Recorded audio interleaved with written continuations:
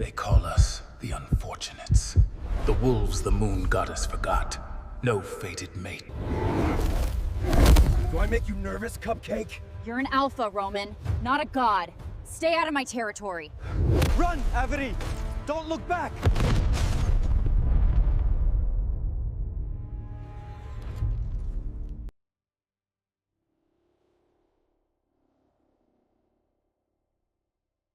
Chapter 1. The twigs didn't stand a chance against the pounding of the paws along the forest path. Fast and steady, the gray wolf raced along the trail, the strap of the bag in his mouth fraying little by little as he ran. Darting into the clearing, he stopped so quickly that he stumbled over himself, landing at the feet of a very pissed-off blonde. She taps her foot, her arms folded across her chest, and her brows drawn into a scowl. "You had a meeting at 11, she growls, spinning on her heel and walking towards a large house. The wolf makes a fluid transition into a man, quickly jogging after her as he slips on a pair of shorts. "Averey, no, stop, please don't ignore me," the man whines, finally catching up to her. "I had to deal with that insufferable man for 20 minutes, York. You've skipped 2 meetings with him this week. You're the alpha. Not me," she snarls, shooting him a look that would kill any sane man. "Ave," he whinges, "you could have been alpha. If you want to, you still can." His attempt to soothe the situation does not go down well, with Averey spinning around and wrapping her hand around his throat. York pries her fingers off with ease, rolling his eyes as he walks by her into his office. "Did anybody else call, or was it just Zeph?" he asks, glancing over his shoulder, and he walks through the room to his attached office. "Dad." Asking why we're both still single, then apologizing to me for being inconsiderate. "And Annabelle from Blue Bramble called 4 times for you," Averey lists off, flinging herself into her chair behind her desk. York stares at her for a second, and then the information seems to process, as he rolls his eyes at her. "Annabelle. I thought I told you to get rid of her." He sighs, putting on a shirt and putting his glasses on his nose. "I did. Then you slept with her again." "It's your issue now, little man," she shrugs, sifting through the mountainous pile of pages in front of her. She ticks another thing off the long list to her right, glancing at York, who looks slightly stressed. "Well, at least she's not pregnant," Averey shrugs, a sly smirk on her face. "Averey, stop it. Don't put thoughts like that into my head," York grumbles, running a hand through his sandy blonde hair, opening his laptop reluctantly. The Wilcott siblings work in relative silence for the rest of the afternoon, with their computers beeping every few minutes. Averey, the man at the head of the table, starts, and the blonde girl straightens a bit, turning her head to look at him. "How does it feel to be an unfortunate?" She stills, feeling her heart clench a bit, as everyone around her turns to the man and starts growling at him. Averey is containing her anger, but her eyes are flashing black. Her wolf is trying to surface, and Averey is considering letting her unleash on this pathetic excuse for an alpha. The visiting alpha tenses a bit, and Averey stares him down, her icy blue eyes boring into his pathetic soul. "Well, it was sad for a while. But then I remembered, I can be with anybody I want and don't have to listen to any man." She smirks, and the man's face takes on an angry red color. "Richmond, are you going to let her speak like this and act like that?" The man gasps, and Averey's father looks up from his electronic tablet, merely raising a brow. "Well, I don't have to be worried about grandpups anytime soon, which really suits me down to the ground. And she's very talented. A mate would stifle that. She deserves to have fun, the same fun your sons have," Kylon, Richmond states, patting his daughter on the shoulder and returning to whatever he was reading. York continues to stare at Kylon, and the man notices, looking contemptuous. "Still unmated, York?" He sneers, and the blonde sighs. "Well, I am the youngest alpha on the council. I guess I'll have to just keep my flings and my title," the young man shrugs, much to a red-headed lady's horror. "Children. Language," she chastises, before going back to her soup.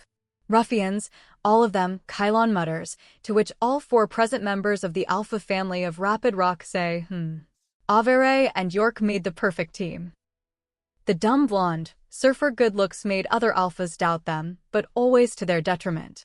They were cold and harsh and dominated boardrooms.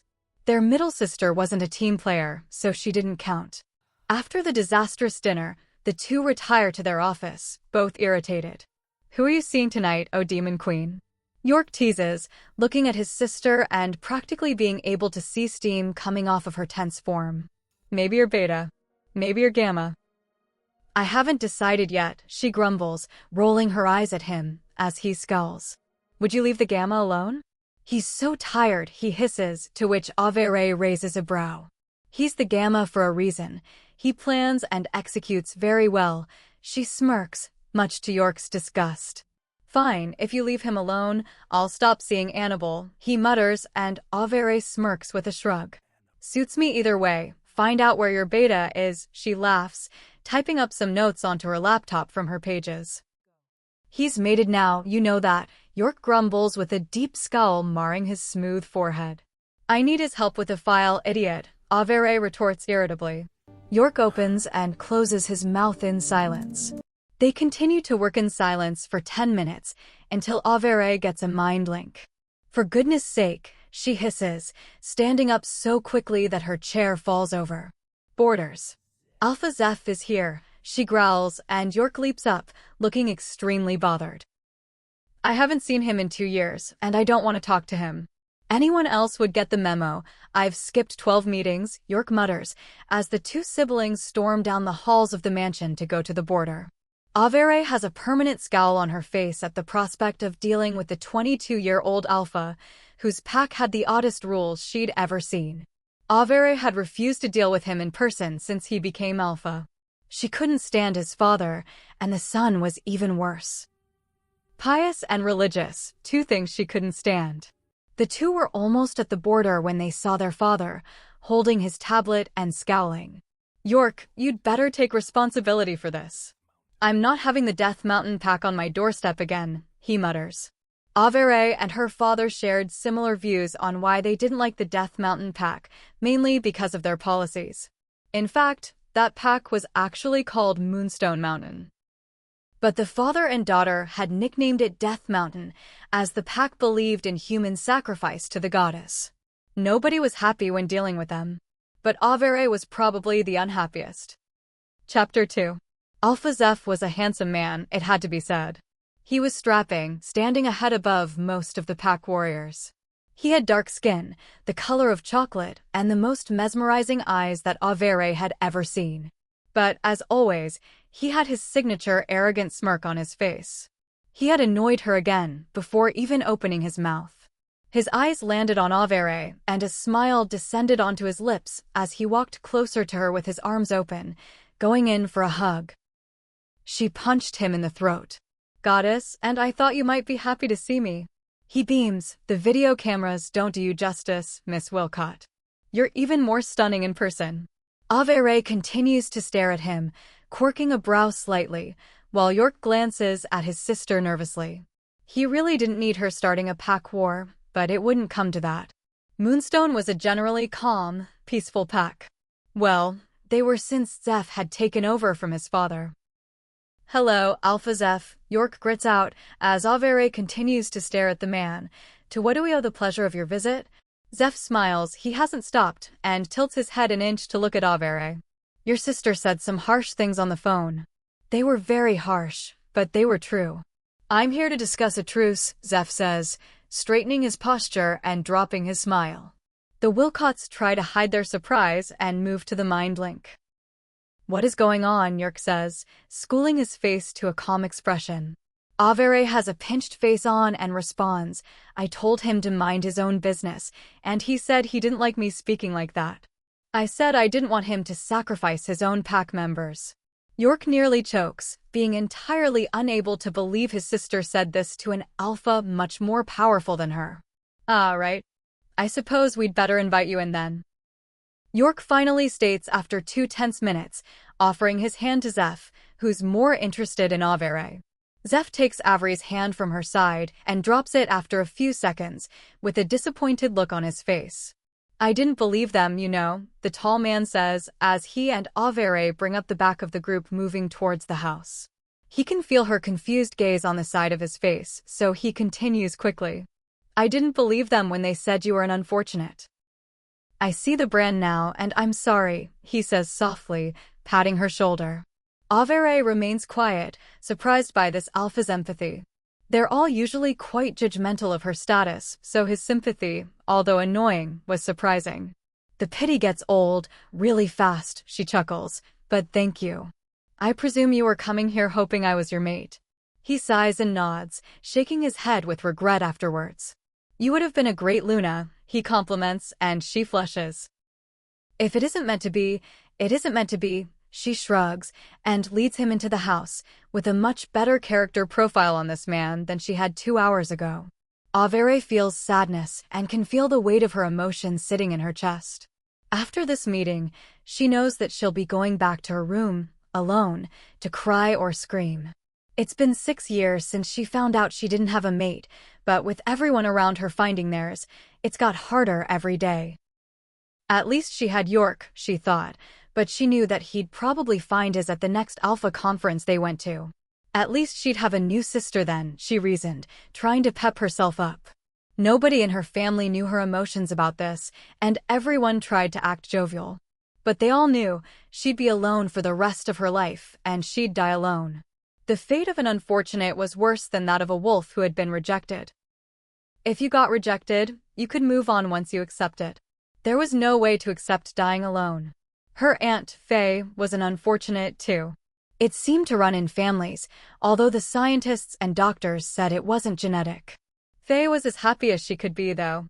She worked with the orphaned kids of the pack because she said she knew what abandonment was like. The goddess had abandoned her.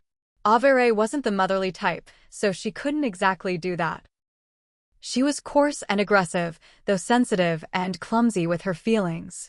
Averey, York, Zeph, and Richmond sit down at the table, with Zeph on one side, sitting along with his guards standing behind him. Although Averey doubted he needed those guards, mainly given his arms. She blinked forcefully, making herself pay attention. York looked at her for a second, linking her privately. You okay? You look upset. Did he say something to you? He whispers through their link, his wolf nudging hers. I'm fine. He said he was sorry. Shut up and let's get this over with, she responds, her face becoming a skull. York's face softens a bit. It would have been a lot more convenient for everyone if he had been the mateless one. So, Zeph, what made you want a truce? York asks, opening his notepad and clearing his throat. The other man leans on the table, clasping his hands with a smile. Your pack is good. It's strong. And I like your allies, he states, leaning back afterwards. York sits there for a second and then nods, shrugging his shoulders. I guess we'll let the council know tomorrow then. We appreciate your visit, and I hope we can continue this conversation over the phone. We will need to discuss the finer points of our agreement, but I think that can be sorted later on. York smiles and passes the page in front of him across the table to Zeph. Zeph scrawls his signature down and passes it back across the table. I'll see myself out, he nods, and the two men shake hands. Averey is impressed. The two men who had ignored each other more or less for 2 years had finally spoken. Averey stands up to follow Zeph out, but as she goes, York grabs her arm and turns her towards him. I did that for you, you know, he mumbles. He's 22 and has no mate yet. Averey stares at him for a minute and then shakes him off, rolling her eyes. Quickly walking after Zeph, she catches up with ease. I'm sorry to hear about your lack of mate, Averey gently says, patting him on the back. He shrugs, walking along beside her as he heads back to his pack boundary. I'm sick of the pity too. They stroll in relative silence, and they part ways at the boundary, both shifting into wolf form. Chapter 3. The next day is dull. Clouds hang over the pack, and everyone looks at the sky fearfully. Averey can't bring herself to get out of bed. It's like this every time it's cloudy. The day she turned 23, there was a historic storm. That storm marked the occasion and realization that Averey Wilcott was mateless.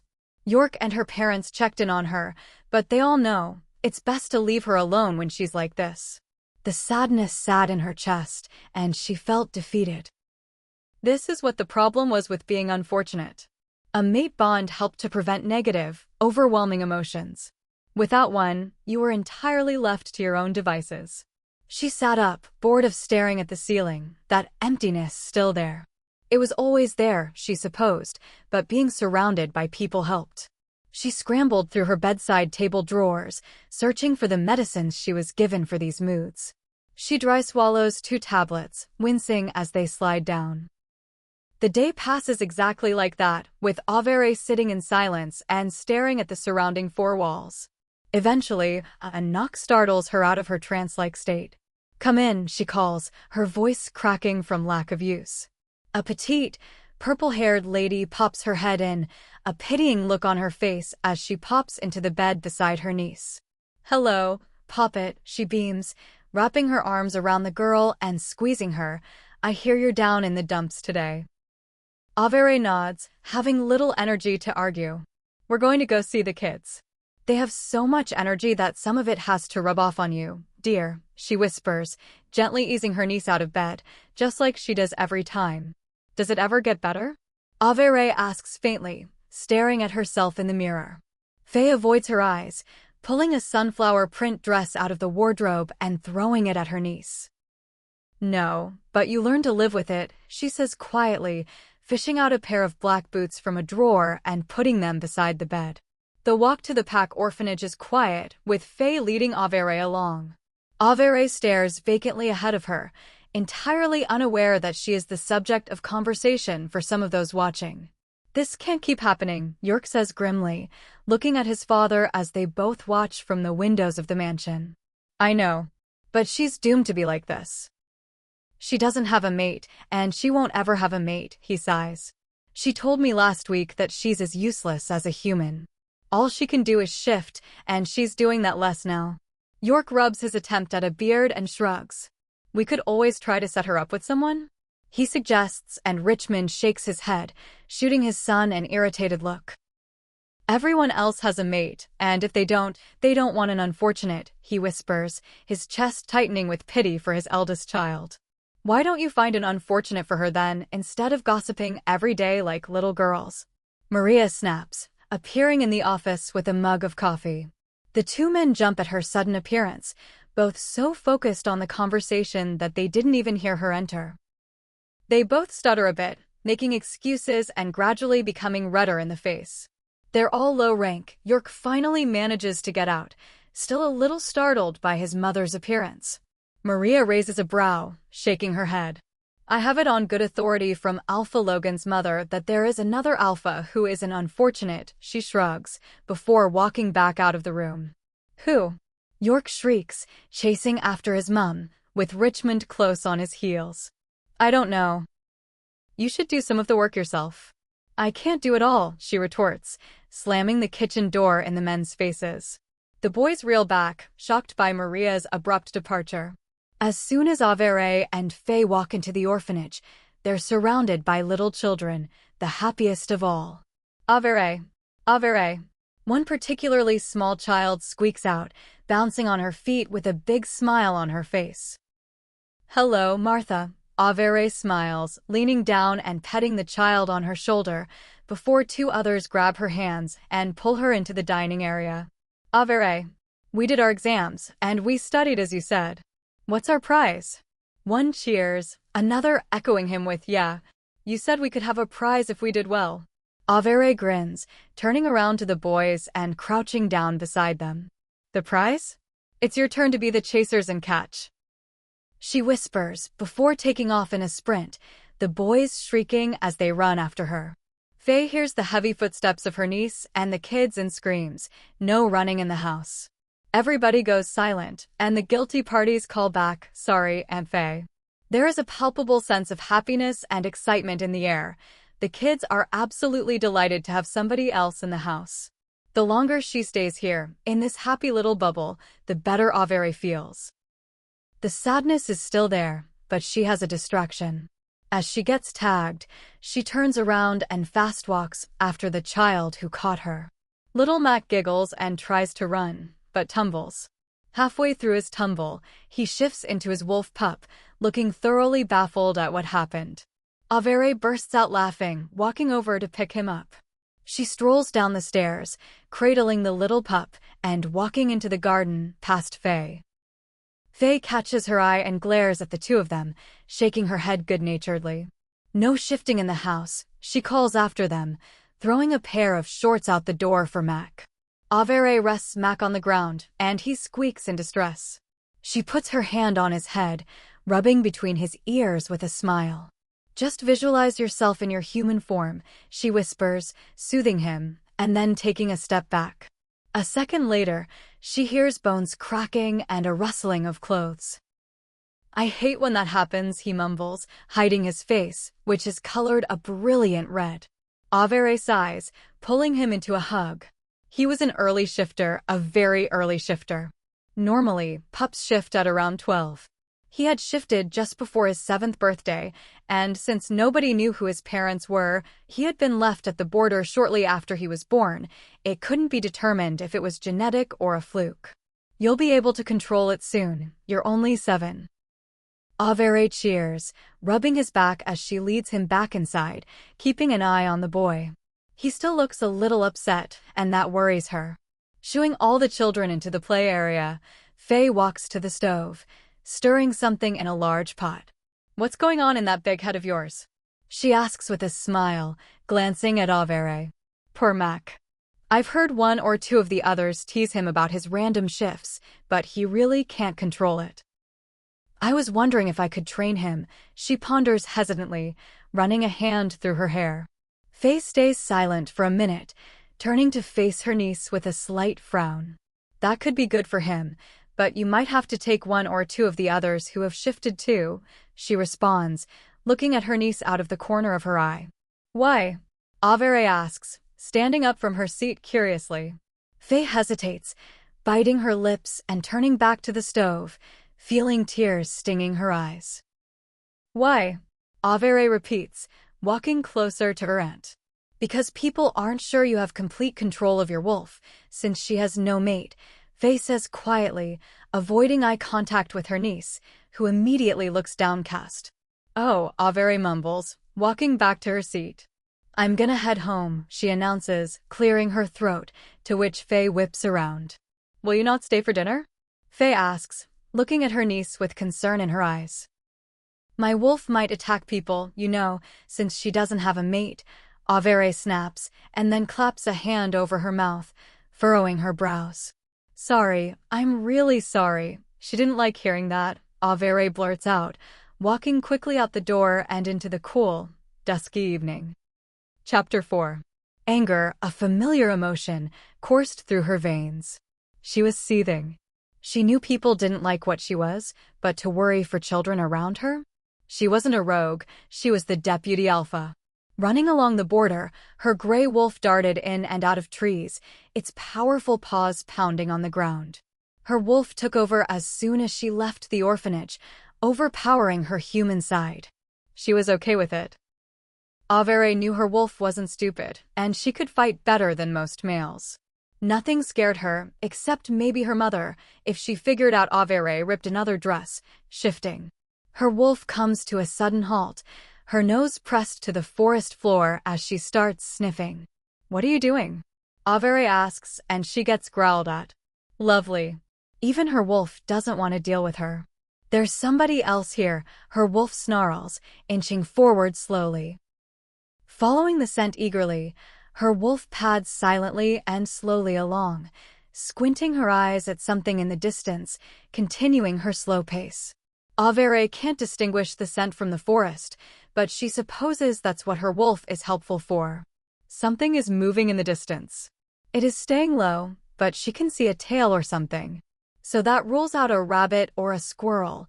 It's much too large to be a squirrel. Her wolf is now completely ignoring her, intent on hunting and attacking this creature, regardless of whether it poses a threat to her. It could hurt somebody else, and she isn't going to let that happen when she could stop it. Her wolf's moral compass is a bit more tilted than hers, she supposes. But her wolf rarely gains complete control. Usually, it's equally split, if not entirely in Averey's hands, of what they do. Her wolf is about 2 meters from the other wolf when she decides to spring, much to Averey's alarm. Sonia, her wolf, lands on the other wolf's back, digging her claws and teeth in. What Sonia did not anticipate, but Averey did, was that this wolf was considerably large and started trying to buck Sonia off. Averey mentally rolls her eyes, watching this happen as an observer, as Sonia buckles down and wraps her hind legs around the other wolf's midriff. The other wolf freezes, its white coat rustling in the gentle wind, before throwing itself backwards into a tree. Sonia, as expected, bears the brunt of the impact and suddenly shifts, leaving Averey sitting naked against a tree, very confused and in a fair amount of pain. The other wolf lets out a breath of air that sounds like a snort before shifting back. Averey suddenly realizes her position and quickly covers herself up, scuttling behind a tree and cursing the day she was ever born. She isn't shy or modest to any degree. She has no idea who is on the other side of that tree, and she doesn't plan to find out if she can avoid it. She tries shifting, but her wolf isn't responding, apparently taking the pain on herself. Averey curses her as well, letting her anger flow through their bond. Somebody clears their throat on the other side of the tree and then chuckles. "Are you planning on coming out any time, miss?" "You did attack me first," a deep-voiced man laughs, and Averey scowls, clenching her jaw, but doing some calming breaths before responding. "If you leave, I'll come out," she responds, staring up at the trees to see if there are any clothing bags. She spots one and peeks around the tree to see where the man is. He's facing the opposite way, seeming to do the same. Averey bites her lip and gets ready to run and jump for the bag, knowing it'll be a little harder without her wolf supporting her. Counting back from 3, Averey fires herself at the bag, snatching it from the branches it's balanced on, only to land beside a very tall, very naked man. "For goodness sake," she growls, glaring at the man, not a shred of fear in her eyes. "For goodness sake indeed," he grins, looking her over with a happy smile on his face. She clenches her jaw again, trying not to grind her teeth. Her dentist would murder her if she ruined the teeth he spent so long fixing after her last fight. Averey begins to walk away, gripping the bag between her hands, moving quickly to put some distance between her and this male. He clears his throat, and she glances back, only to see him red-faced and rubbing his neck. She opens the bag and slips on a t-shirt while walking. Unfortunately, this seems to be one of the bags for the younger teenagers, so she has to add the shorts that are in it as well. She honestly doesn't want to flash anybody on purpose. That guy was an accident. She can hear footsteps behind her, and she raises a brow, still trying to figure out who this guy is. She has never seen him before. She knows this because he is so unbelievably handsome, and she would definitely remember his face. An arm is thrown around her shoulders, and she elbows him away from her, walking even faster to get away from him. "So, Cupcake, do you think you can show me where the Alpha House is?"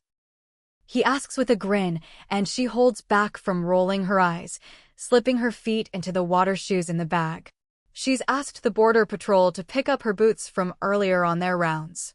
She had only just gotten them broken in, and even Sonia had the respect to let her take them off before shifting. "Sure, I suppose that's on my way," she sighs, slamming the almost empty bag into his chest and increasing her pace yet again. "So why are you here?" she inquires, using the 5-minute fast walk to get information. She still can't get a pack sent off this mail, and he doesn't belong to hers. She would have noticed. "I have a meeting with the Alpha. Or, more accurately, the old Alpha," he states nonchalantly, and Averey furrows her brow, trying to mind Link York. She didn't set up this meeting, and she sets up all the meetings. "What's your name?" she asks, memorizing his face. She suddenly realizes he's still naked and grunts, "Put some clothes on." "Well, sweetheart, I'm Roman, and I'd like to ask a question, too." He smirks, not trying to be patronizing or anything, which surprises her. "Do I make you nervous? Is that why you want me to put some clothes on?" She leaps away from him, staring at him in mild disgust. "Trust me, I'm not interested in you if you were the last man on Earth," she responds bluntly, watching him out of the corner of her eye, while he hops into the final pair of shorts. Unfortunately for him, they're very obviously shorts for a teenage girl. Definitely not made to fit a very tall, very muscular man. Who said anything about being interested? He winks, but the shorts are too much for Averey. She can't even look him in the eyes without laughing.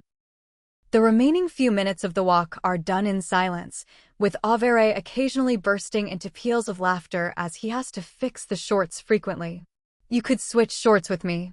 I have to see the alpha of this pack," he grumbles, and she turns to look at him with a big smile. "I think he'll really love you like this," before skipping up the driveway to where her father and brother are waiting, looking very surprised to see her. York is so shocked that he doesn't even notice Romen behind her. "How are you now?" York asks quietly, his eyes scanning his sister to make sure she's in one piece and at least physically okay. Averey communicates with him with her eyes, and he shuts up, staring at her suspiciously, all while Richmond stares behind her, his eyes taking in Romen. Alpha Lancaster, he manages to get out, still looking very confused. "Honey," Richmond greets his daughter, pulling her into his side. "Alpha Lancaster?" Averey snorts. At the same time, Romen says, "Honey," in a mocking tone. "Oh, so they've met," York laughs, disappearing into the house to gossip with his mum, leaving Richmond to handle the alpha and the daughter. Chapter 5. "You're not as clever as you two think you are," Maria smirks, laughing a little as she observes her son hiding in the kitchen with her. "What do you mean?" York hisses, shushing her as they peek out the kitchen door and watch Richmond walk into one of the conference rooms with Averey and Romen, the former looking smug, and the latter still looking a bit lost. "So where are your guards, oh almighty Alpha Lancaster?" Averey grins, throwing herself into one of the spinning chairs around the table. Richmond clears his throat, sending a silent message to his daughter to behave, and she shuts her mouth and sits up properly. Her dad is rarely serious with her, so she knows to zip it and pay attention. She still doesn't appreciate that she's been left entirely in the dark about whatever is about to happen. Richmond throws a set of clothes at Romen, and he catches them with an appreciative look on his face, walking into the bathroom to change and emerging in under a minute. The dress pants and button-up shirt hugged him as though they were painted on. Averey stares at him, enjoying the view. They all sit around the table, Averey at the head, Romen on her right, and Richmond on Averey's left. "What I am about to ask involves both of you," Richmond begins, looking very hesitant to open his mouth. "I want your help in finding the unfortunate Alpha, Romen," he announces, and Romen's brow furrows for a second. "What did he just say?" Sonia gapes. "Honestly, I have no idea," Averey responds to her wolf, equally baffled. "Why?" he asks, raising his brow, clasping his hands on the table in front of him. Averey also leans forward, curious about what her father is going to say. "Because I want to arrange a meeting between him and Averey," he states, and Averey bolts out of her seat, her face turning scarlet. "Dad," she snarls, looking ready to leap at him. Romen senses this and leaps out of his seat too, making her sit back down and leaving his hands on her shoulders, staring at Richmond evenly. With Richmond involved, it wouldn't be a friendly meeting. It would be a meeting he set up with the intent of having his daughter find somebody. Richmond was a great dad, and he never let anyone say a bad word about Averey's status, but he had never stopped trying to find her somebody, even when she begged him to leave it alone and wait for nature to take its course. "I won't set that up without Averey's consent," Romen states, and the older man twitches, two sets of eyes boring into him. "Romen, I am asking you." "Alpha to Alpha," Richmond says, standing up and staring at the other man. "Richmond, I am asking you, as a father, to consider what you are asking me and what this says to Averey," Romen responds, letting go of Averey's shoulders as he feels her standing up. Averey is shaking with rage, and she points a finger at her father. "Averey," he tries, and she shakes her head, her face scrunched. "I don't care. You had absolutely no right," she growls, and Richmond's face crumbles, walking towards his daughter, but Romen stands in between them. "With all due respect," Richmond, I think she needs to cool off, Roman says quietly to the man, keeping an eye on Averey in case she springs at her father. She attacked me an hour ago, and her wolf isn't fully healed yet. Averey can feel her anger simmering, but she suddenly realizes why she recognizes Roman's name. He's the alpha that everyone calls the peacekeeper. That's why he's never at council meetings. He's always sorting out other people's problems. Averey, you have to understand. We can't see you go through another day like today or the other times, Richmond whispers, his attention entirely focused on his daughter and only seeming to hear half of what Roman said. Attack? Why did you attack him? Richmond mutters and then decides it's less important than the matter at hand, mind-linking Maria to come and join him. She walks in and can sense the tension in the room, raising a brow and staring at her husband. What did you do? She links him, looking at the alpha standing between the pair, stopping her daughter from attacking her husband. I asked him to help me set up a meeting between Averey and the alpha, who's like her. He responds quickly, praying his wife can stop this. Maria raises a brow, walking over to behind her husband and pulling him a few steps back. That was a choice for her to make. You should have given her the information and let her choose. You may as well be arranging a marriage for her, the way you've gone about this, she whispers in his ear, and Averey nods in agreement. Roman steps out from between them, looking hugely awkward and uncomfortable. I didn't mean to overstep.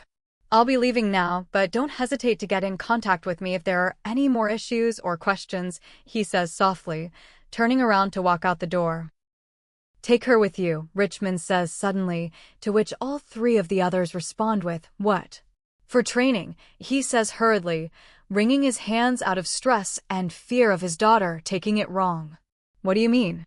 Alpha Roman asks, turning back around curiously and warily. She is trained under 6 alphas, including me. She hasn't trained in the West, though, Richmond quickly elaborates. His wife and daughter are staring at him in abject horror, wondering where he's going with this. York gets mind-linked by his mother and sister to get into the conference room as soon as possible, and he hurries in, having the situation explained by his aghast mother. Roman stares back, also looking very confused. She could find someone she likes on your territory, Richmond adds, and Roman breathes in so suddenly and intensely that a button pops off the shirt he's wearing. Dad, you're not the alpha anymore, York sharply interjects, looking at his sister and her widened eyes. Watch what you say about my deputy. The hard undertone to York's voice makes Averey turn to look at him, and it makes Maria nod firmly. Roman, if you wouldn't mind going into the kitchen, I can have somebody make you some tea, or coffee if you prefer, Maria says kindly and softly, pointing towards the door that leads to the kitchen. Roman nods silently, walking to where she pointed. The family clearly needs time alone to talk. Have you lost your mind? Maria roars, turning on Richmond as soon as the other alpha is out of the room. Or, time to shout. Either way works. York raises his brows and grabs Averey's arm, leading her to the other side of the room. What the hell, Richmond? She isn't a land or a prisoner. You don't just exchange her, Maria continues, her volume rising and her anger increasing. Richmond stands there, looking a bit baffled. I just wanted her to find somebody and be happy, he stutters, and Maria turns red with anger, just like her daughter does. She doesn't need somebody to make her happy, she screams, and the 2 Wilcott children present wince a little bit, leaning back as if to try to escape the magnitude of her anger.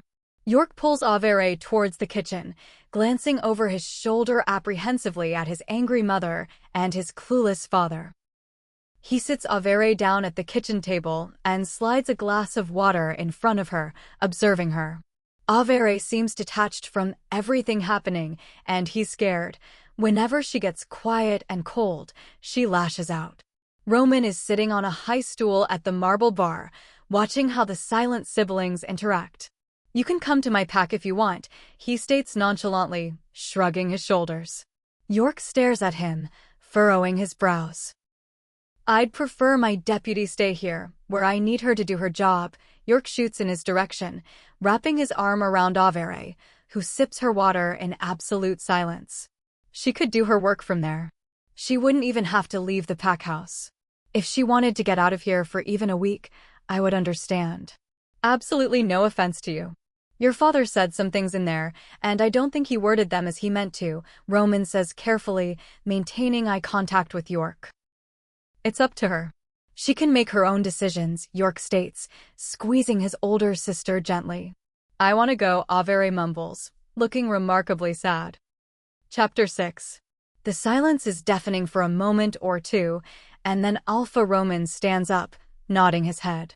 Alpha Wilcott, if you could get that paperwork done, I'll have it approved within the hour, he says quietly, putting his hand out for a handshake.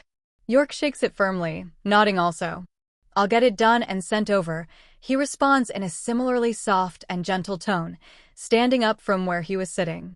Averey watches this exchange, standing up too.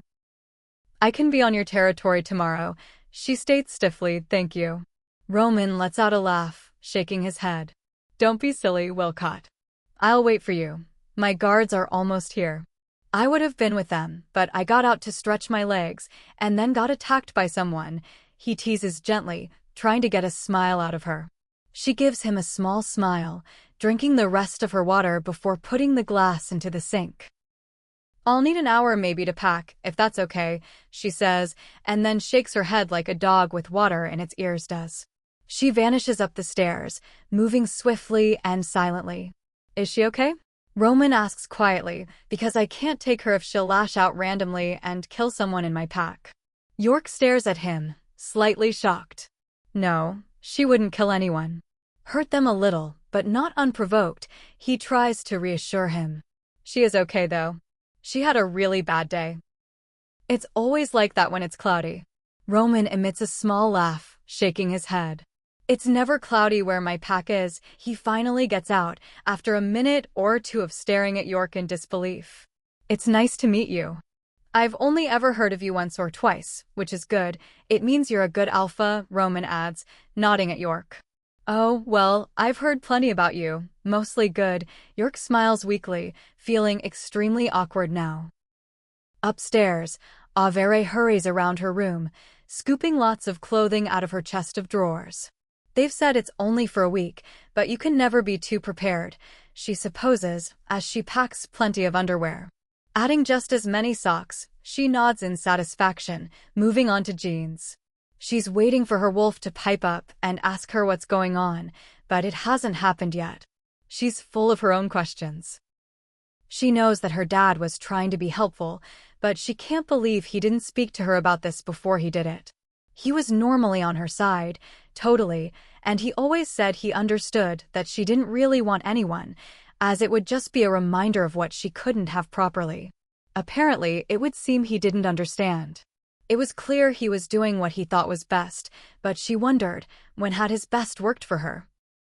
Getting away from her pack could be good, she reasoned. The west was supposed to be sunny, which would be nice. It was getting colder here, which meant she'd probably have more bad days than good in the upcoming months. A working vacation, she nods. There might be a beach there. She hadn't been to a beach in years. Not that she really wanted to. She hated sand and sun. Anywhere other than here is a vacation, Sonia snorts. With that thought in her head, she packs all the sunscreen she can find in her room, adding 3 swimsuits to the first case. A knock on the door brings her out of her packing frenzy, and she looks up quickly, walking to the door and opening it to see a short woman holding a bag. Oh, hello, she smiles, desperately trying to recall the woman's name. She had detailed her to the border patrol herself. Elizabeth? Emily? Emmy? It was definitely Emmy. Hello, deputy. Here are the boots you requested we find and return to you, she smiles, handing the bag over to Averey. Averey beams at her, the return of her beloved boots brightening her day. Thank you so much, she calls after the guard, holding in a squeal. She packs the boots, even though she's going to a much sunnier climate. They were finally comfortable, and she wasn't missing out on that.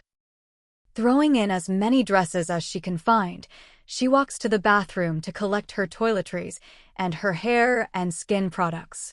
She's pretty good at this packing thing, if you consider overpacking to be good. It only takes her half an hour to pack enough clothes for almost a month, and once she's done, She does a once-over of the room, throwing in her phone chargers and running down to her office to grab her laptop and any important files she needs. She crams the files in on top of her dresses, flattening them out and making sure none of the papers are crushed. Once she's finished packing her bags, she leaves them in the hallway before sprinting off to the orphanage quickly. She bangs on the door, and once her aunt answers, she yanks her into a tight hug. Faye is surprised and tries to step back until she realizes who it is, and then she wraps her arms around her niece. "I know you didn't want to tell me. I'm the one who pushed, and I'm sorry for getting angry and running out," Averey mumbles, squeezing her aunt tightly. "I'm going to the West for a week or two, for training. My mom is really upset with Dad, so you might have to help Yerk do some damage control." Faye raises an eyebrow, but doesn't question anything she was told, kissing her niece's cheek. "You're certainly dressed for the West. I don't know how you didn't catch frostbite," she scolds, looking at the shorts and t-shirt her niece has on. "It's 9 p.m. You should be in your pajamas at this time of night." Averey giggles at her aunt, shaking her head at her old-fashioned ways. "I have to go, I love you," she calls, taking off in a run back to her house. As soon as she gets in the door, York is waiting for her, looking very confused, until he realizes she was with Faye. "I just have to change, and I'll be ready to go," she smiles, hopping up the stairs. "Do you want me to get Mom and Dad so you can say goodbye?" He calls after her, raising a brow. "Mom, yes. I'll speak to Dad when I get to the West. I need to cool off before I speak to him." "I don't want to be unnecessarily mean," she mind-links him, walking into her bedroom and quickly getting changed into her fluffiest jumper and pajama bottoms, which she purposely didn't pack. Grabbing her handbag, she puts her feet into her blue trainers and hurries back down the stairs, jumping from the fourth last one to the floor happily. Maria greets her, sweeping her into a hug and a squeeze. "You take care of yourself over there," she whispers, and then moves to the mind link. "Don't get yourself in too much trouble." "I love you, Mom." Averey giggles, squirming out of her tight grip and hurrying to join Alpha Romen in the black sedan awaiting her. Chapter 7. The journey is quiet and long, without much chatter in the vehicle. Averey gets restless after sleeping upright for 7 hours, and her phone only amuses her for so long, until she turns to Romen. "So, how much longer is it going to be until we arrive?" She finally blurts out, her voice breaking the silence and giving the driver in the front a bit of a fright. Romen looks up from the files he has open in front of him and observes her with a mild smile on his face. "Your brother warned me you don't do well with long car journeys. It should only be another few hours. We're crossing through packed territories instead of the highways," he chuckles, pushing a pair of glasses back up his nose. "I like those," Sonia chirps up in Averey's mind, giving her a bit of a fright too. So her wolf had decided to come back. Averey liked the glasses too, but she wasn't going to tell him that. His ego seemed big enough. "How long is a few hours?" "I need to go to the bathroom." Averey frowns, crossing her arms and slumping back in her seat like a toddler. "We'll stop at the next gas station, James," Romen announces, returning to his file and ignoring Averey's question. "So what's Luna's name?" "I never had the pleasure of meeting her," Averey sighs, deciding to try to make conversation to pass the time. She has files and her laptop with her, but she's too bored to even think about focusing on her pack work. Everyone in the car. The driver, the 3 guards, and Romen stiffens, but Averey doesn't notice, staring out the window at the winding roads surrounded by trees. "Max," Romen says shortly, and Averey's eyebrows raise, a little surprised. "You're gay?" "I never heard that detail, but it's good to know. Is he okay with me coming to stay?" "I know my reputation precedes me a little," Averey chuckles drily, remaining unaware of the tension in the car. Romen fidgets with his pen, correcting some mistakes in front of him, before looking up and turning to Averey to give her his full attention. "He is a she, and she's dead," he states grimly, his keen eyes watching for any reaction she would give. Averey turns around slowly, horror painted on her face. "Oh, I never knew that. I'm really sorry for intruding." She hurriedly gets out, her eyes wide and her hands twisting. "So no, she doesn't mind you coming to my pack." And what reputation? Roman asks curiously, trying to lighten the mood. Averey stares at him, still in shock and feeling a little horrified. His attempt doesn't work on her, as she regrets opening her big mouth. We should have just asked to go for a quick run. I could have sorted out the bladder issue. Sonia cringes, tucking her tail around her snout to cover her eyes at her human's mishap. Averey has never agreed with her wolf more on anything. 20 minutes passed until they got to the gas station, and those 20 minutes had been passed in a horrified silence. Averey didn't know what to say, because she didn't want to say she was sorry for his loss. Alphas were rather volatile, and they didn't like pity. As she walks into the restroom like a ghost, she starts thinking. She was 28, and she didn't think Roman was much older than her. 30, she thinks, maximum. People normally find their mates from about 16, so she would have been 14 when he could have found his mate. She would have heard about his mate's death, even if she was 14. Roman was a Lancaster, and they ran a strong pack, literally named after them. A dead mate would have been reported. She finds it odd, but it's a nice distraction from listening to her wolf talk about how handsome Roman is. It's not that she's wrong, he is very, very attractive. But she won't intrude on somebody else's territory, especially if she doesn't know if they ever claimed each other. A claim binds wolves for life. It was done in the form of a bite at the bottom of the neck, and it showed that you had a mate and were off the market. She couldn't remember if she had seen one the day before on him. She hadn't looked. Finishing up her business, she catches sight of herself in the mirror and winces. Her hair looks almost white, and it's sticking up everywhere. A bird could have made a nest in the back of it, and she wouldn't be able to tell. Thank goddess nobody she knows will see her like this. She mentally thanks the goddess, scooping her mane into a ridiculous top knot. Smoothing down her eyebrows, which she regrets. They looked worse after she did that. She peers at herself, staring down at her pajama bottoms. She truly looks homeless.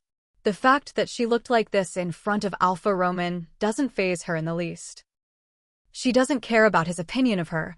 She just appreciates him giving her somewhere to go that wasn't her pack. Walking out of the restroom, she finds Roman staring at the deli counter, deep in thought. "What's up?"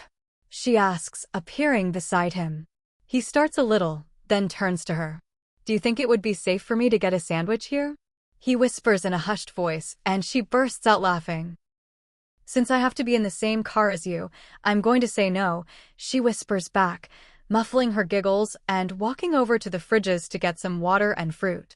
Grabbing some snacks on her way to the register, she fishes her card out of her hoodie and pays, looking around the station aimlessly. Roman is standing like a statue, staring out of the window with a scowl on his face. "What's up?" She calls over to him as the teenager behind the counter bags her stuff for her. Roman quickly paces over to her, grabs the bag for her, and leans over the counter to the teenager. "There are rogues outside, so get yourself somewhere safe. Link your alpha and gamma, because there are a lot of them," Roman hisses, making Averey's eyes widen in alarm. "What in the world?" She groans and then catches the scent. They smell like rotting flesh, like landfill or dead fish in 100-degree heat.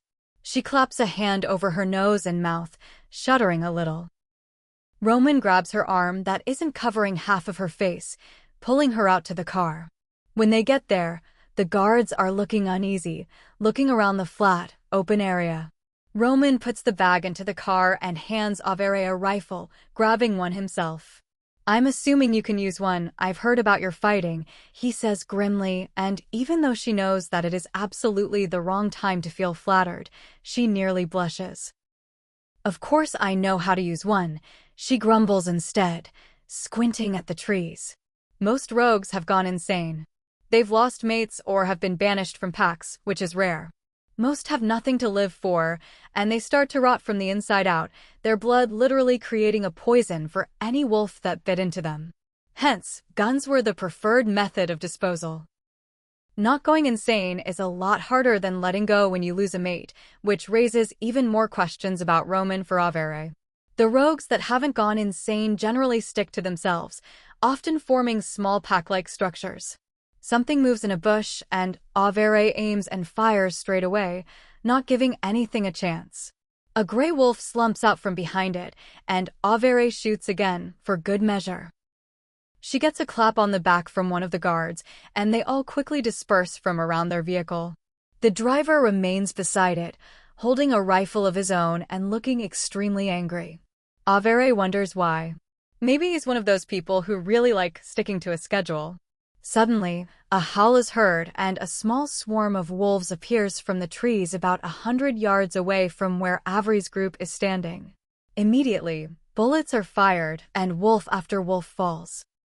Averey is suddenly very thankful she didn't try to shift. She turns around and sees a wolf less than 2 meters from Romen. Quickly firing, the wolf falls.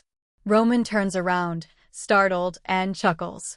"I thought you were trying to shoot me, sweetheart," he smirks, firing at another one emerging from behind the gas station. "Not today, I need your help today." Averey smirks back, and within minutes, most of the rogues are down. If they aren't down, they're dying or retreating quickly. Glancing at Romen, Averey notices that he looks puzzled and slightly irritated, so she has to know why. "What's wrong?" she asks, furrowing her brow. "I don't know if they were planning on attacking us, or just anybody," he murmurs, straightening up as the Alpha, Beta, and Gamma of the pack land there on a pier with a small number of warriors. "Hello, Alp." "Oh, Averey." Alpha Tim beams, noting the amount of dead wolves on his land, and embracing the female who is taller than him by a notable amount. "Hello, Tim," she smiles, patting his back and turning to Romen so he can speak. "Hello, Alpha Michaels," he says grimly, nodding to the shorter man, who looks a bit like Santa Claus. "So you ran into some trouble on your journey?" The man sighs, shaking his head, and pointing his Gamma off in the direction of the fallen wolves. The tanned man leaves, looking none too happy about his orders, as he kicks a rogue out of his path. Averey raises an eyebrow at this, not agreeing with the man's treatment of the dead wolf.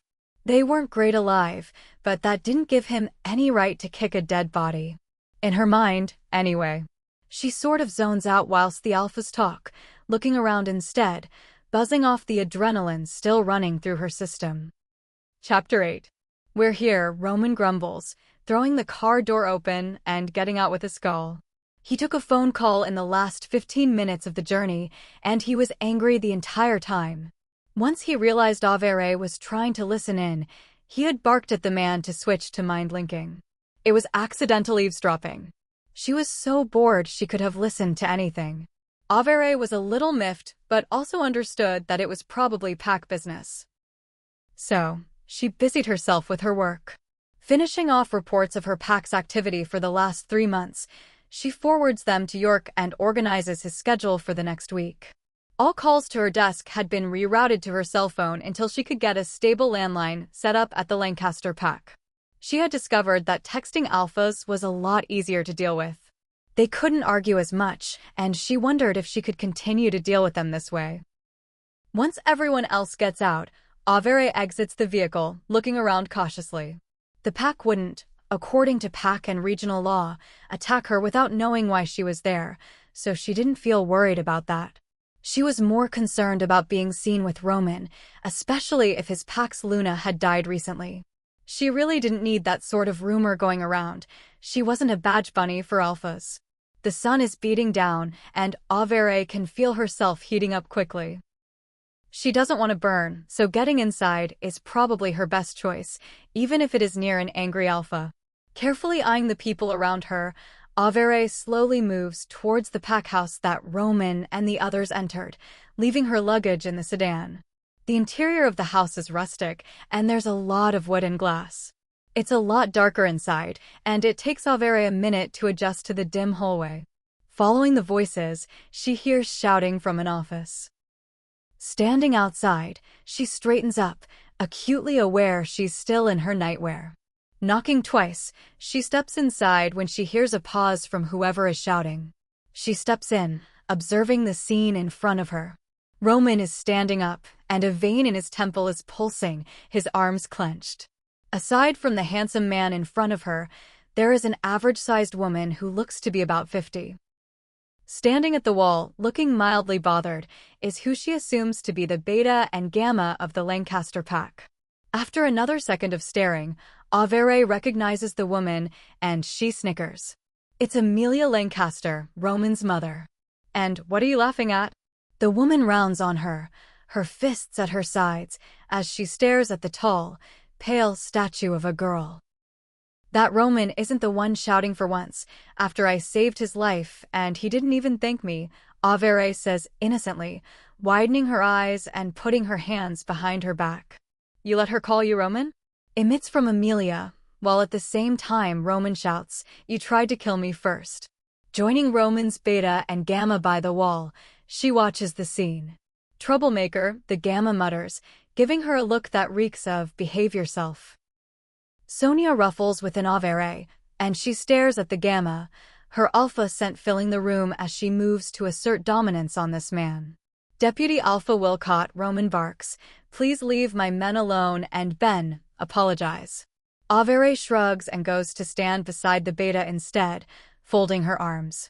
She doesn't take being threatened well, especially if it's by someone of a lower rank than her. The chaos gradually settles down into another tense silence, but Averey is in her own head. Deputy Alpha Wilcott? What happened to sweetheart? Sonia asks in disgust, and Averey is inclined to agree. I suppose he only uses that when nobody else is around. Pity for him, I'm nobody's little secret, Averey growls in response. Let's talk about this rationally, Amelia starts, taking a seat. That's what I wanted to do. You're the one who barged in here screaming, Roman grumbles, sitting down in his seat. Averey, this pertains to you, so you should sit also. Ryan, Ben, please leave. This doesn't concern you at the moment. The gamma shuffles out immediately, but the beta stays for a moment, looking somewhat surprised that he was told to leave. Like a good second in command, he listens, closing the door gently behind him. So why is she here? Amelia asks, and Averey raises her brows, turning to look at the woman who speaks of her with such disdain. I'm here for training purposes, Averey interjects since the woman won't speak directly to her. Her brother wanted to see how we do things in the West. They're a good pack. We agreed to take Deputy Alpha Wilcott in exchange for them training some of our warriors, Roman states, which was a surprise to Averey. She didn't know warriors from the Lancaster pack had landed on her territory, and usually, she would be informed of it before York would be. And you couldn't take the young Alpha himself? Amelia asks Roman, entirely ignoring Averey again. Averey grits her teeth, her wolf not liking the disrespect. She's already on edge from the last 2 days, but she's reining her anger in. She can't attack the former Luna of a pack for being ignored. Blatant disrespect, yes, but being ignored doesn't count as that. No, mother. He has a pack to run. Roman grits out, turning on his computer. So you had to take this sorry excuse for a she-wolf? She snarls, standing up. Averey is digging her nails into her palms at this point, and the metallic tang of blood fills the room as she breaks the skin. Mother, you have no right to insult a visiting rank, Roman states coldly, beginning to type on his laptop. She's an unfortunate. And shameless. The older woman shrieks, and Averey stands up so quickly that her chair flies back. Twice in 2 days, she mentally applauds herself. She does have a flair for the dramatic. I may be an unfortunate, but don't you dare call me shameless, Averey hisses, stepping closer to the older woman. Roman doesn't interfere. This is his mother's battle, and he doesn't intend to step in unless Averey intends to strike. Don't think news of your escapades has reached me. Who haven't you been with at those committee meetings? Amelia spits, and Averey raises an eyebrow, laughing. Goodness, is that what this is about? I don't hear you saying that to any of the unmated males, Averey chuckles, shaking her head and stepping back from the woman. The double standards around here. Gosh, maybe I should just wear a scarlet letter. Amelia seems surprised by Averey's sardonic reaction. It's almost as if she expected the younger female to fight. Plus, I hear you got around much more than I ever have when you were younger, and you had a lot less time, Averey adds innocently. At that, Roman stands up, hastily getting in between the two women, knowing his mother was going to explode at the younger girl. He's a little surprised by what he heard, but he's glad he stood up when he did. He really didn't want to hear about his mother's personal life. Chapter 9. Roman eyes both women carefully. Averey looks slightly amused, keeping her gaze fixed on the woman, looking straight through Roman. Amelia is seething, snarls leaving her mouth. Roman sighs, shaking his head at them both. Mother, being an unfortunate isn't a terrible thing, he reprimands, before turning to Averey. You need to work on your temper. Averey knows she does, so she stays quiet, instead opting to take a seat, watching Amelia like one would watch a tiger. How dare you defend her? Amelia gasps before storming out of the room in a huff. I'm very sorry about her, Roman states, before walking back to his desk. Since my father died, she has been prone to mood swings. Averey nods in understanding. I heard about his death. We couldn't attend due to a rogue attack. My father always speaks of yours highly. With all of this being said, the two sit in silence for a moment. So, what's your favorite color? Roman asks, pulling out a ring binder with various colored pages scattered throughout. I like gray, Averey shrugs, observing him frown a little before leafing through his binder. Third floor, the gray room is yours for the week. Then he nods, standing up. She does the same, quickly following him as he strides out of the office with his ridiculously long legs. Pacing up the stairs, the two make it to the third floor in very little time. Roman strolls down a corridor and makes a few turns, Averey behind him, trying to memorize the twists. Eventually, after so much walking that Averey starts questioning how big this house is, he throws open a door. The room is flooded with light from its floor-to-ceiling windows, with white wooden furniture complementing the soft gray walls. There are plenty of built-in wardrobes and drawers, much to Averey's delight. It makes her feel a bit better about overpacking so much stuff. I'll have your bags sent up. The teenagers will bring them up in a few minutes, I believe. They'll be interested in meeting you. I think they might think that you're a guy. Roman chuckles, and Averey gapes at him. You could have told them I'm female. She cries out, shaking her head at him. That would ruin my fun. Roman beams. There's nothing else to amuse me, so teenage boys thinking that you are Alpha Wilcott might inspire some enthusiasm. I may as well be Alpha Wilcott, she sniffs, turning her back on him and running her hands along the blanket on the bed. To her delight, it's soft and silky. I'll be going now. You know where the office is. I'll send somebody to get you in an hour, and then we can go over the schedule for a while you're here, if that suits you. Roman continues, leaning against the door frame as he watches Averey in amusement.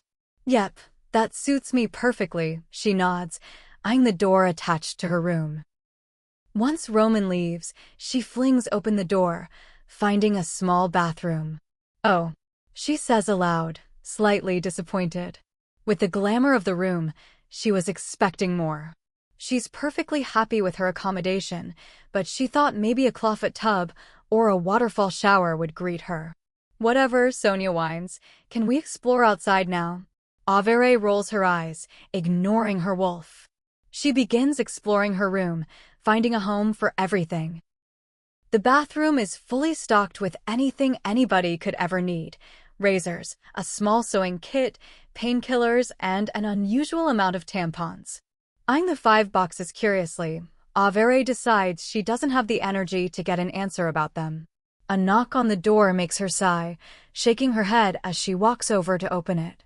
Before she can even lay a hand on the handle, the door flies open, revealing 5 excited young teenage boys. Averey towers over all but one of them, staring down at them in mild confusion. They produce her bags, also looking very confused. They said the Deputy Alpha of Rapid Rock was here. One of the boys gets out with a big grin on his face. Where is he? Is he gonna train us? A second blurts, and one of the others has a look of realization dawn on his face. As your friend here just realized, I'm the Deputy Alpha of Rapid Rock, Averey sighs, running a hand through her hair, having forgotten it's in a rat bun. Her hand gets stuck, but she plays it off by holding the hand there and reaching up to take the hair elastic out with the other. Redoing the bun in total silence, she stares at the boys who are looking at her like she had a second head. Yes, she asks, seeing a look of curiosity on one of the pups' faces. Are you gonna train us? He repeats the question that one of the others asked earlier, and Averey observes them warily. Not that I know of. Your alpha didn't mention that to me, so you'd have to ask him, she shrugs, leaning against her door frame as she kicks her bags backwards into the room. One of the boys' eyes flashes black before returning to its original blue. He said you could if you want to, he beams, and Averey pauses. She wanted to train pups to be the best they could be. And she had the strength to beat alphas, most of them, actually.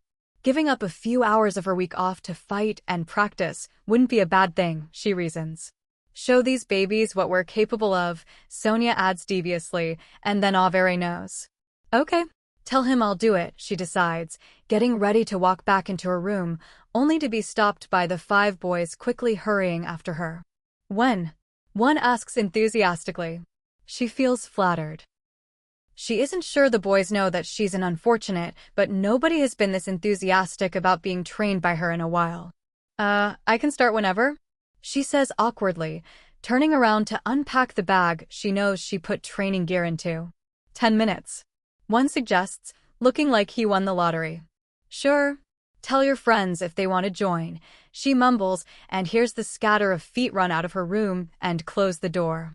What the hell had she gotten herself into? Chapter 10. It was a minor miracle that she had a set of workout gear that matched. She had a lot of half-sets with her, but none matched, bar the bubblegum pink set she had put on. Dousing herself in sunscreen, she eats some of the pretzels she got on their journey to here, rubbing her face to try to wake herself up. Securing her bun with an extra hair tie, she laces her trainers on and throws a sweatshirt over her sports bra. She isn't sure where these guys prefer to train, and if it's indoors, she'll probably be cold. Grabbing her phone and securing it in the pocket of her leggings, she bounces out of her room, trying to figure out where the gym is. Sonia snarls at her, and Averey rolls her eyes, tapping into her sense of smell to find her way downstairs. She manages to catch Alpha Roman's scent and decides to follow it. He was the one who brought her up through this maze, so he should lead her out of it. Following the trail intensely, she sticks to one side of the wall, noting the immense number of photographs and pictures hanging up. Drawings by kids, family photographs, and many photos of the Lancaster family line the walls, making her raise a brow. It's like they're compensating for something with this big show of affection and unity. Averey grumbles to Sonia, and the wolf tends to agree. Averey keeps turning the corners, sticking to the bland scent as much as she can. Every wolf has some sort of scent signature. Everyone says she smells like fresh cookies, which is pretty particular. York smells like lavender to her, and her parents smell like cinnamon and cocoa. But she can't figure out what Roman's is, which puzzles her. It would be a lot easier if it were unique or even legible. She starts vaguely recognizing where she is, her body flooding with pride at her little victory. Her lace comes undone, and she scowls, bending down to retie it. Out of nowhere, footsteps are heard and then loud voices. Averey whips her head around, her lips pursed. What kind of pack house wasn't soundproofed? Shaking her head, she gets back up and freezes when she hears a very dramatic and loud exclamation. Trying not to laugh, she fails, bursting into giggles as she walks away with her hand over her mouth. The footsteps can be heard again, and a ruffled Roman appears at one of the doors, looking frazzled and defensive. Oh. It's you, he mutters. The gym is in the basement. Averey is still giggling and gives him a thumbs up, dissolving into peals of laughter. The shrill exclamation was so dramatic that she couldn't help but continue to laugh. Finding the stairs, she hops down them, still giggling to herself. Sonia is shaking her head and rolling her eyes, scolding Averey for being so childish, but Averey ignores her. Going down the numerous flights of stairs, Averey observes her surroundings, the pack house appearing as a bustling hub of activity, with people milling around everywhere. People stare at her curiously before going back to what they were doing. She realizes she's emitting some of her dominance, and she reins it in quickly. If she's training teenagers, she wants them to think they can win so that she can twist their undoubtedly cocky attitudes. Jim? She quickly asks one lady, who points her to a door, which leads to the stairs. Bouncing down the steps, she pulls open the first door at the bottom of the stairs, being greeted with steam and cries of "Get out." Averey quickly steps out and tries the middle door, which leads her to a huge gym, complete with any sort of training equipment she could think of. She notes the presence of a cage on the left side of the room and a ring on the right side, with the middle clear of any equipment. A rack of knives, blades, and other weapons sits in front of her, making her raise an eyebrow. She's shocked that this pack just leaves their weapons out like this. In her pack, everything is locked away until sanctioned or scheduled training. If teenagers are fighting, there always needs to be an adult present, for safety and protection reasons. Averey walks up to the rack, running her fingers along the tails of a whip in curiosity. She does this to a few more of the items before hearing some hasty footsteps enter the room. She turns around to see about 50 teenagers sitting on the ground, staring at her in awe. The footsteps came from about 10 males who entered the room, all of whom looked guilty for disturbing her trance and concentration. "Sorry," some of them mumble, and she shrugs, eyeing the ones seated on the floor. "Hello, I'm Deputy Alpha Wilcott from Rapid Rock, but you already know that if you're here," Averey announces, putting her shoulders back and placing her hands behind her back. "Today, we'll be doing some combat training. I think we'll start in the cage," she muses and sees a hand raise. "Sorry, Deputy Alpha Wilcott, but Alpha Lancaster doesn't allow us to practice in the cage until we're 16, one girl whispers, looking particularly scared of Averey's reaction. "Well, that's where Alpha Lancaster she almost sneers his name, completely unimpressed with his training practices, is wrong. We train our pups in the cage from 9 years of age or as soon as they shift, if that is before 9. Shocked awe descends on the crowd, with rapid whispers being exchanged by some children. "Whenever you're all ready, I'll be in the cage," she sighs, walking to the cage with ease. She opens the door and swings herself up into it, the door being almost 5 feet off the ground. "I want a challenger and a referee. Volunteer or I'll pick myself," she almost snarls, looking down at the scared faces below her. Pulling off her sweatshirt, she flings it out of the cage, stretching out her arms. The girl who informed her about the age restrictions of this pack's cage volunteers to be the referee, and Averey nods in approval. She seems to be a quiet girl, but Averey knows that the shy wolves are usually the most observant and make brilliant trackers. She'll be excellent at keeping score and observing. One final boy walks out of the changing rooms, with 6 younger boys hurrying in front of him. The last boy is in no rush, looking extremely unimpressed. He spots Averey in the cage, and his eyes flash black, the light reflecting off them. This one is older than the others, and a wicked smile grows on his face as somebody mind-links him the details. "I volunteer as a challenger," he smirks, and the others clear a path for him up to the cage, some looking hesitant and concerned. Averey observes him and the cocky way in which he walks. "I accept," she responds, walking to the other side of the cage, watching as he gets closer to the cage and starts to swing himself into it. Cocky and stupid. Just the type she likes to beat. Chapter 11. As the kid advances, her referee climbs up into her post, waving frantically at Averey to beckon her over. Averey walks over to the girl, leaning down so that she can speak with ease. "Hello, Deputy Alpha. Thank you for allowing me to take this position." His name is Marcus, he's 17, and he is training under the chief warrior to take his place soon. The girl whispers and then pauses, looking around as if trying to remember something. "And my name is Kate," she adds after a moment in the same hushed tone, giving Averey a small, nervous smile. "Thank you, Kate." Averey gives her a toothy grin before turning around and walking to her corner, watching this Marcus boy. He looks devious, and Averey takes an instant dislike to him. He whips off his shirt and throws it out of the door of the cage, as she did with her sweatshirt. No killing, no maiming, no weaponry attacks in this fight. Each round will last 4 minutes, and there will be 3 rounds. And whoever can pin the other for more than 10 seconds in the majority of matches will win, Kate squeaks, looking extremely worried. As soon as the girl blows the whistle, Marcus throws himself at Averey, his claws descending from his nails. Averey kicks him off of her, grabbing him by the scruff of his neck and flinging him into the bars of the cage. No partial shifts or full shifts, she shouts to the crowd. This is a clean fight. Marcus quickly stops his partial shift, throwing his shoulders back in an attempt to get Averey off of him. She lets go and steps back to her corner calmly, her eyes on him always. Marcus looks slightly unnerved before he runs at her, punching where her face would be. Where her face would be if she hadn't jumped onto the walls of the cage, climbing along them like a spider, her fingers gripping the bars and gaps. Marcus snarls and grabs Averey's leg, trying to pull her down. Averey drops, kicking him in the jaw and landing on the ground calmly. The crowd rustles, all watching in confusion. Averey isn't attacking this boy, but she's famed for her sudden and intense fights. Marcus lands a punch on her cheek, and Averey hisses, not having seen that coming.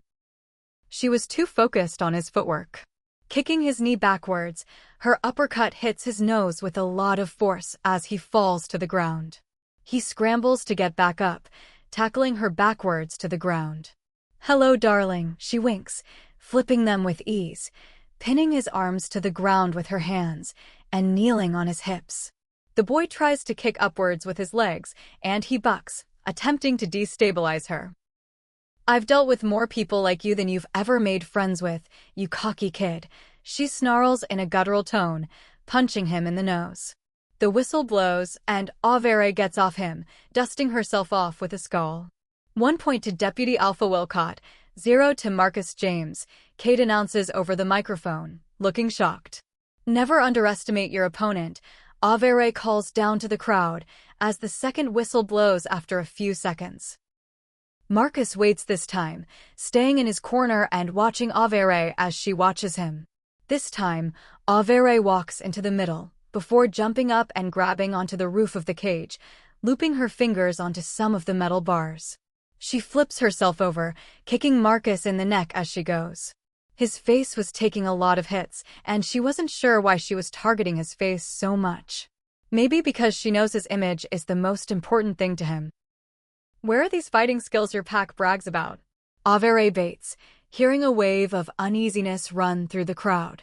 Nobody likes it when their pack is mocked, and the teenagers from this one are no different, looking at each other nervously. Marcus jumps up and grabs onto the ceiling too, his long frame making it easy for him. He aims a kick at her midriff, which she blocks quickly. While she blocks that kick, he projects himself at her like a missile, using his weight to knock her to the ground. "You brat," she hisses as he kicks her in the side while she's on the ground. Grabbing one of his feet, she rolls and pulls him down, too, before leaping off the ground and giving him a hard kick to the side, also. Well, 1 became 4, but she stopped after 6, not wanting to be too unfair. Marcus struggles to get up, and Averey makes a note of this information. She quickly puts him into a firm headlock, sitting down behind him as he hits and claws at her arms. She loosens her hold enough for him to be able to breathe a little easier, but she maintains her control over him. The whistle blows again, and Kate looks mildly baffled. The score remains 1-0.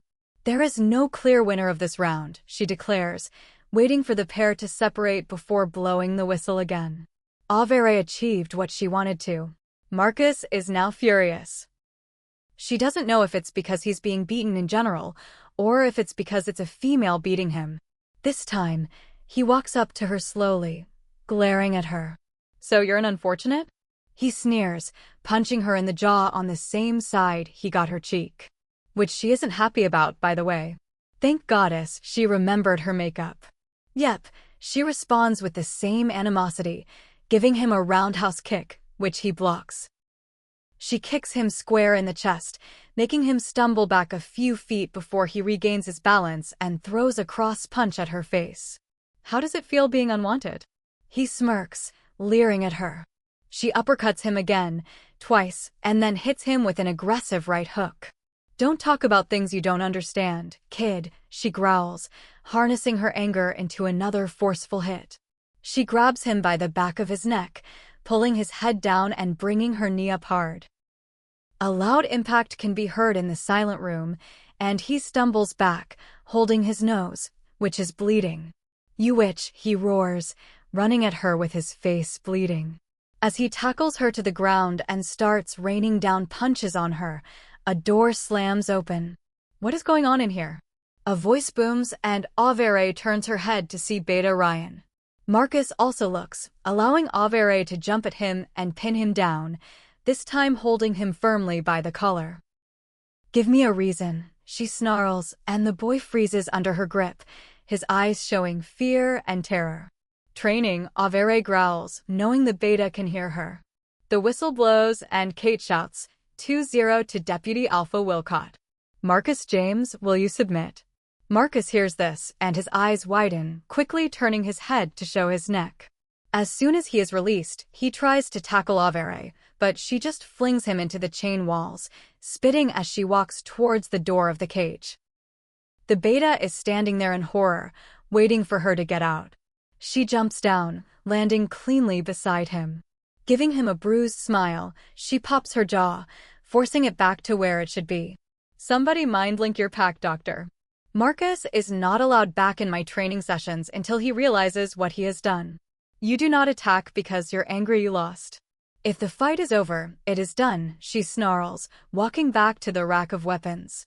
Beta Ryan follows her, totally aghast. "Deputy Alpha Wilcott," he starts, "did Alpha Lancaster say you could beat up the pups?" "He said I could train them." "You people don't train properly, which is very evident to me at this moment," she hisses in response. The crowd of pups hesitantly follows over to sit in front of where Averey is standing, looking at her with fearful respect instead of curiosity. Beta Ryan rubs his face and stands to the side, deciding that he should probably observe what's going to happen here. Never underestimate your opponent. Do not be a bully. Respect the rules. Averey shouts as she paces, her hands behind her back again. Observe them, and then fight. If you know their patterns, even better. Don't be afraid to take a risk, like Marcus did when he decided to try my method of cage climbing, she adds, but also be on defense. It is better to get out of a fight as a loser and alive than not come out of it at all because of your pride. At this statement, the entire hall is silent. Pair off, and if you don't have a partner, you'll be working with me, she announces. Everyone quickly finds a partner, except Kate, the young girl who filled the referee role. She looks timid, but significantly less fearful than everybody else. She saw the fight up close and personal, so she saw that Averey restrained herself. Chapter 12. Go, Averey shouts, turning on some upbeat pop music. She walks along the lines of sparring teenagers, her eyes watching sharply for any mistakes, with Kate beside her. What should she have done there instead of punching?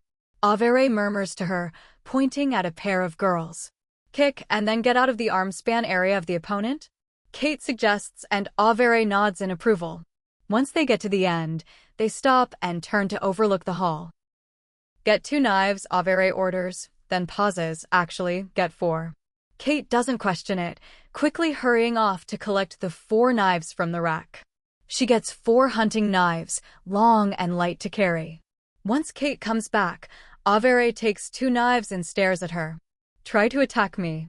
I won't harm you, but try to attack me, she says to the shy girl, and Kate takes a step back, shaking her head. If you're gonna be a tracker, your best defense is weaponry, Averey quickly adds, seeing the girl twitch.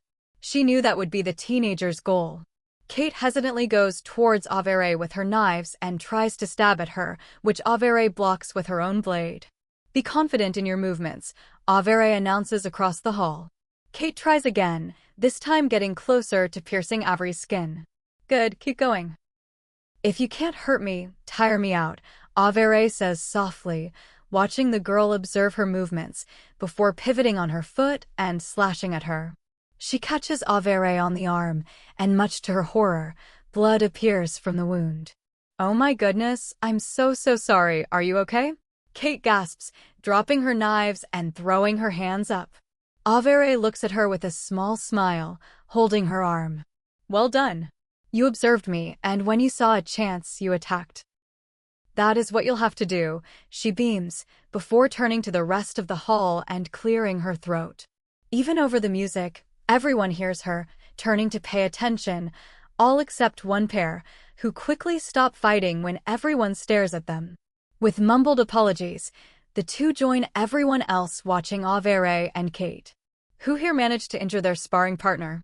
Averey asks, and 3 hands raise. Who didn't want to injure their sparring partner? Averey continues, and almost every hand raises immediately. You shouldn't spar with your friend. You're more likely to go easy on them, which means neither of you will be challenged to your full ability. Choose someone you don't speak to, and I mean it. If you pick your friend, you will run laps of this hall until I decide to let you stop, she warns sternly, and everyone quickly finds a new partner. Kate here observed me, and when she saw an opening, she didn't hesitate. This is an example of what you should all be able to do, and I applaud Kate for having the guts to attack me, a deputy alpha, when most of you couldn't even fight each other, Averey scolds, before shooing Kate into the crowd of her peers, and picking up the 4 hunting knives. Turn around, walk 3 paces to the left, and find your new partner, Averey shouts as she walks towards the rack of weapons to put the knives back.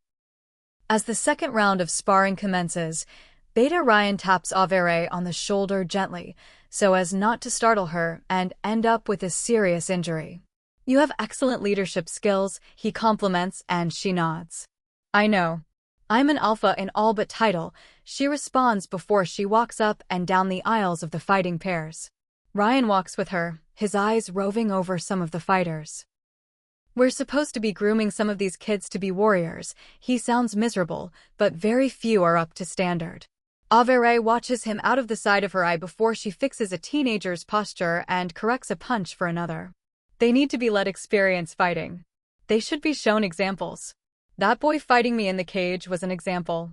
They need to practice and learn theory too, but they need to be able to put their theory into practice. Averey states, and Ryan raises an eyebrow. It's traditionally the Gamma who oversees training, especially for the youths. He had told us they were ready for trials in a few months, Ryan grumbles, catching a flying shoe and throwing it back to its owner. If they go to the trials, they would be crushed, and your pack would be shamed for sending them, Averey shrugs, her blunt tone catching the ears of Alpha Romen, who grits his teeth. What would you do to prepare them? He asks, appearing beside Beta Ryan, who looks particularly uncomfortable being between the 2 dominant creatures. Change their routine, schedule, and training, Averey responds, her face set like stone. I can't believe you let your warriors drop to this standard. Averey shoots at him, and she isn't lying or being unnecessarily cruel. Every alpha she has worked with has teenagers training every day as soon as they shift. The way these pups were falling around, it was as though they had been trained once a month. I have other responsibilities, Romen bites back, and Averey raises a brow. Responsibilities other than the protection of your pack and the well-being of your future fighters? She snarls, drawing attention to them. Some of the teens look nervous, and all of them can feel the dominant energy rolling off of both alphas. Romen stares at her, growling under his breath. Sonia scratches at Averey, begging to be let out. This internal struggle causes her blue eyes to flash coal gray, her back tensing and getting ready to shift if needed. I am a peacekeeper, Romen rumbles, I do not fight. My pack keeps the peace with others. Averey isn't impressed by his attempt at explaining his poorly trained warriors. How are they supposed to be sent into conflict zones if they can't even defend themselves against their peers? Averey hisses, getting closer to Romen, who stands his ground. Beta Ryan looks between the two, clearing his throat gently. Maybe you two should discuss this later? He suggests softly, well aware of the many listening young ears. The 2 alphas look around, both of them tightly wound and ready to spring at each other. Beta Ryan is extremely amused. Nobody can usually provoke his alpha like this. Romen is a peacekeeper for a reason, and that reason is that he never gets angry or riled up. Good idea, Ryan, Averey nods, realizing and feeling instantly bad that the children heard her demean their skills. She walks to the top of the room, noticing some of the children look a little downtrodden. So, I think we should make this a daily thing while I'm here, she begins. All of you have improved in the last hour. Girl with blue hair, your defense is so much better than it was. Boy in the red shirt, yes, you need to be more confident in your abilities, but you have a lot of potential. She continues this way until nearly every teenager has received a compliment on something. She walks up to Kate and gives her a pat on the back before walking over to Marcus, who had managed to creep back into the room. He looks at her with plain disgust, but his disgust is mixed with fear now. Learn how to respect people, or you'll never achieve Chief Warrior, she hisses, tapping his chin to close his mouth. Work on your endurance, because your strikes are good, she adds grudgingly, strolling out of the main door. Chapter 13. She doesn't remember most of the walk up to her room, because she was doing her best to contain her temper. She wishes she hadn't given in about the kids, in front of the kids, but she can't go back and stop herself now. They all seemed to brighten up when she complimented all of them, which is a thing she likes to do in her training sessions. Kids don't achieve their potential if they get shouted at all the time with no positive reinforcement. Stripping off her workout gear, she remembers she left her sweatshirt in the gym. Cursing herself, she writes it down on a post-it note. She'll get it after her shower. Snatching a towel from the wardrobe and her shower products, she stomps into her bathroom, letting a screech of frustration out while the water heats up. She really couldn't believe how undertrained those kids were. Every pack does things differently, but she could beat the future Chief Warrior with minimal effort and mild bruising. Closing the bathroom door and locking it, out of paranoia, of course, she steps into the scalding hot shower, letting her hair down and keeping it out of the water. Angrily washing her hair in colder water, she puts on a toner and shaves her legs, muttering curses to herself the entire time. She can't even enjoy the fresh scent of her hair products or the fact that her roots haven't grown in because she's so agitated. Rinsing out her toner, she makes sure her hair isn't purple before putting a mask on and sitting on the built-in bench in the shower. Putting her head against the wall, she sits there for a few minutes, trying to relax, but ultimately is unable to calm down. She found it odd how different Romen was on his territory, but he does have a reputation to uphold, she guesses. Rubbing her shoulder blade, a phantom pain runs through her as her fingertips dance over her brand. Rinsing the mask out and tying her hair into a towel, she rinses off quickly before getting out and into the beckoning, fluffy towel. The level of warmth from the towel she wraps around herself makes her feel a bit better. It's comforting and reminds her of being in hotels with her family on vacation. Unlocking her bathroom door, she peeks out of the gap into her bedroom. She's always paranoid on the journey from the bathroom to the bedroom. York always gives out about it and says it's because of all of the serial killer documentaries she's watched and listened to over the past few years while she does her work. She ignores him every time. Quickly bounding from the bathroom over to her wardrobe, she looks at what she has hung up already. The desire to get into pajamas is overwhelming, but it's almost dinner time, so she has to put on something presentable to meet the pack. Reluctantly slipping into an emerald silk slip dress, she adds a necklace before letting her hair down. Staring at the tangle of blonde in the mirror, Averey grumbles as she roots in her suitcase for her blow-dryer, desperately regretting washing her hair. Adding all of her products to her hair, she sorts out her makeup for dinner and then quickly dries her mane, wrestling it into a loose over-the-shoulder braid when it refuses to cooperate. Hearing a bell being rung downstairs, she sighs, assuming that means it's dinner time. If it isn't, they're going to be very confused about the formally attired she-wolf in their midst. Descending the stairs after finding her way out of the maze with no issues this time, a smirk on her face as she passes the room where she heard Romen earlier. Walking to where she can hear a lot of chatter, she slides in one of the side doors. Her attempt to go unnoticed fails, as it seems like the whole pack turns and stares at her once one person sees her. Beta Ryan appears by her side, escorting her to the head table.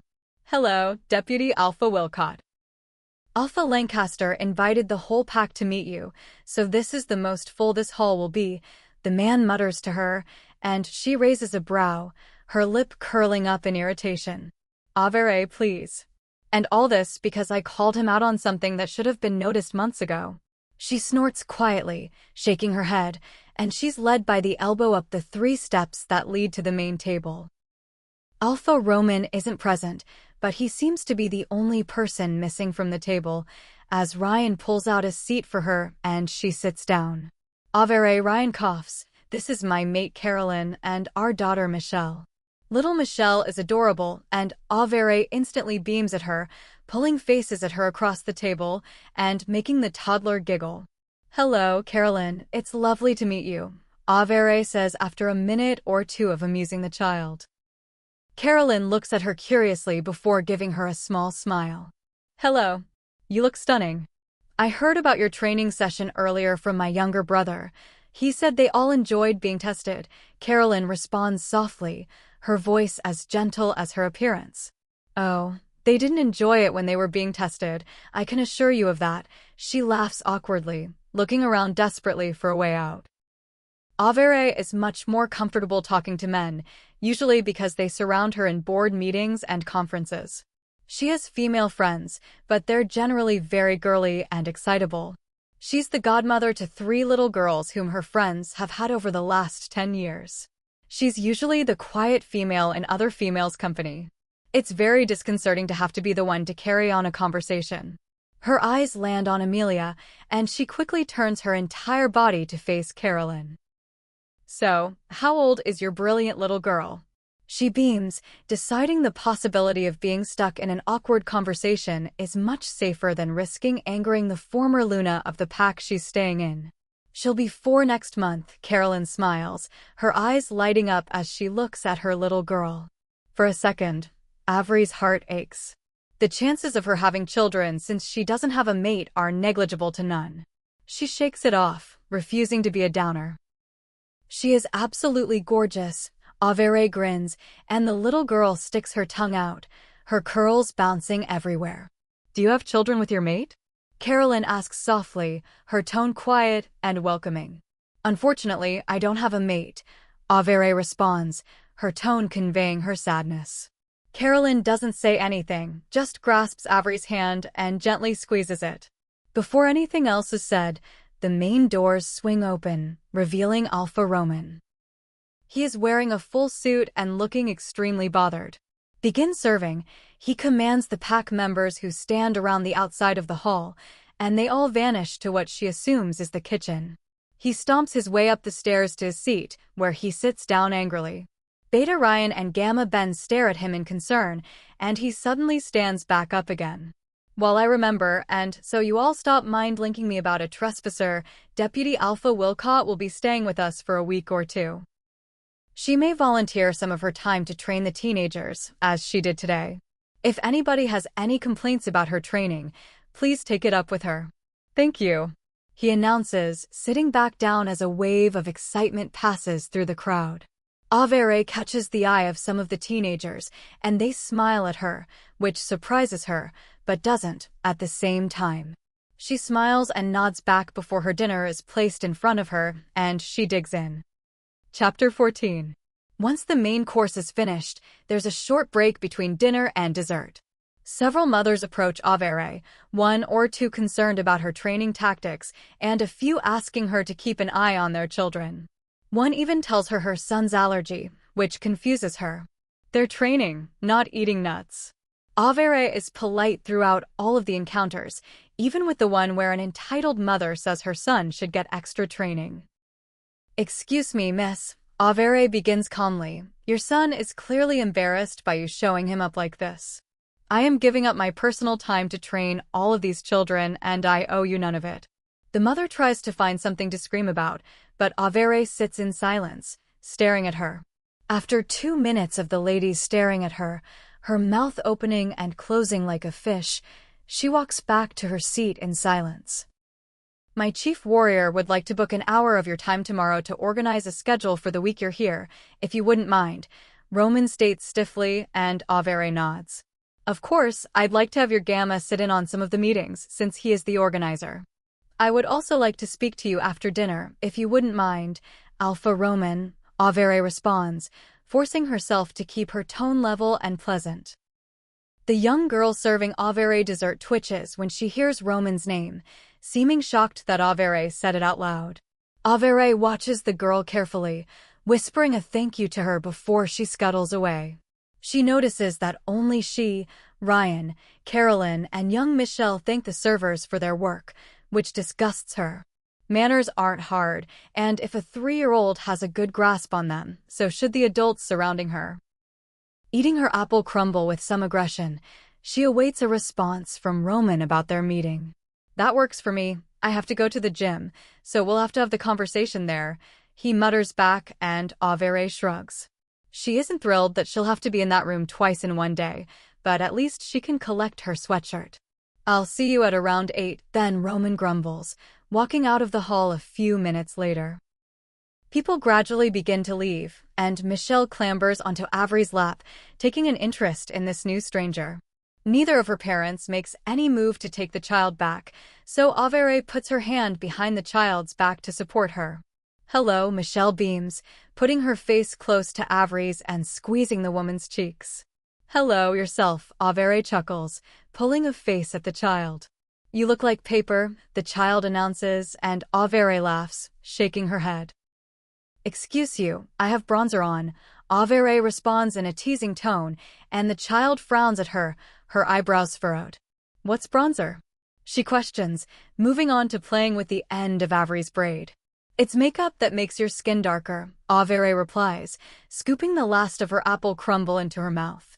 Oh, the child simply nods, bounce me. Averey looks at Carolyn, unsure of what the child means, but the other woman mimes lifting something and swinging it. Averey raises a brow, standing up and moving away from the table before lifting Michelle and throwing her a small distance into the air, catching her with ease. She does this 4 times, and Michelle ends up in hysterical laughter, which leads to Averey putting her down. You'll get a pain in your tummy if you keep getting thrown into the air, little wolf, Averey smiles, patting the girl's head and standing back up. Michelle pouts for a minute before Ryan scoops her up with a grin. Bedtime for you, pup, he laughs, and Carolyn watches, amused, as her mate carries their child out of the room. You might be roped into babysitting at some point this week. You're able to amuse her, which is more than poor Roman can do, Carolyn laughs, only to hear the sharp clearing of a throat. Amelia is sitting at the table still, glaring at Carolyn and Averey. The 2 women shoot each other secret smiles before hurrying out of the dining hall, trying not to laugh. As soon as they get out of earshot, they burst into giggles together, before parting ways at the stairs. Once Averey gets to her room, her phone starts to ring, her father's name coming up. She answers without delay, closing her door and putting the phone on her bed on speaker while she changes. Hello, dear, Richmond says nervously. Hey, Dad, Averey calls from the wardrobe where she has her pajamas hidden. I'd like to apologize for my ridiculous actions, he begins gently. I was stupid and entirely inconsiderate of your feelings. Averey raises a brow and rolls her eyes a little. It's okay, I understand why you did it, but you should have asked me. You always do stuff like that without telling me, and I won't put up with it anymore, she responds, slipping into a comfy set of plaid pajama bottoms and a tank top. I know I do. Exactly like I did the alpha thing, too, and I realize it's wrong. Your mother is making me see the counselor to understand the gravity of what I have done, and I want to understand. I just want to know that you're okay, he pleads, his voice cracking. Averey raises a brow. Good for Maria, Sonia snorts, making her presence known for the first time in a few hours. I'm okay, Dad. Thank you for calling. I'm still going to stay here for the week. I have everything I need, she shrugs, and she hears him gasping. Oh, this wasn't to try to convince you to come home, I swear. I just wanted to check on you. It has been years since we fought, and I didn't want to leave it like it was, he quickly adds, and Averey smiles slightly. Okay, Dad. I need to go. I have a lot of stuff to do this evening, she smiles, then furrows her brows. What time is it there? It's just after midnight, he sighs, and Averey nods. There was a 6-hour time difference, so she was going to sleep well tonight. Right, give my love to Mum and York, and tell them I'll ring them in the morning, she says with a smile, and after her father says goodnight, they hang up. Averey walks to the desk in the corner of her room and looks out the window for a few minutes before sitting down and opening the file on top of her pile. Chapter 15. By the time she gets through some of her files and sends them on to York, 2 hours have flown by, and it's almost 8:30. With a start and slight horror, Averey jumps up, remembering she was supposed to meet Romen half an hour ago. Slipping her feet into trainers, she hurries down the stairs, only realizing when she's almost at the gym that she forgot to put on her sweatshirt or pajama top. The tank top will have to do until she gets her sweatshirt. Knocking on the door of the gym, she quickly walks in, being greeted with the sound of fists hitting a punching bag with a significant amount of ferocity and anger. She raises a brow, skirting around to the cage to see if she can find her sweatshirt without being noticed. She wants to have a serious conversation, and that won't happen if this alpha is staring at her chest the entire time. A throat clears as she bends over to pick up her sweatshirt. "You're late. And can you give me that?" Romen calls across the room, making Averey look down at the gray bundle in her arms. She realizes that it is, in fact, not hers, and so she scuttles quickly over to where he is, throwing him the sweatshirt and releasing her hair from the braid in one fluid movement, shaking out her locks to hide her upper half. "I'm sorry for being late. I was working on some files for my brother, and I didn't realize the time," she sighs, genuinely apologetic.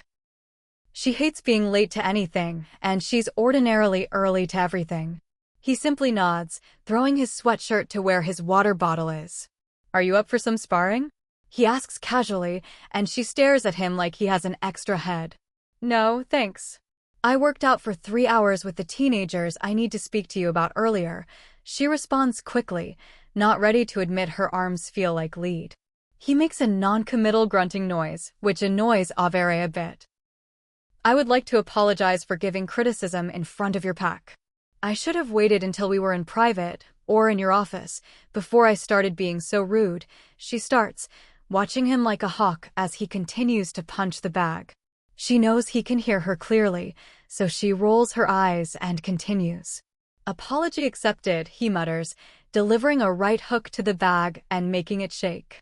"That being said, we need to talk about your teenagers. You cannot send them to the trials unless they are given serious training and attention over the next few months," Averey quickly adds, walking towards the cage to find her sweatshirt. Romen follows her silently, his feet making no noise as he lands and walks behind her. As soon as she turns back around, he traps her against the cage, one of his arms going around her waist and the other holding onto the cage. She stares at him in confusion, making a half-hearted attempt to push him away. "What are you doing?" She clears her throat.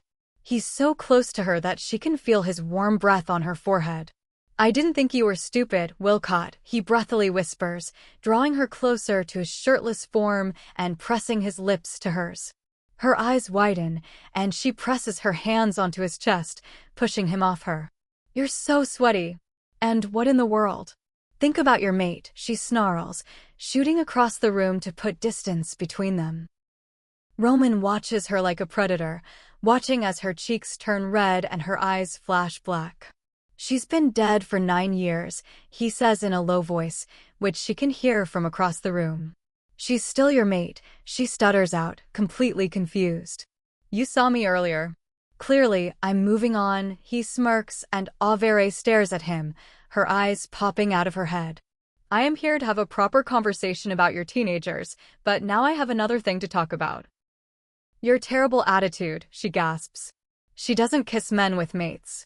She kisses unmated males aplenty, but she doesn't mess with another woman's male. "Don't you like my terrible attitude?" he asks, his smirk widening. "What has gotten into you?" She grumbles, planting herself on one of the benches. He walks over to sit beside her, and she puts her legs up beside her. "You sit over there," she instructs, suddenly feeling rather vulnerable. And she doesn't like it. "What is with your mood swings? It's ridiculous. How are you like this with me, and then so difficult with everyone else?" she asks, and his face tightens, his posture straightening. "Can I not enjoy myself?" he asks innocently, widening his eyes a little. "Not at my expense," she grits out, standing up and beginning to walk out. He gently grabs her arm in a way that she could continue walking, and he wouldn't have any sort of hold on her. She turns around to face him, and he looks dramatically more apologetic than he did a minute ago. I'm sorry, I thought you were interested too.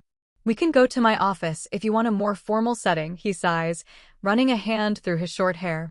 Here is fine, just please focus. I don't care what you do in your spare time, but I have a real concern, she says sharply, returning to her bench. What was the problem? He asks, and she sighs, which turns into a low growl. They are completely underprepared. They can't spar from what I saw, and if they can't do hand-to-hand, I highly doubt they're ready to practice with weapons. I had them spar for about an hour and a half, and I had them run drills for another hour. I sparred with one girl in particular, Kate. I think she wants to be a tracker, and she was good with knives. She lists, running her fingers through her hair. That would be Kate Spencer. Ben said they were practicing every day, Romen says in confusion, and Averey raises a brow. If that's true, then your gamma needs to be reviewed on his fighting training, she retorts and quickly apologizes for her tone. I'll witness your session tomorrow, if that's okay with you, Wilcott, he says grimly, clenching his jaw, any teasing or sultry expression gone from his face, replaced with one of business and irritation. Is the boy I injured all right? Averey asks quietly, looking up at Romen, who stood up. Marcus? He's fine. His pride is a bit bruised and battered, but he'll be here tomorrow, no doubt. He wants the training he obviously hasn't been getting, Romen sighs, heading towards the door. Averey gets up and takes another look around, spotting Romen's hoodie sitting on the ground. Alpha Romen, she calls after him, and he puts a hand up, cutting her off. Keep it. And it's Romen to you. Chapter 16. Averey finds herself back in her room with no recollection of walking back to it. Sonia is baffled, sitting silently while Averey's mind is blank. It was a good kiss for me not kissing back, she mutters out loud, lying on her bed. She puts Romen's sweatshirt down beside her, not sure what to do with it. She took it because she didn't know where to put it if she didn't. Sniffing at the hoodie, she still can't find a scent on it. It's as though Romen uses a scent blocker. Lying there for a few minutes, Sonia starts getting restless, forcing Averey to get up. Can we go for a run? Sonia pleads, and Averey silently consents, walking down the stairs to the main door. Hey, Averey, a voice shouts, and she spins around to see Carolyn floating out of a room she hasn't been in yet, a glass of wine in her hand. Do you want to come drink with us? Please say yes. The coffee-skinned woman beams, bouncing over to her with surprisingly steady feet. I was going to go on a run dash, Averey starts, but Carolyn cuts her off, grabbing her hand and tugging her into the room she came out of. Inside is a group of women, all holding glasses or bottles with big smiles. Hello. They all echo eagerly, moving to make space for Averey where Carolyn must have been sitting. Hello, Averey responds weakly, her mind still fuzzy from earlier. So, we hear you're a deputy alpha. What's that like? One lady, with pin-straight black hair down to her hips, asks, leaning forward eagerly, almost tipping her bottle of beer. The lady beside her pulls her back into her seat, rolling her eyes. Sorry about her, she's about 4 shots and 3 bottles ahead of the rest of us. Can we get you anything to drink? A redhead smiles, her dimples prominent on her childlike face, almost making Averey want to say, just some water or soda if you have it. Averey smiles politely. You don't drink? Carolyn asks quietly, and Averey shakes her head slowly. I do sometimes, but not while training, she responds softly, receiving her glass of Sprite with a smile and a thank you. They all sit in silence for a moment, all of them staring at Averey with massive smiles on their faces.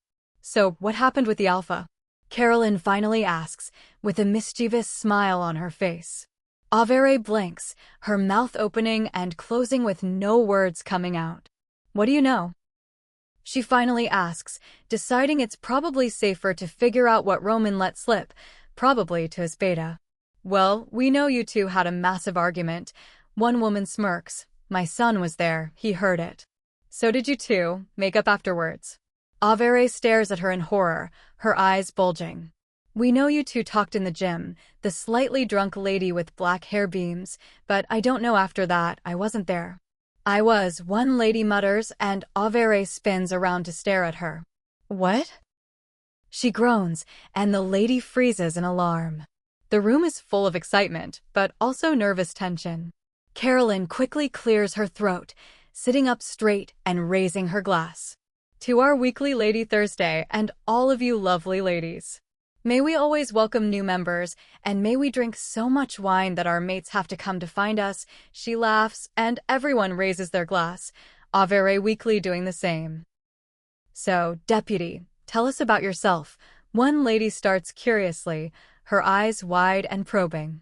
Call me Averey, please. I'm Averey Wilcott, Deputy Alpha of Rapid Rock. I'm 28, and I'm not a natural blonde, she declares, drawing a giggle at her statement of fake hair coloring.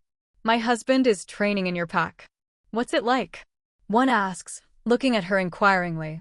Very different from here. It's warm here, but it's much colder and damp over in my pack. We don't have a beach anywhere near us, so they won't be working on their tans.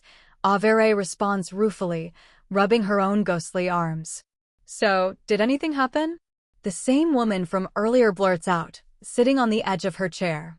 She won't stop asking until you answer, Carolyn mutters, her tone irritated. No. And I'm not lying, you'd be able to tell. Averey shrugs, and Carolyn's eyes twitch a little, as does her nose. Well, you two did something. I can smell his scent on you, one smirks, and Averey's cheeks turn red. Oh my goodness, what did you guys do? One younger woman shrieks, and Averey feels awkward. She doesn't know these women, except Carolyn, but she feels connected with them. We kissed. Well, he kissed me, and I pushed him off because I was trying to speak, she grumbles, running a hand through her wavy hair. Her response splits the reactions. Carolyn's face and a few others twist into disapproval and irritation. Others look overjoyed. He didn't even ask?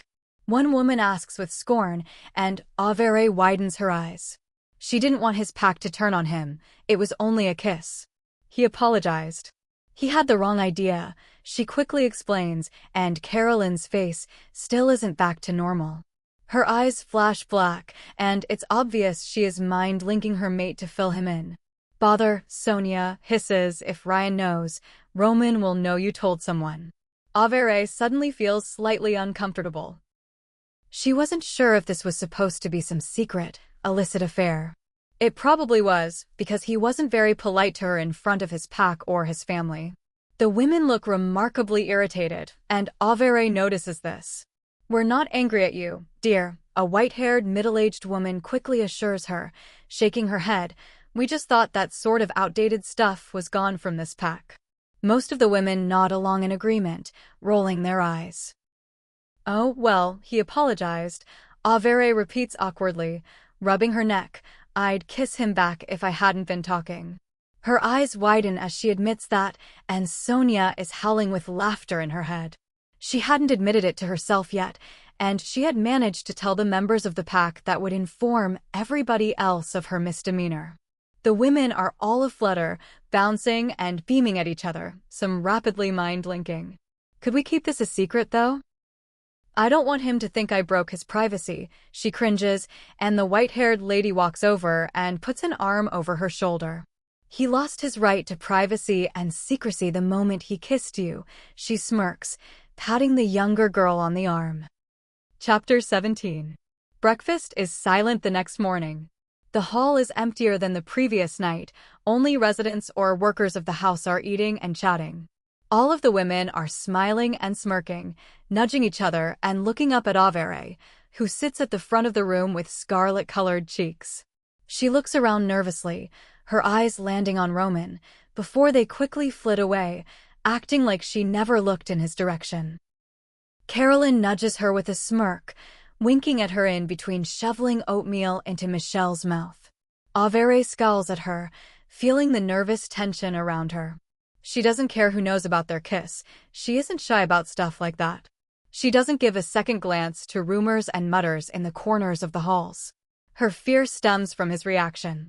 Because Goddess knows in this pack who would tell him, and he might think she's been telling everybody. And she hasn't. She told the ladies last night, and that's it. Yeah, so everybody knows, Sonia snorts, rolling her eyes. Averey ignores her, scowling, as she makes a mental note to let Sonia out for a run later. She gets catty when she feels caged, and she doesn't need to shift randomly or while she's training the kids. Actually, she muses, maybe she could bring the teenagers for a run today. That sounds a lot easier and much more relaxing for her than fighting or sparring. Nodding to herself, she catches Roman's eye accidentally. He stares at her, his eyes shifting from black to their usual dark, but distinguishable, color. Averey quickly looks down, turning to Carolyn. What do you think of me taking the teenagers for a run today? In their wolf forms? She asks in between, forcing cereal into her mouth. Carolyn gives her a disgusted look, staring at her full mouth. You might have more manners in your wolf form, she grumbles. I think it's a good idea. They don't really have regulated shifting. They just do it when they want, so a lot of them are at different levels.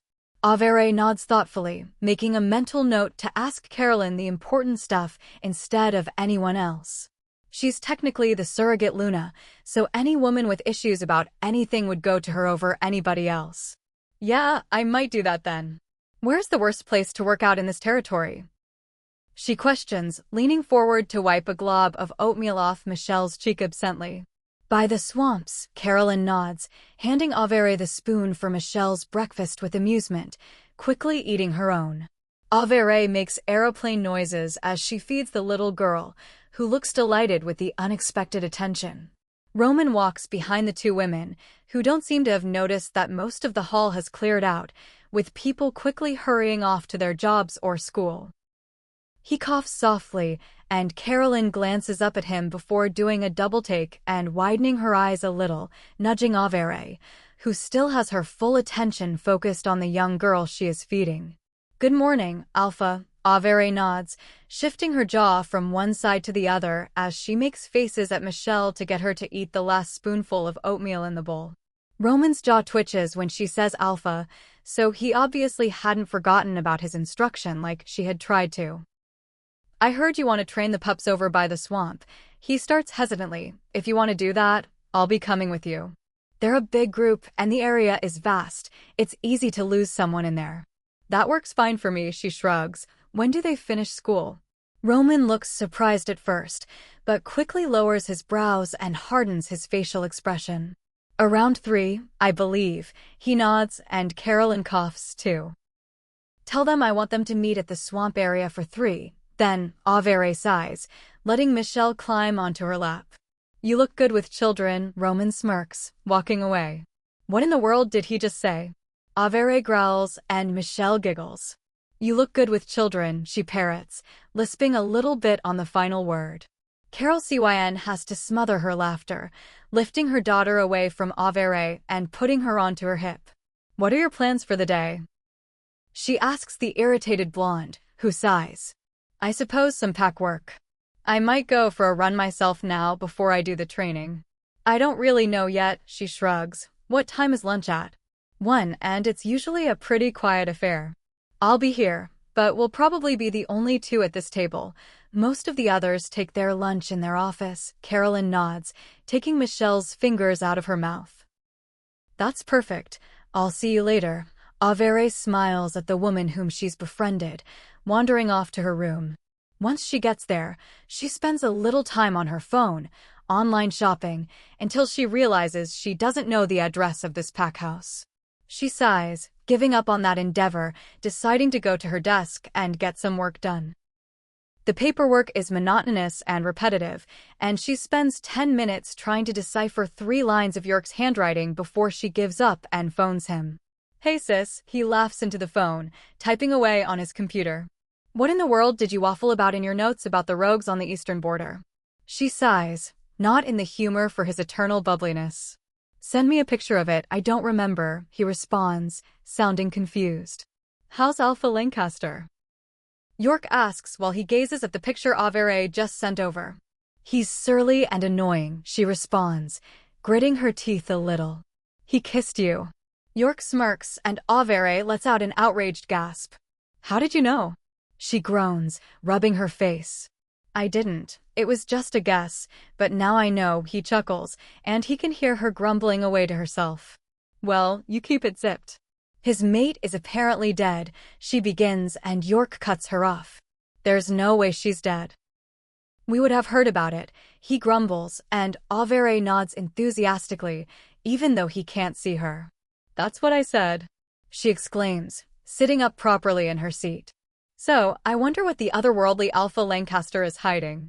I'll see what I can find out about the mate, because that isn't sitting well with me, York states, sounding like the alpha he is. Thank you. I'm gonna ask around here, but I'm a little hesitant to. Someone could tell him I asked, she sighs, and York snorts. Well, then you can tell him I asked why he kissed you. You're my deputy, and you're there for business, not a holiday. He rolls his eyes, hiding his happiness.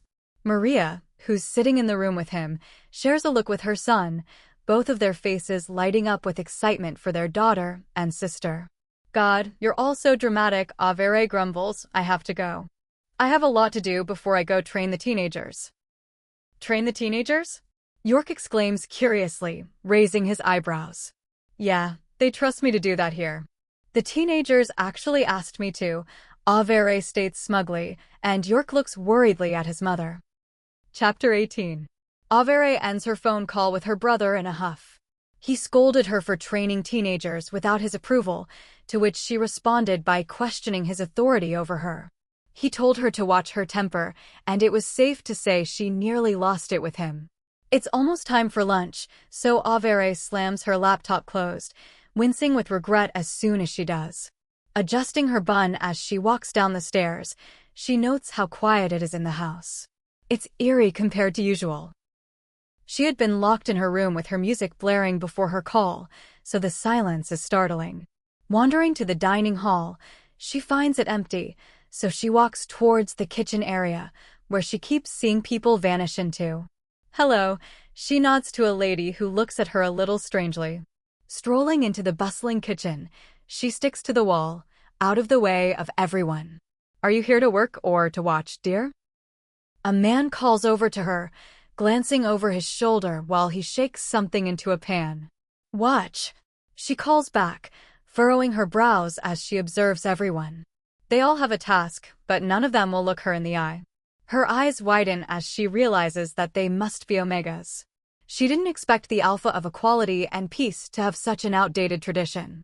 Omegas were the so-called runts of the pack. Most packs, including her own, had abolished the tradition of Omegas long ago. It wasn't fair, and it didn't let the pack work to its highest capability. Is anybody here between the ages of 12 and 18? She asks awkwardly, projecting her voice as loudly as possible. One or two girls raise their hands hesitantly, and Averey nods. Did you hear about the training at the swamp at 3? She asks, and they shake their heads slowly, their movements seeming fearful. Okay, well, now you have. I'll be training you all. Can you shift? She asks quietly, walking over to them so that their conversation is a little more private in the madness of the kitchen. One of the girls nods, and one of them shakes their head sadly, looking at the floor. Okay, well, you can just help me monitor the speeds, she nods. Tell anyone else you know. I want you all there, and your alpha knows. You should have been told. Irritated and disgusted, her tone displays her anger, and to her horror, the two girls shrink back slightly. I'm not angry at you two, she says softly. I just don't agree with the system your pack carries out. Seeing that the two girls are ready to pass out from fear, she gives them a nod. I expect to see both of you there, and I will come to get you if you don't show up. You should all know how to defend yourself, she nods, keeping her voice quiet and gentle. Walking out of the kitchen, she sees Carolyn wandering up to the table with a notebook in her hand and a pen behind her ear. You guys still have Omegas? Averey calls to her, and Carolyn stops with a wince. I was wondering how long it would take you to figure that out, she sighs, shaking her head. I don't agree with it, Averey firmly states, and Carolyn nods. I don't either, but we don't control the pack, she mutters to her, as the room starts to fill a little more as the mealtime bell is rung loudly. The two women sit in comfortable silence, both mulling over things privately. So Alpha Romen is going to help you train the kids? Sounds like a date, Carolyn says suddenly, wiggling her eyebrows as she turns to look at Averey. Oh, you're worse than a teenage girl. You're worse than my brother, Averey gasps, swatting at Carolyn, whose smirk widens. I've heard he's fine, so that's okay. She winks, and Averey swats at her again. Who's fine? Ryan smirks, wrapping an arm around Carolyn's shoulders, kissing her temple. You, of course, babe, she says innocently, snuggling into him. Averey smiles at the cute display before her attention is pulled to the hulking entrance of Alpha Roman. He takes his seat, and the meal is served quickly, Averey deciding to have a bowl of pasta. Lunch ends faster than she would like, and suddenly it's almost 2:30. A knock on her door rouses her from her quick nap. Opening the door, she makes eye contact with Roman, who looks a little impatient. I've been here for 5 minutes, he grumbles, and she raises an eyebrow. I was asleep, my world doesn't revolve around your location. She responds snarkily, closing the door in his face. What in the world? We have to go, he yells, and she rolls her eyes. I have to change. I'm not wearing jeans to training, she hollers back, her scowl becoming more pronounced as she hops into a pair of training shorts. I could have watched, he mutters, and her sharp ears pick up on this comment, but she tries to contain her irritation. Come on, it's a long walk, he adds loudly, and she lets out an exasperated screech, quickly throwing on a sports bra and grabbing the closest hoodie. She storms out of her room, shoving by him. You're planning on parading like that in front of teenage boys? He asks with a raised eyebrow, and she unleashes her most vicious glare on him. Yes. If they can't contain themselves, then it's a feeble reflection on your pack, she responds with a withering death look shot in his direction. They get outside, and Averey can feel the sun on her skin, but as they enter the forest, she gets a lot colder. Slipping into her hoodie, she hears a chuckle from behind her. You look good in my clothes, Roman smirks, and Averey freezes in horror, looking down at the black item of clothing covering her upper half. Bother, she whispers, walking behind him. His pack's teenagers were going to be able to smell their alpha off her. And then there would be pack-wide rumors. Bother, she repeats, and he shrugs. I'll shut them up if they say anything, he says casually, and Averey lets out a slow hiss of air through her teeth. Chapter 19. The pair arrive just as a group of teenagers laughing and pushing each other do. Averey looks at them with mild disdain, while Roman nods at them. Averey continually scans the faces of everyone who arrives, keeping an eye out for the 2 girls she spoke to in the kitchen. It ticks slowly closer to 3, and there's still no sign of them arriving, and she furrows her brows in concern and slight irritation. Who are you looking for? Roman asks, bending down to speak into her ear. Slight shivers run down Averey's back, and she forces herself to swallow. 2 of your omegas, she responds with a bite to her words, stepping away from him, not being unaware of the curious stares and the watching eyes of the teenagers. Oh, he mutters, looking uncomfortable as soon as she mentions omegas. Averey clears her throat as it hits 3, standing up in front of the group. Okay, I want you all to get into a line, she shouts, before she sees 2 small figures hurrying through the trees, looking very overwhelmed as they slide into the edges of the group. Averey makes eye contact with them and smiles at them. Actually, 2 lines. And I want anybody who can't shift to come up here to me, she announces, stepping back and stumbling a little bit over Roman's foot. His arms shoot out and steady her, holding her for a few seconds more than what would be needed. She wiggles out of his grip, her anger beginning to rise. She doesn't want him manhandling her or demeaning her authority in front of the kids she's training. A small group of wolves comes up to her, the majority female, but 3 males are present among the 10. The group she's working with has doubled since the day before, she notes curiously. Okay, we're gonna split into 2 groups. Has shifted, and has never shifted, she says quietly to the 10 in front of her, and they split into 5 and 5. I'm gonna get those of you who have shifted to go ahead and go to the middle of the main trail. They're going to be running laps, and they're more likely to take a shortcut at the middle of their rounds.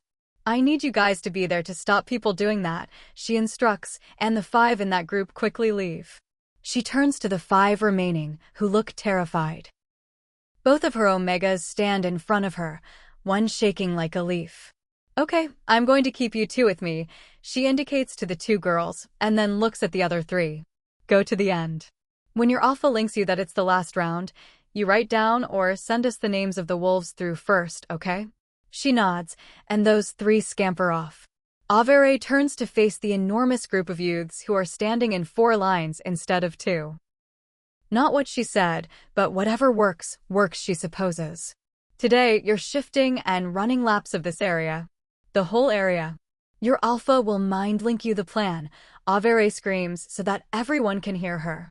Carolyn showed her a map of the area earlier, and she had decided she would get them to go along the outskirts of the marshland.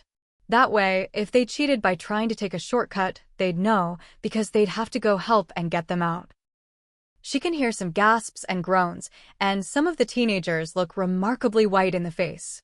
What? Do you think that you shouldn't have to work on your endurance? It'll help you in fights and shifts. It'll strengthen your wolf and your human sides, and help them work in harmony together, she booms, and she can feel Romen getting closer to her. No mind-linking, Romen says sharply, and the front 2 rows straighten up, looking guilty. What were they saying? Averey asks curiously, and Romen scowls. I'm not going to tell you, because I don't think you should hear the words they used, he responds grimly, staring one teenager into the ground. 10 laps, and then we'll be doing sparring. Whoever is the fastest will be given a prize, Averey announces, before blowing a whistle. Shift, she commands, letting loose some of her dominance. Some of the teenagers closest to her wince and kneel in front of her. The 2 Omegas behind her are on their knees instantly, looking ready to pass out, pale faces and sweaty brows visible to everyone. Slowly, the teenagers begin stripping out of their clothes and then shifting, some shifting directly into their wolves from their clothes. Averey taps her foot impatiently, waiting until they're all in wolf form and facing the right direction. She nods to Romen, who takes that as his signal to puff out his chest, tilt his chin to the sky, and roar, begin. In his alpha tone. It looks like some of the wolves' legs started before their bodies did, as some end up in a heap on the ground, looking thoroughly confused about what happened. They gradually clamber up before sprinting off into the trees. Romen lets out a soft chuckle, shaking his head. Well, they're enthusiastic about their run. But they also want to know what their prize is, he smirks, turning to face Averey, who is staring at her 2 Omegas. Tell them it's a surprise, she says irritably, walking over to her 2 girls.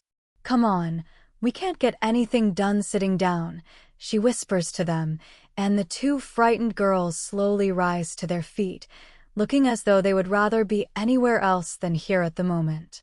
Some of the wolves on their second lap sprint by them, and Averey raises her brows slightly at their quick return, glancing at Romen, who looks unusually concentrated. His eyes flash black, and a scowl descends onto his face. What's wrong? She asks quickly, and the 2 girls look up nervously. Someone got stuck, he grimly states. Chapter 20. Whereabouts did they get stuck? Averey asks, pulling the map out of her bag. Romen stabs at a point on it, which is a reasonable distance away from them, and she sighs. It'll be faster to go in wolf form, won't it? She asks softly, glancing at the 2 girls behind her who are sitting silently and watching the 2 speak. Much faster, he responds quietly, we need to get going. The others couldn't get him out. With an agitated sigh, Averey walks behind a tree and shifts into her black wolf after undressing quickly. She emerges and hears Romen telling the 2 girls to wait there for them before he takes off behind a tree and appears seconds later as his bright white wolf. How are we doing this? Romen barks and Averey rolls her brow. Quickly, she responds, picking up her clothes bag in her mouth and taking off in the direction of where the teenager is stuck. The 2 run in relative silence, both speedy and agile. Sonia is silent, and she isn't trying to attack Romen's wolf, which is unusual for her. She's normally quite aggressive and will attack if provoked. Romen keeps running closer to her and guiding her away from the edges of the swamp, which she finds weird. It is his territory, though, so it makes sense that he'd know exactly where to avoid, but it's still strange. Every time he does it, he presses his entire side against hers, forcing her away from some corners. Soon enough, they spot a medium-sized group of teenagers all standing around the edge of the swamp, which looks a bit like a disgusting lake in that area. Bounding behind separate trees, the two shift and change quickly, Averey emerging a second later than Romen. "Where's my hoodie?" he asks in a low voice as they walk towards the teenagers, and she gives him a confused look. "I could only carry so much," she shrugs, walking to the edge of the swamp. She peers over the edge, and Romen quickly wraps an arm around her waist and yanks her back about 3 feet. "It's very unstable here. If you get too close, you could fall in," he mutters, releasing her as the teenagers eye them curiously. "Who's in there?" Romen asks coldly, looking around at the group surrounding them. "Henry," one girl whimpers, tears staining her cheeks as she's supported by 2 of her friends. "Mate?" Averey asks quickly, and the girl nods, dissolving into more tears. "How long has he been stuck?" Romen asks one of the males near him, and the guy shrugs. "Maybe 10 minutes? We tried to get him out, but he seemed to get more stuck," he quickly reports, looking distressed. Averey spots the boy about 10 feet out, his form shifting between being human and being a wolf. "Stop switching," Averey roars to him, eyeing the surface of the swamp carefully. "I think I can get out there," she announces, and Romen unleashes a growl, shaking his head. "Trust me, you can't," he snarls, looking around. "Did anybody link the rescue team?" Romen asks the group, and one girl nods. They said they'd be here soon. Almost as soon as she says it, a group of men hurries up to them, holding a round of rope and bags of equipment. "Henry!" His mate shrieks, lunging forward as the boy's head goes underneath the surface, trying to shake off her friends holding her back. They don't let go, pulling her back even further, all while apologizing to her over and over again. Romen links the search team with the information, and they quickly hurry to the edge, putting down some planks of wood. Averey raises a brow but watches them as they almost instantly build a small dock-like feature. "Henry, paddle," one of them shouts, and the boy bobs to the surface, looking terrified out of his mind. Averey bites her lip, unconsciously grabbing Romen's arm and squeezing as she watches with bated breath. One of the men stands on the dock, a rope wrapped around his waist and a cord in his hands. He throws the rope in his hands to the boy, as the men on land hold onto the one around his waist, just in case they need to pull him in suddenly. "This will be a startling anecdote to advise against cheating," Averey mutters to herself, digging her nails into Romen's forearm as the boy flails in the muck. The boy catches the rope and hangs onto it for dear life, his hands turning white at the strength he's exerting to hold on. Slowly, he is pulled in towards the dock, losing his grip some of the time and causing heart attacks to happen across the crowd of onlookers.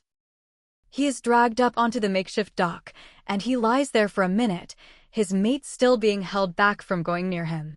"Wait till he's on solid land," Romen commands the girl, watching with a hint of nervousness. "When is the pack doctor arriving?" he asks sharply, and one of the men shouts, "Any time now," in his direction. The boy is gradually moved onto the ground, and his mate is released by her friends, throwing herself on top of the boy and squeezing him tightly. "He won't need his lungs cleared by the doctor, she's doing it for them," one of the girls giggles, as Henry rolls on his side and spits out moss. Averey wrinkles her nose in disgust, stepping back a few feet. "Why did you end up in the marsh?" Averey asks sternly, and the boy slowly raises his eyes to hers. "I was trying to take a shortcut," he says quietly, and she grits her teeth. "This is what happens when you try to take a shortcut. Everybody, look at this and remember it." Averey barks, "You disobeyed orders." Henry looks terrified for a moment, and his mate looks equally scared. "There won't be any punishment this time." "I think the near-death experience was punishment enough, to be honest," Averey snarls, shaking her head. She suddenly realizes she still has her nails dug into Romen's arm, and quickly releases him, stepping away as though he had burned her. "Sorry," she mutters, and he just glances at her, looking back at Henry. take the day off tomorrow and recover. If I ever catch word of you, or any one of you, doing something this stupid again, there will be serious consequences. The marsh is off limits for a reason. Romen booms, and birds can be heard squawking and flying off. There is silence as all of the teenagers nod. The present adults look annoyed, and Averey doesn't blame them. They were pulled away from something else that could have been equally important to help somebody who purposely ran into the marshes. Romen turns on his heel to walk back to where they had left the two Omegas, and Averey follows after him, rubbing her arms as a shiver runs through her. Bet you wish you had brought my hoodie now, he smirks, walking 2 steps ahead of her, but still being able to hear her teeth chatter every so often. Go away. I wish I had brought duct tape for your mouth, she grits out, clenching her teeth to stop them chattering. Well, would you look at that, he gasps in fake astonishment. You didn't say you didn't want me here. I would have been fine handling that on my own, she responds irritably. You would have gotten in and gotten yourself stuck. Besides, you clawing my arm didn't say that, he states nonchalantly, and Averey's eyes widen. A strong reaction, nonetheless, he smirks, glancing over his shoulder to see her bright red face. Chapter 21. A slightly uncomfortable silence follows his comment.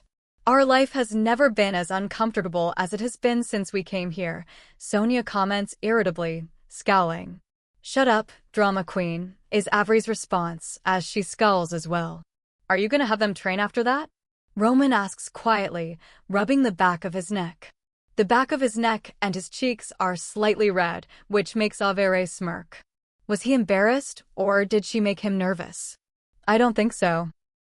When they get back from this round, I think I might just sit them down and talk to them about ethics or their futures or something, she mutters back, rubbing her temples gently. She couldn't wait to get back to her room and have a bath, and she felt that longing with every fiber of her being. Yeah, you could talk to them about your position and how you got it, Romen chirps up, and Averey shoots him a look. Most alphas don't know that information, so I'm not going to tell your teenagers, she responds with a slightly cold tone to her voice. Romen goes quiet, and he looks slightly regretful. Averey catches up to him, walking alongside him and matching her strides with his. How are you liking it here? He asks awkwardly. It's too hot and too bright, and I haven't gotten to go to the beach yet because I have so much to do, she sighs, her words revealing her frustration. Well, tomorrow is our pack's day of rest. Why don't you take the day off, too, and we can go to the beach together? He suggests, and she eyes him silently. Like a date? Sonia asks enthusiastically, practically scratching at the insides of her mental prison. He has a mate, Averey, who reprimands, trying to figure out what to respond with. She's dead, Sonia shoots back excitedly, and Averey is slightly appalled at her wolf's attitude. Averey realizes Romen is staring at her, waiting for a response, and she blinks a few times, staring at him vacantly. Yeah, that should be good. I got nearly everything I needed to do done today anyway, she finally says back, nodding her head as she speaks, as if trying to reassure herself. As if? That's exactly what she's doing. She doesn't really do dates because she doesn't feel like she deserves to take the surrogate place of somebody's mate. And it doesn't help that she has no idea if this is a date or a show and tell by the alpha of the pack that she's visiting. You make everything so complicated, Sonia sighs, shaking her head. And I suppose you would just be with him and hope for the best, Averey scowls, clenching her jaw. It has every other time we tried it, Sonia retorts smugly, and Averey can almost picture the expression on the wolf's face. They arrive back in the area where the two girls are, and they lean against separate trees. So, will I meet you there? Do you know how to get to the beach? He asks suddenly, and Averey shoots Romen a glare without turning her head entirely. I'll get Carolyn to show me, she mutters, and Sonia throws herself down in a huff. But we won't get any saucy sessions in the corners of the house then, Sonia whines, and her grumpiness is so pronounced that a whimper escapes Averey's mouth, causing her to clap her hand over the bottom half of her face and stare ahead of her like it didn't happen. The three other people present all stare at her in confusion and mild shock, but the sound of footsteps quickly deters them. Exactly, you pig-headed wolf, Averey responds, gritting her teeth and then blowing her whistle to signal the wolves to stop where they are. The group of wolves that arrived stumbled to a halt, freezing in place once they stopped. Wolfhead, Sonia corrects smugly, and Averey forms a mental block between her and her wolf so that she can't hear her anymore. Shift back, we aren't running any further today, Averey shouts, and the wolves scamper off in different directions, their tails between their legs at her high-pitched tone. Slowly, the number of adolescent wolves increases, and as they shift and dress, they sit in rows in front of their alpha and Averey. You guys can sit down now, Averey murmurs to the two Omega girls, who join the outskirts of the crowd silently. What do they do if they have no clothes? One girl suddenly asks from the crowd, and Averey rolls her eyes. They go look for some. They have 5 minutes, she scowls, slipping back into Roman's hoodie. We're going to be talking to you about the future, Averey announces. I want every single teenager that was here linked in with somebody so that they know what's going on. I'm doing this once, and then you guys can ask questions at the end. There's a ripple of excitement that runs through the crowd, and everybody seems to sit up a little straighter.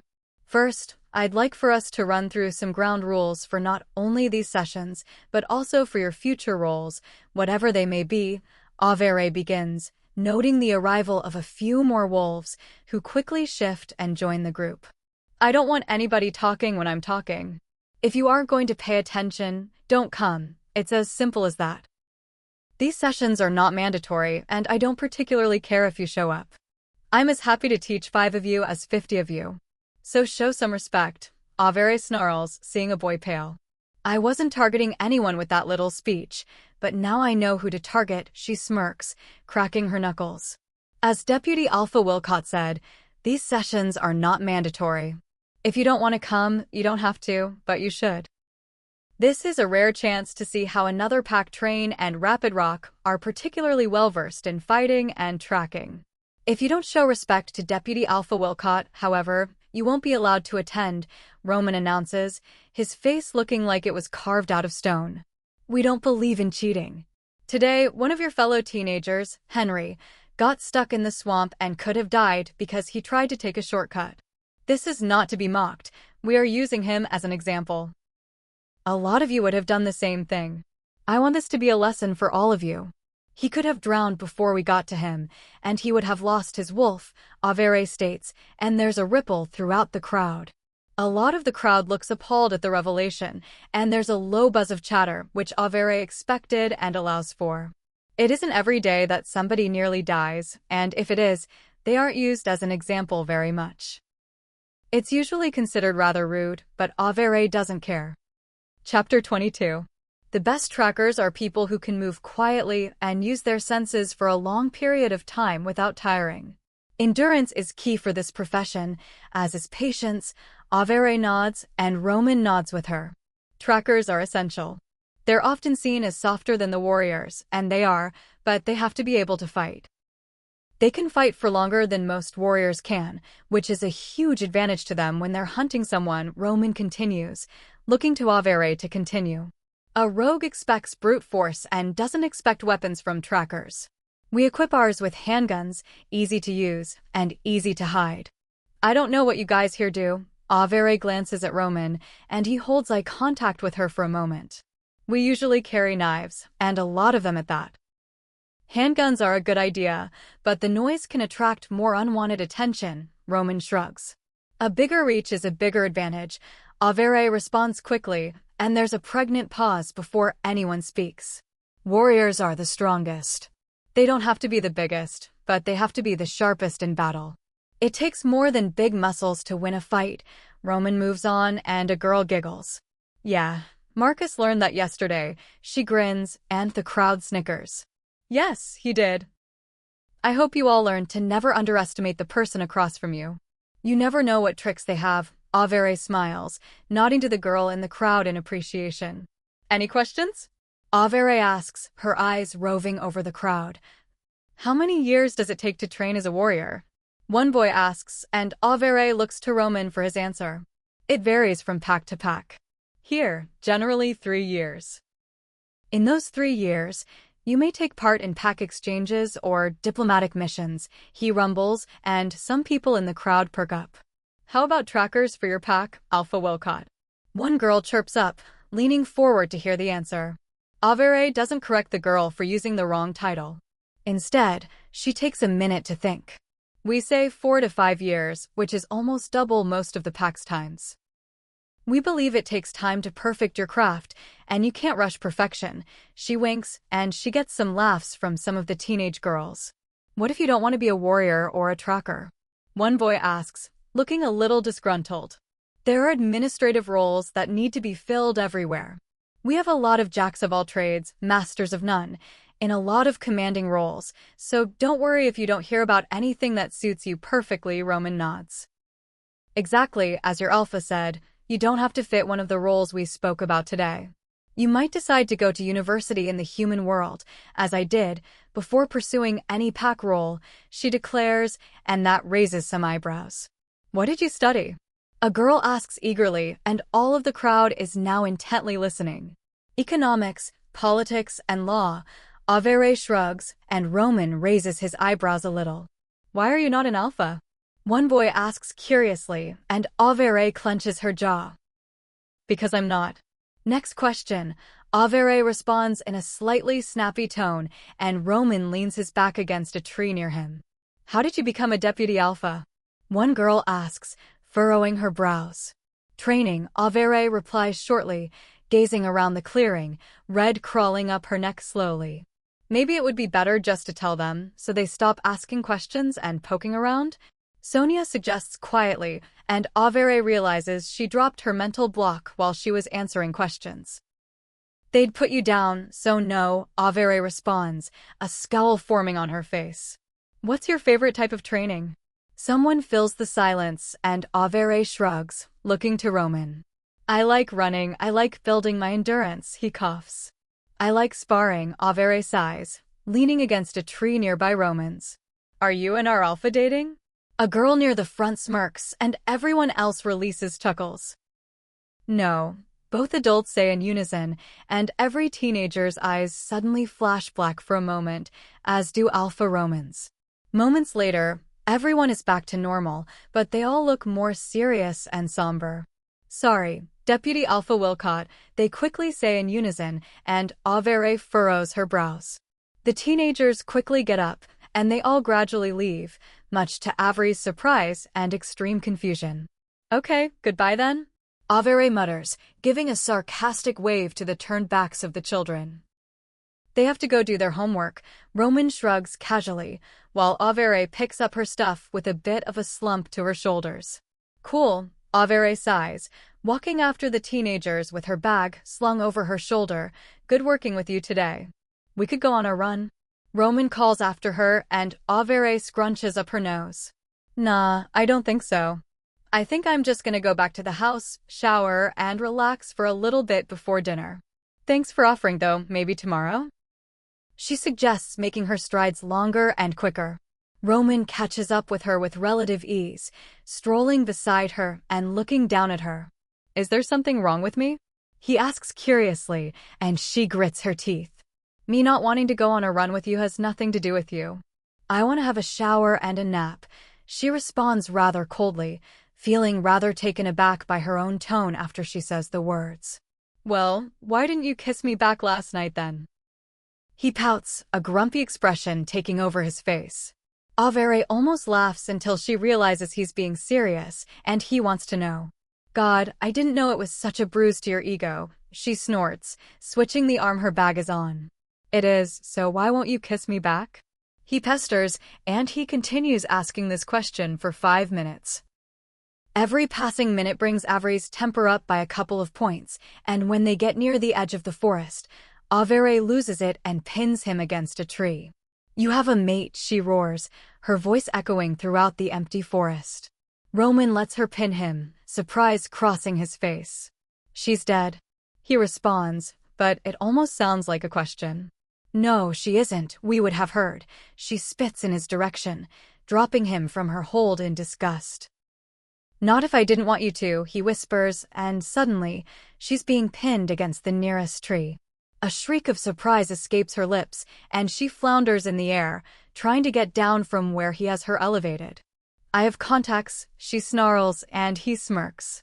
"Not good ones, it would seem," he murmurs, getting closer to her face. "Let him. Just give in." Sonia yips, practically singing.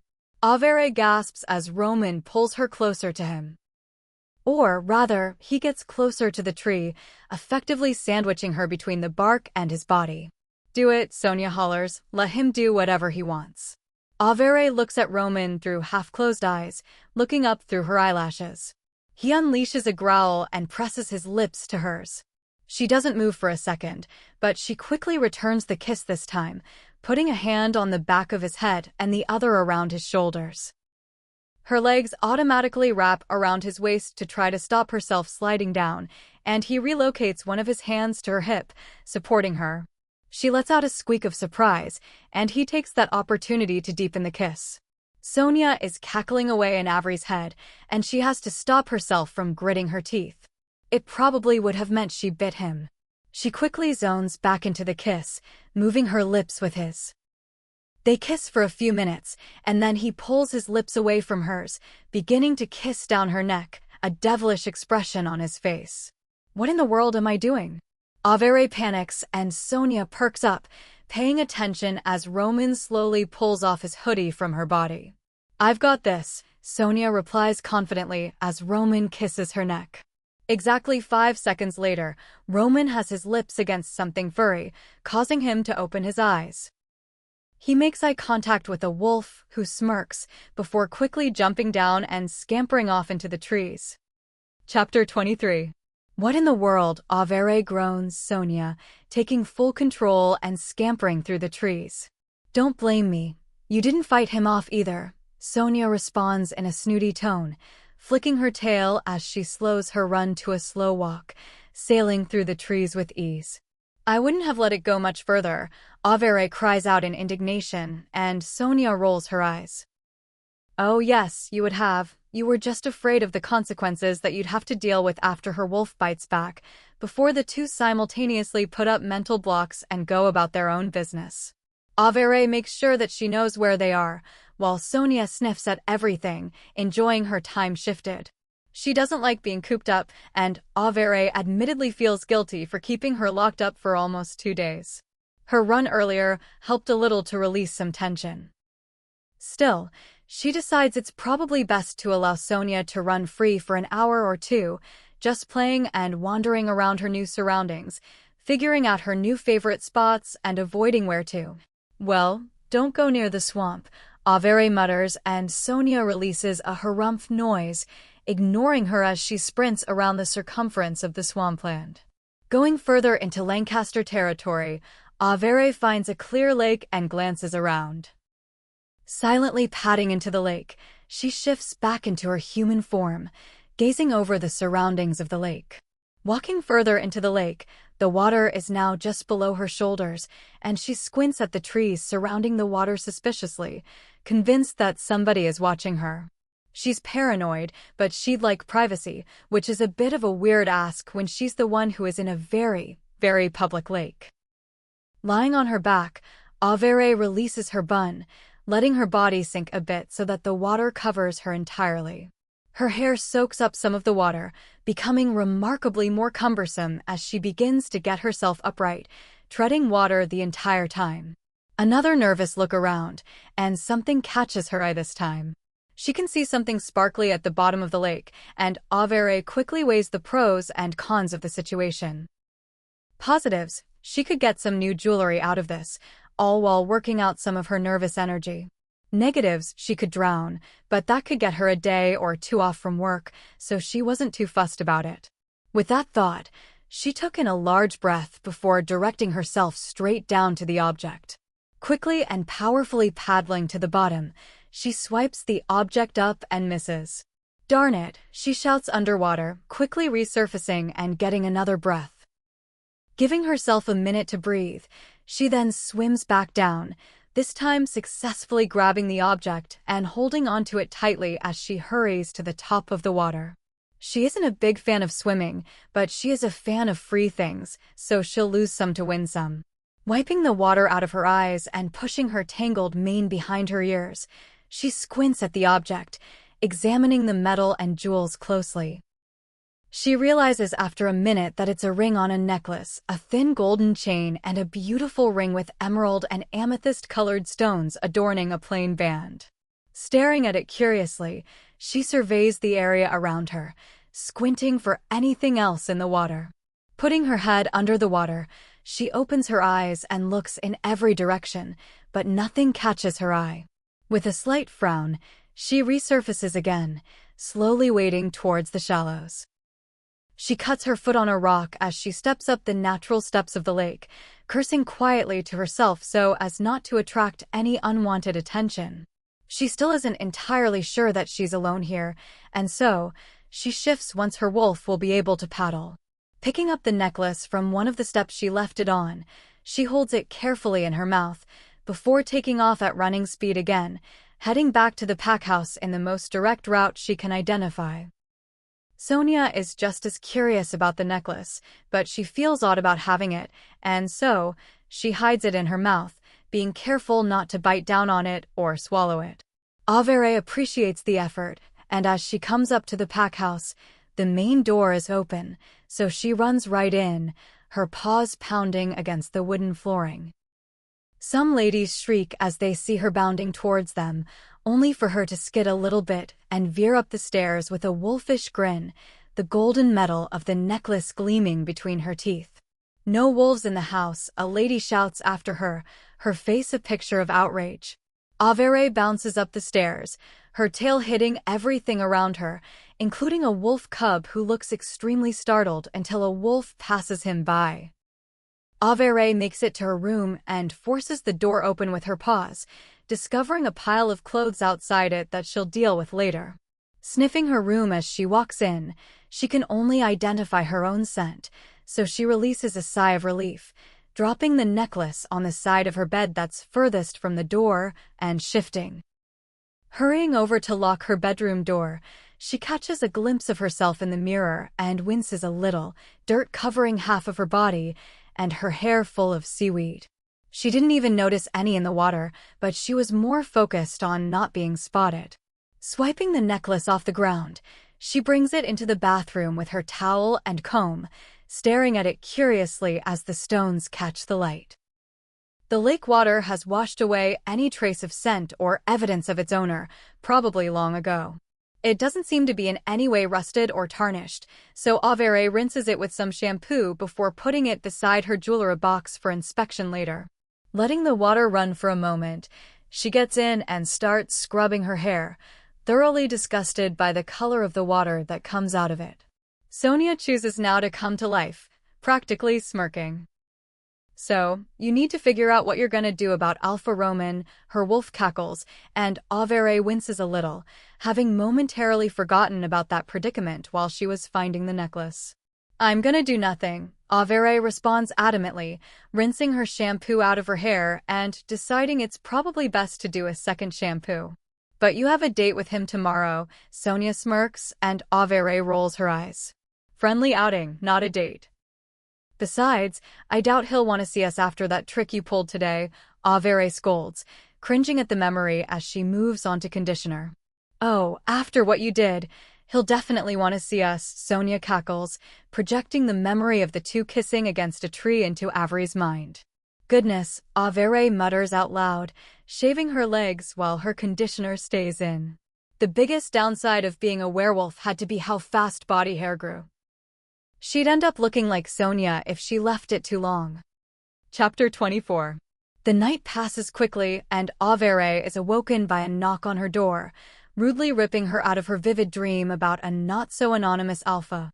"Shit," she mutters, stumbling to the door with her eyes half closed and one of her hands feeling along the walls for direction. The other is tugging her sleep shirt down to make sure it covers her behind.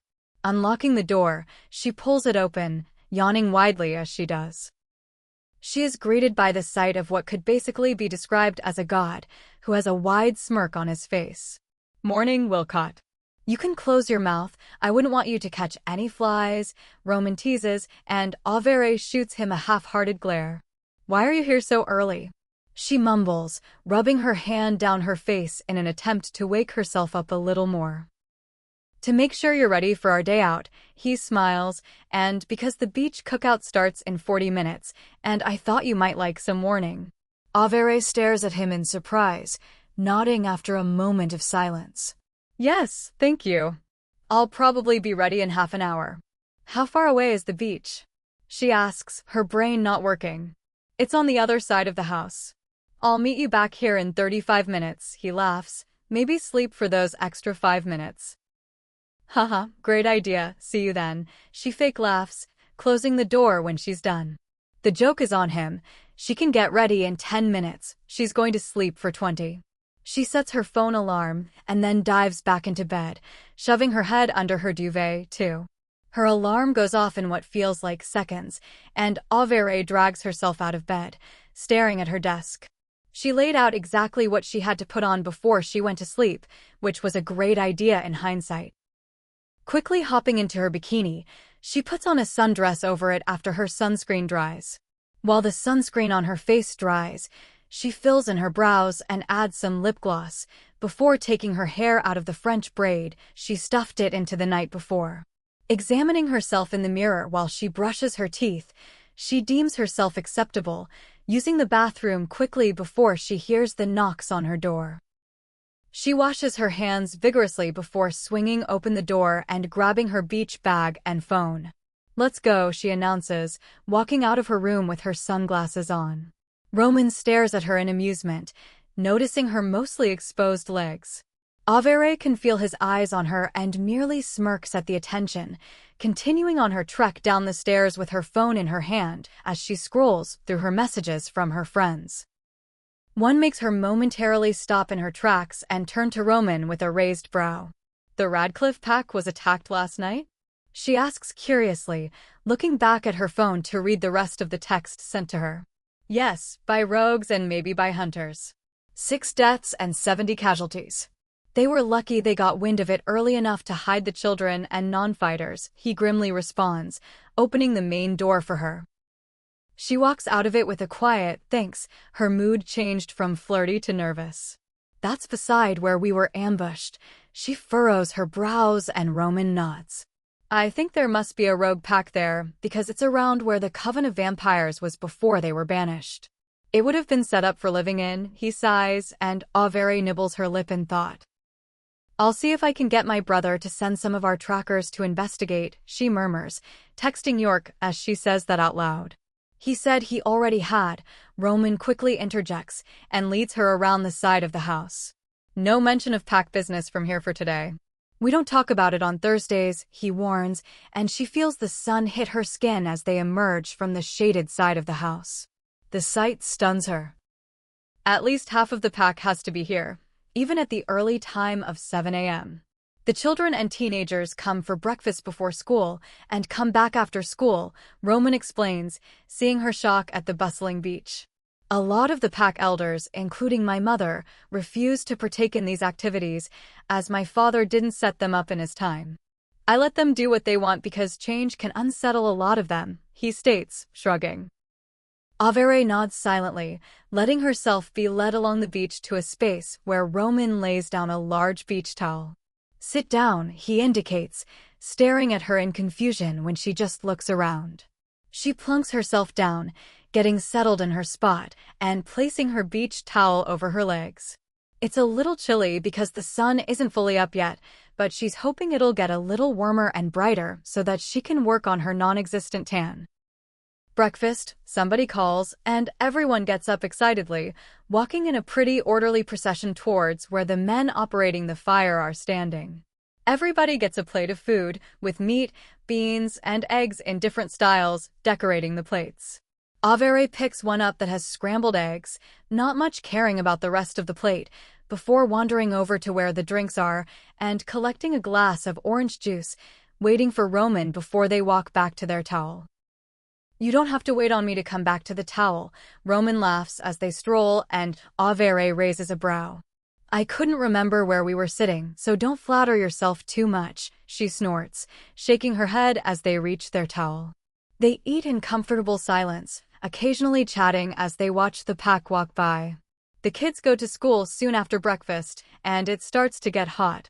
Averey produces a sun hat from her bag and rests it on her face, lying back and relaxing. Chapter 25. The day passes by in the blink of an eye, and Averey is surprised by how much she enjoys herself. Romen hasn't brought up her random and awkwardly timed shift, which she's thankful for, because she doesn't know what she would say to him in the slightest. She is dragged off by the women she met the other night to have lunch with them, which turns into a long gossip session about some of the warriors, who are apparently a very adventurous bunch. Averey raised a brow, hearing this information, and made a mental note of it while trying not to laugh, and she noticed Carolyn was struggling to keep a straight face as well, while one girl described her midnight adventure with one. The food is good, and the people are welcoming and kind, so Averey relaxed in their company, letting herself loose and laughing with them. "We heard you have a crush on our alpha." A middle-aged woman Averey vaguely recognizes smirks, and they all lean closer to her again. Averey laughs nervously, and Carolyn sits back in her chair with a wide grin on her face, letting her friend endure the torture. "I'm only here for 4 more days, so nothing will happen." Averey rushes out, raising her hands in the air. "You didn't deny it," a young woman sing-songs, making kissing noises in Averey's direction. "You all enjoy torturing me, don't you?" Averey sighs, rolling her eyes dramatically and throwing herself back in her camp chair. The chair falls over backwards, and everyone bursts out laughing, including Averey, whose legs are over her head. Some of the men hurry over to help everyone up. Some women fell off their seats from laughing, and then they're shooed away with dirty looks as the women keep chuckling. "So you're actually gonna go when the week is up?" Carolyn asks quietly once the laughter subsides, and some of the ladies look remarkably sad. "I mean, yeah. I have duties at home, and I can't stay here," she shrugs, running a hand through her wavy hair absent-mindedly. "I mean, we do need a Luna," one woman mutters to her friend, who elbows her aggressively. Averey catches these words and quickly looks over to the girl, her brows furrowed as the woman looks like she wants the floor to open up and swallow her. "You guys have a Luna," Averey responds evenly, and a ripple goes through the small crowd of women, some looking very disapproving of the topic being discussed. Supposedly, one young woman murmurs with a roll of her eyes to her friend, who gives her an eye roll back. "What happened to her?" Averey asks curiously, and Carolyn looks uneasy. Before anybody can speak, Carolyn stands up, brushing her hair behind her ears. "We can't talk about it," she says sternly, and Averey raises an eyebrow and drops her jaw as she looks at her friend. "He has us under a command not to speak about it," Carolyn murmurs, an apologetic look on her face. "I have to monitor the conversation since I'm here. Anyone who talks about it could get thrown into the cells for a week." Averey raises her other brow in shock, shaking her head. "That seems a bit extreme," she responds quietly, looking around to make sure she can't see Romen. "That's our alpha for you," Carolyn sighs before she walks away to join her mate and child. Averey shakes her head, nodding to the remaining women, before wandering back over to where she started the day. Romen returns soon after she does, shirtless and covered in a light dusting of sand, which she notices instantly because she's openly staring at his pecs and abs. "Going into the water?" he asks with a laugh, watching her observe him with humor in his eyes. "I might," she shrugs, quickly pulling off her sundress and flicking her sunglasses up onto the top of her head. "I'll meet you there," he chuckles, shaking his head as he walks towards the water, his strides long and powerful. Averey sighs, debating just staying where she is. After a few minutes, though, she gets up and walks towards the water, very conscious that people are staring at her. Some of the teenagers are returning from school, so more people litter the beach as Averey forces herself to keep her movements even and purposeful. She reaches the water quickly and wades in cautiously, trying not to shriek as the cold water climbs her body and splashes her face. "You look hot," Romen comments, and Averey stares at him incredulously. "It's a good thing that you're here," then he adds, before he dunks her under the water.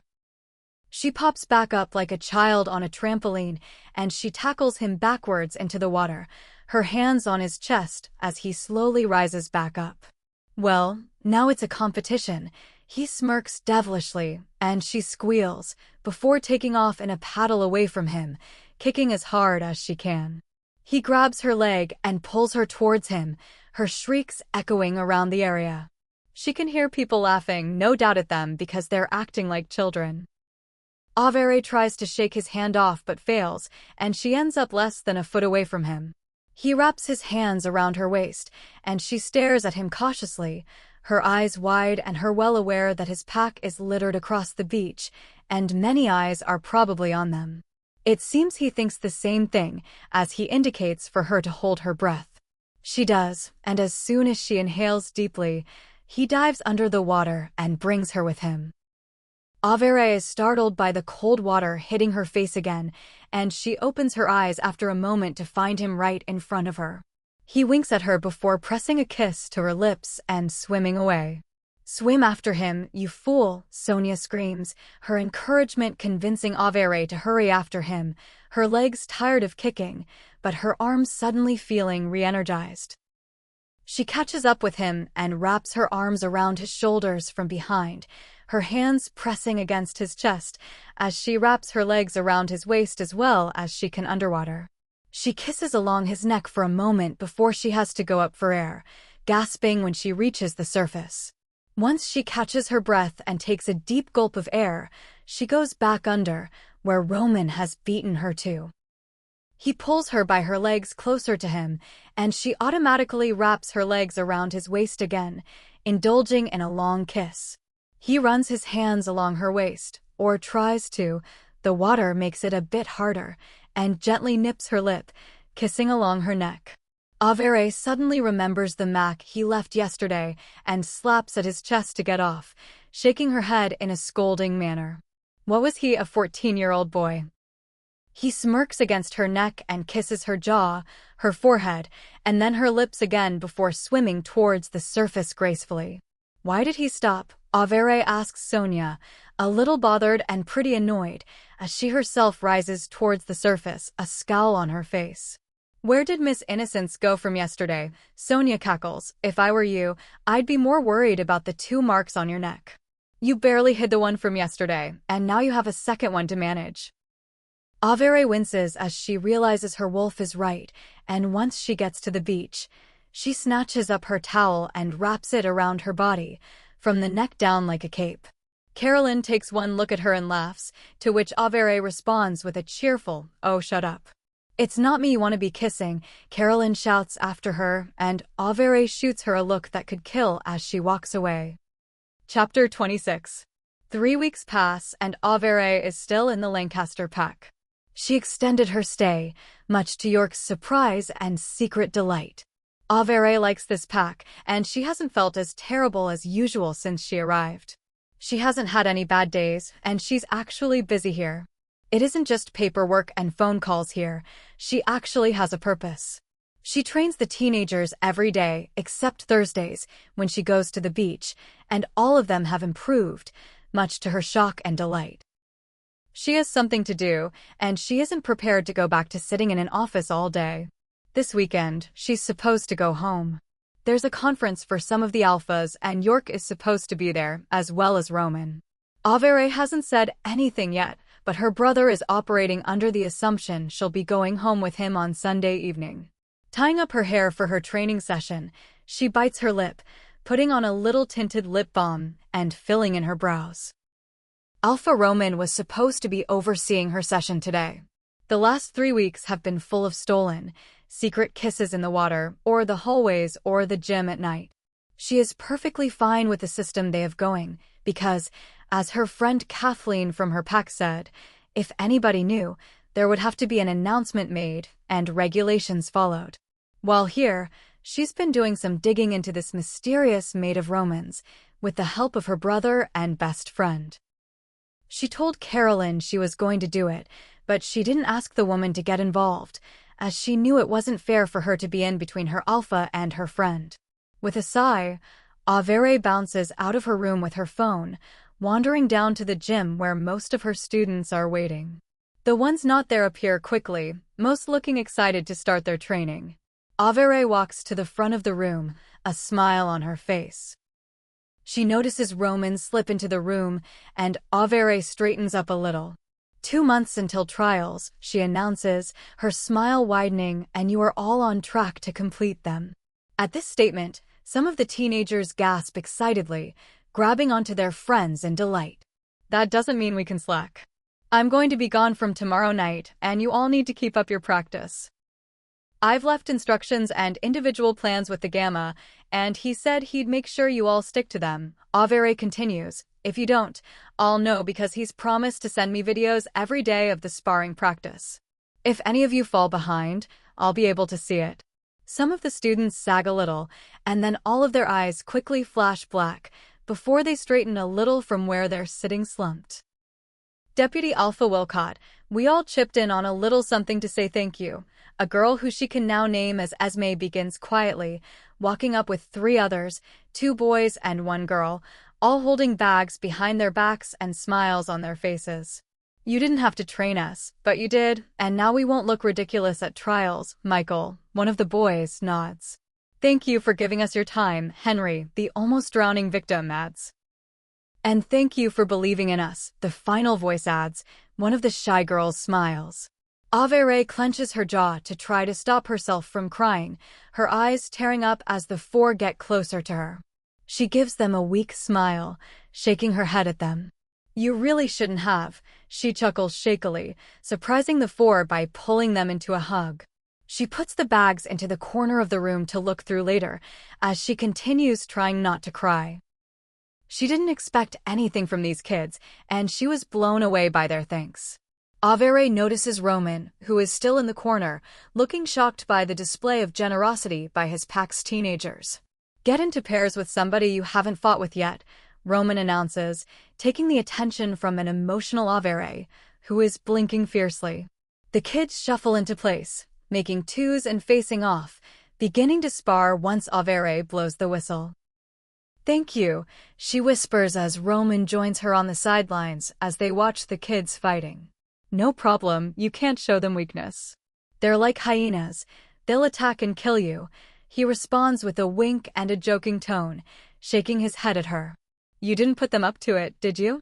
She asks suspiciously, staring up at him with her brows furrowed and arms folded. No, I didn't even think of getting them to give you something, he responds truthfully, shrugging at her. Oh, okay, Averey murmurs, watching the pair fighting closest to her and walking over to straighten one of them up into the correct stance. Good work, guys, she nods, going along the lines and fixing postures and punches as she goes. Roman watches her in silent awe, his eyes following her figure as she weaves in and out of the teenagers fighting. A punch almost lands on her once or twice, but she dodges them both times, her calm expression never changing, other than when it shifts into a happy smile when she spots some of the kids who have improved. He can't hear what she's saying over the hustle and bustle, but he continues to watch her, so focused that he doesn't realize when a knife is lobbed at him by one of the pairs sparring with weapons. The blade lands in his forearm, and he stares at it in amusement for a moment, until Averey gasps and hurries towards him. Get the pack, doctor, Averey calls, and he stares at her in confusion. It's a silver blade, she cringes, avoiding his eyes as she helps him to the ground, taking the majority of his weight as he stays silently staring at her, his eyes darting everywhere but focusing on her face. The doctor arrives quickly and shuffles Averey away from Roman.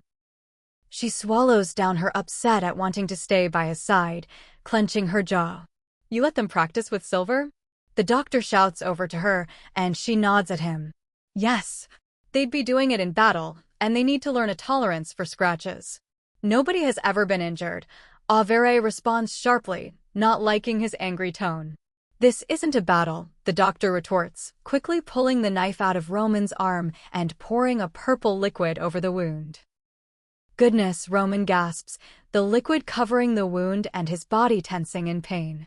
Averey stays quiet, biting her lip before she remembers the teenagers. Go outside, guys, okay? Run laps or do some stretching. I'll be out soon, and I promise I'll let you know what's happening, okay? Averey swears, and the kids shuffle out, all of them looking white in the face. When the door closes after the last child, Averey hurries over to Romen, whose muscles are tensing so much that it looks like his tattoos are moving. She grabs his not-clenched hand and holds it in her too, kneeling beside him as he grits his teeth. "Of course, I got Silver Ed right before the conference," he chuckles weakly. "You'll have to protect me." "Romen," she mutters, shaking her head at him and rubbing his hand gently, watching the doctor continue to clean out his arm. She spots the deep wound and gags a little. This experience is much different from seeing her own or when she hurts somebody in battle. She cares about this person. "Toughen up," Sonia hisses, although she isn't the happiest with the situation either. "I'm going to give him something to sleep for a few hours. I know he needs to be at that meeting, so he'll just have to rest on the way there," the doctor sighs, shaking his head. "Yeah, that's okay." Averey nods frantically. "I have to go with him anyway, so I can make sure he gets there safely." "No silver and no garlic," the doctor instructs sternly, and Averey almost rolls her eyes. "Yes, that's perfect. Could you mind link somebody to get them to carry Romen to his room?" She asks the doctor, and Romen makes a grunting noise. "I can walk," he mutters, beginning to get up and then falling back onto his behind. "Oh," he grumbles, "I didn't think it was that deep." "Well, it was, so sit there until I can find somebody to carry you upstairs," Averey responds, rolling her eyes at him. "I'm a patient. You can't roll your eyes at me," he whines, and the doctor looks wholly uncomfortable with the situation in front of him. Chapter 27. By the time they begin the drive to the airport, Averey feels like she's been dragged through a bush backwards. Once she finished training the teenagers, who were all rather upset and anxious about their alpha being hurt, she had to go and pack a bag for Romen, as Ryan informed her he hadn't yet packed. Carolyn laughed at her the whole walk to Romen's room. While she packed a bag for him, Romen had been semi-conscious and found everything hilarious, including her looking horrified after finding some personal items in his bedside table. As she slumped in the backseat of the 7-seater SUV, Averey was exhausted and couldn't wait to go to sleep that night. "Silly donkey," Romen mutters, his head rolling to the other side as the car goes over a speed bump. Averey stares at him, as do all of the guards in the vehicle, who look like they're questioning their choices right about now. "What the heck?" she murmurs, before going back to her phone and continuing to text her brother, who's filling her in on the latest pack gossip excitedly. "Wow," she exclaims aloud as she gets to the end of her brother's text before she turns to one of the guards. "Okay, so, apparently, the Split Sunrise transfer is pregnant with the warrior's baby, even though they're not mates," she whispers, and the guard raises his eyebrows in surprise. "I know, that's what I thought. Apparently, we're getting a new gamma, too, so there's a spoiler for later." Averey chuckles, and the guard shakes his head. "Her future mate will have a lot to take on," the guard sighs, his face in a frown. "We can't help our pasts," Averey shrugs, sitting back in her seat and continuing to text her brother rapidly. "Why don't you both just mind link?" the guard asks curiously, and Averey glances at him. "It's quicker like this. We both have very enthusiastic wolves, and it usually ends up that they talk over us and we can't communicate." Averey responds quietly with a smile, and the guard nods. She's very relieved to have somebody to speak to for this car and plane journey because she thinks she may have cried if she had to stay silent for the entire time. Tired or not, she can't sit in silence for 12 hours total. Averey decides that a quick nap might be best, and she pops in her earphones to block out any noise, turning on some bouncy pop. While she naps, Sonia has a field day talking to her brother, spilling all of the details about Romen to his wolf. They kiss constantly, with no regard for me at all, Sonia complains, and York's wolf laughs in amusement. "Tired of not being the priority?" Ezra asks, and Sonia sends a growl through their link. "I'm shocked things haven't progressed further, but they have this weird no-room rule." Sonia rolls her eyes mentally, and she can feel Ezra cringe. "Brother here, I don't want every single detail there is," he whines, cutting off their link as quickly as possible. A little while later, Averey is woken up by her friendly guard, who ushers her into the aeroplane waiting for them on the tarmac. She flings herself into a seat, half asleep and slightly disgruntled at her sudden awakening. What makes her waking worth it, though, is the image of Roman being carried by 3 guards who look like they're struggling to lift him. He is dumped unceremoniously into a seat after Averey takes a picture of the scene, snickering to herself in the corner of the aeroplane. He briefly wakes up before his eyes flutter closed. The guards get in after the luggage handlers load the cases onto the plane, and Averey watches everything go by with half-closed eyes. The plane lands with a lot of sudden force, and everybody on it is awake suddenly, looking extremely startled and slightly scared. "What the heck," Roman mutters, "if this guy is the best, I'd hate to be flown by the worst." Averey lets out a weak laugh at that, her hand over her racing heart as she sits forward a little bit to breathe easier. Roman flexes his arm, wincing a little as he rotates his wrist slowly. "Sorry about that," Averey mumbles, cringing as she watches his pained movements. "It's training. I should have been alert." "They're only kids. They don't always know what they're doing," he shrugs, slowly standing up and getting his footing as he goes into the bathroom. Averey uses this time to turn on her phone and quickly respond to the texts from her brother and father, raising a brow when she sees a message notification from her sister. She responds to Louise's request for a video call that day with a sure and some emoticons. Her sister rarely texted her, and she wasn't going to rebuff her attempt at regular contact. Telling York that their sister texted her, he responds with the fact that she texted him too, both of them exchanging question marks and confused selfies. Roman comes back a moment later, grabbing his briefcase and stretching like a cat. "Time to go," he announces, and the security officers are standing in seconds. It takes Averey a moment extra to pull herself up, and she looks a bit like she'd rather die than walk anywhere. Stepping off the plane, a shiver runs through her as it's notably colder than the Lancaster pack. "Alpha Lancaster. Brilliant to have you with us. Is this your Luna?" A short, fat man beams, clapping the much taller man on the shoulder. "No, this is Deputy Averey Wilcott of the Rapid Rock Pack," Roman responds calmly, and the man flinches a little bit, his face paling. "Hello, Deputy Alpha. It's lovely to meet you at last." "I've heard so much about you," he whispers faintly, and Averey cringes. "What's your name?" she asks quietly, and he wipes sweat off his brow, while Roman watches the scene in front of him in confusion and amusement. "Alpha Connors," he mumbles, and Averey grits her teeth briefly. "So you heard?" she asks, and he nods quickly, looking at her nervously. "Thank you," she nods, stepping back beside Roman, who doesn't say a word, just leads her to the car that their guards are standing by. "Oh no," Sonia howls, "who else is coming today?" "I don't know, but we'd better tell York," Averey responds, texting York as rapidly as possible. She sends him a paragraph explaining the situation, and he simply responds with "oh no." "What was that about?" Roman asks casually, and Averey glances at him, distracted by replying to her brother. Nothing much," she responds, before returning to her phone with a notable amount of intensity, stabbing her screen as she types. "It didn't look like anything much. It looked like that man was about to panic right there, and then when he found out who you were. Tell me, or I'll ask around," he warns, and Averey sends him a glare. "Just because we kiss sometimes doesn't give you an automatic right to know everything about my life.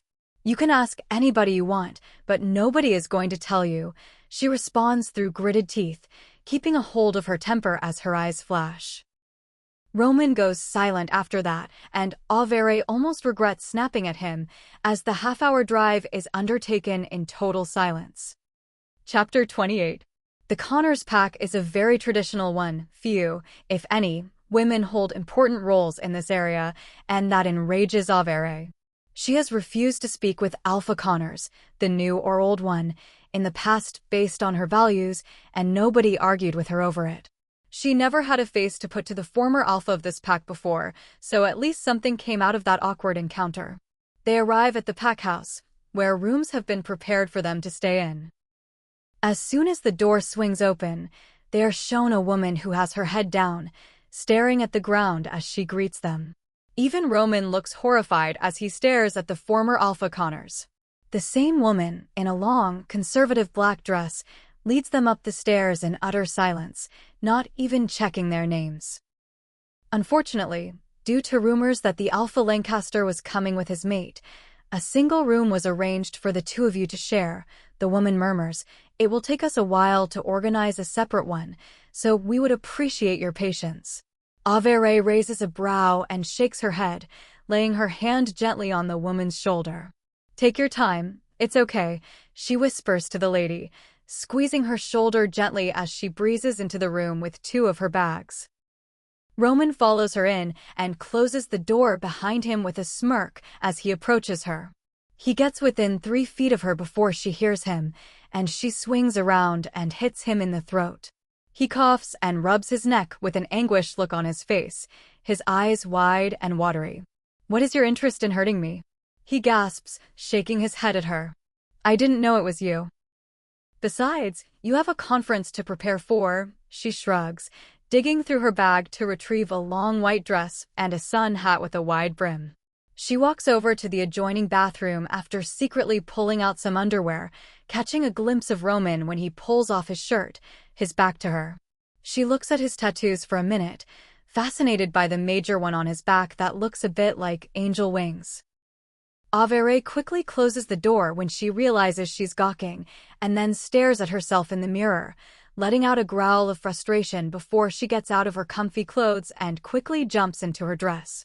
Struggling to do up the zip at the back, she sighs and gives in after a minute and goes to the door, knocking before she emerges in case Roman is nude. Not that she'd complain if he were. "I need help doing up my dress," she grumbles, "please." Roman strolls over, his slacks hung low on his hips and his hair messy. He looks absolutely edible to her.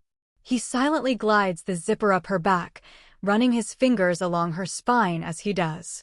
A shiver runs through her body, and she feels his lips connect with her shoulder blade out of the blue, lightly pressing against her brand. A stifled gasp escapes her lips, and she quickly hurries back into the bathroom, her body trembling at the touch. What the heck did he do that for? He totally ruined the moment, Sonia grunts, shaking out her coat. Averey remains quiet, slipping her heels on and staring at her hair, silently deciding to braid it and add a crystal barrette that she remembers packing. 5 minutes later, her wild hair is contained in a messy fishtail braid, with pieces coming out and framing her face. She nods in contentment, walking out of the bathroom with her comfy clothes in her hands. Grabbing her makeup bag from her suitcase, she fills in her brows in the mirror beside Roman, while he ties his tie. "I think you should keep your braid over your shoulder," he comments quietly, staring at her in the mirror. "This way it hides the brand." Averey responds evenly, leaning closer to the mirror and adding mascara to her lashes. It doesn't look right, so she adds some liner to her waterline, and when she's satisfied that she doesn't look like a raccoon, she steps back and observes herself in the mirror. "I think you should show it off," he shrugs, running his fingers over the silvery mark on her shoulder blade. "You wouldn't say that if you had one," she responds. "You get whispers following you, and it gets commented on everywhere. Everybody knows that you're an unfortunate." "It isn't a secret," he furrows his brows, looking at her face curiously. "They know, but most of them don't remember. It's been 6 years since I was branded. It isn't fresh in everybody's minds," Averey replies as she does a twirl in the mirror. "You look sensational," he smiles at her, and she gives him a smirk. "I know, so do you," she chuckles, and he grins widely. "We'd make a handsome couple," he teases, and Averey rolls her eyes, slapping his shoulder playfully. "Fix your tie and come on. The bell is gonna be rung in a few minutes for breakfast before the meetings begin," she calls over her shoulder as she crosses the room to get her phone off her bed. The two descend the stairs with their maid, who has been assigned to them for the whole weekend. As soon as the two get down the stairs, somebody attacks Averey, arms thrown around her and face nestled into her shoulder. "Hello, big sister." York grins, squeezing her tight as she winds her arms around him and cuddles him back. "Hello, you tall goof," she laughs, releasing him from her grasp. I love your dress, Yerk nods, examining her before noticing Roman standing a few feet away from the two. Hello, Alpha Lancaster, he smirks, pinching Averey behind his back. Averey squeaks and stomps on York's foot with her heel, glaring at him as she turns around and bumps into her father, who looks extraordinarily apologetic and hugs her tightly. He murmurs some words to her, and she rolls her eyes, hugging him tighter and then releasing him. Breakfast time, she smiles and leads the four into the busy room. Some people turn to stare at her, raising a brow when they see the tall blonde bouncing into a room with 3 men following her. Rapid Rock and the Lancaster packs have arrived, a man announces loudly, and Averey clenches her jaw, putting her shoulders back and walking calmly to where she can see their names on chairs. Geez, I can't escape you, Averey mutters to Roman as she spots their chairs together. He snorts and shakes his head. If I didn't know any better, I'd say you organized for this to happen, he teases. Averey nudges him gently before she attacks the bowl of food placed in front of her. The McConaughey pack, the announcer calls, and Averey lets out a squeal, jumping up. A girl comes rushing towards her instantly, and the two jump at each other, their arms flying around each other. Some of the Lunas nearby laugh at the scene, knowing the feeling. Mayor Averey beams, squeezing the girl as tight as she can. Let go of me, silly, the Hispanic girl snorts, slapping Averey's arm to be released. Where's Mike? She asks curiously, and the girl rolls her eyes. Somewhere talking probably. I told him I wanted to find you, so one of the guards narrowed it down to the breakfast room, she laughs. Meredith, you never told me you were coming to this, she scolds, and the girl playfully glares at her. And you never told me about your handsome man. I had to find out from the maids. You sneak, she hisses, giggling as she speaks. Averey joins her, laughing, shaking her head when she notices people listening in. I'll fill you in later, promise, she laughs, and Meredith puts a hand on her forehead. There's stuff to fill me in on. How scandalous. I need to go find my wayward mate so he eats before we have to sit for 6 hours. We're having drinks later, the woman demands, before squeezing Averey again and scampering off. A friend. Roman smiles as Averey sits down and starts stuffing her face enthusiastically. Best friend, she responds, her mouth full of strawberries.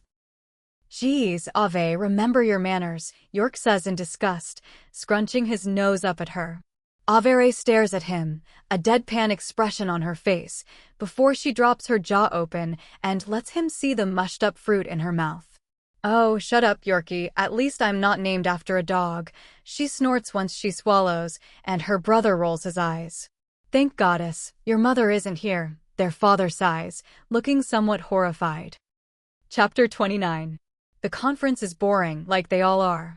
Averey is shocked by the number of packs present, as she had expected this to be a small meeting with just a few packs.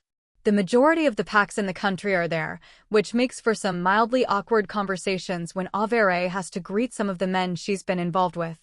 She gets a dirty look or two off some of the Lunas, but she brushes it off with ease, not particularly caring about their opinion of her. If they don't like the fact she was involved with their mates, before they had been mated and marked, they had better be blaming their males just as much as they blame her. The packs are seated in alphabetical order at round tables, and Averey is tugged away with Roman to a spot, much to York's delight. There could only be 2 representatives per pack, usually the Alpha and his Luna, but since York was unmated and Averey hadn't been present, he had brought his father. Hence, Averey was exiled to the Lancaster table. Her presence drew some confused looks, as most of the Alphas knew her as the Deputy Alpha of Rapid Rock. One Alpha in particular at the table knew her in more detail, and took pleasure in shooting her smug looks when she joined them. She ignored him, turning her back on him and facing Roman to speak with him about anything that popped into her head. Alpha Zeph was sitting with them too, and he noticed the looks being shot at Averey, so he joined in on the conversation. Averey is pleased to see somebody she knows well, and she happily engages in conversation with him. Any sign of your mate yet? She asks eagerly, and a massive smile descends onto his face. She releases a squeal at the sight of it, grabbing his hand and squeezing it in excitement and delight for him. "How did you find her?" Averey exclaims, sitting forward in her seat. "As soon as I left your pack that day, I found her. She was a rogue, for reasons out of her control," he says quietly with a small smile on his face that expands as he speaks of his mate. "I called your brother and told him. I thought he would have passed on the message," he beams. "I truly think it was because of the conversation we had. I had to accept I may be alone before I could truly appreciate a mate." Averey is stunned and then smiles. "I'm like a foster home for you cubs," she teases. "After I deal with you, you go on to find your forever home." Romen chuckles at that, patting Averey on the shoulder, while Zeph squeezes her hands back. "You will find your soulmate, even if they're not a soul-based mate," he states, his tone sounding wise and firm. Averey is a little surprised, so she just nods silently, appreciating her friendship with this male a lot. "Where is she today?" she asks with a grin. "I'd love to meet the woman who tamed the beast." "She's actually just up dash." Zeph is cut off by a familiar face to Averey. "Oh, stop with this nonsense. I don't know why you're putting on such a nice act, you fake," the man sneers, leaning back in his seat and scowling. "It's not an act, Scott," she responds coldly, staring into his scarred face. She can see his hackles rising, and she remains calm. "You ruined my life," he seethes, and Averey raises a brow. "No, you ruined your life." "I was just there to witness it," she replies, her tone bored while she examines her white varnished nails. Scott stands up, his chair flying behind him. The chatter in the hall hushes, and numerous alphas stand up, watching Scott warily. Averey also stands up, with Romen and Zeph moving with her, flanking her in case she makes a move. "You deceiver, do you have any idea what you did?" he growls, his eyes flashing dangerously fast as he paces towards her. Romen and Zeph quickly move to stand in front of her, staring down at the shorter man. "She has you two under her spell, I see," he snarls, and Averey snorts from behind the two men. "No, they just aren't horrible people whom my wolf hates," she sing-songs, playing with the end of her braid calmly. He lunges between the two men, and Romen grabs his arm, forcing him back. "Alpha Petty, sit in your seat." "I have no problems restraining you for the duration of the conference," Romen scolds sternly, as Zeph stands beside Averey. "She's a snake," the man snarls, spit flying from his mouth as he tries to swipe at Averey. "She's standing right here," Averey whispers, walking up to Scott slowly, and in a flash, grabbing his hair and yanking his head back, she puts her face up to his mangled one. "Watch your mouth," she snarls gutturally, her eyes flashing golden as Sonia makes herself known. Scott flinches as her canines quickly descend. "I'll finish what I started 6 years ago," she growls, her voice becoming low and sounding more animal than human. He nods as best he can, and she releases him, flinging him back into his chair and returning to her seat. The hall is dead quiet, and Averey catches Meredith's eye from the table next to hers. "You okay?" the other girl mouths, furrowing her brows. Averey merely nods before catching York's eyes.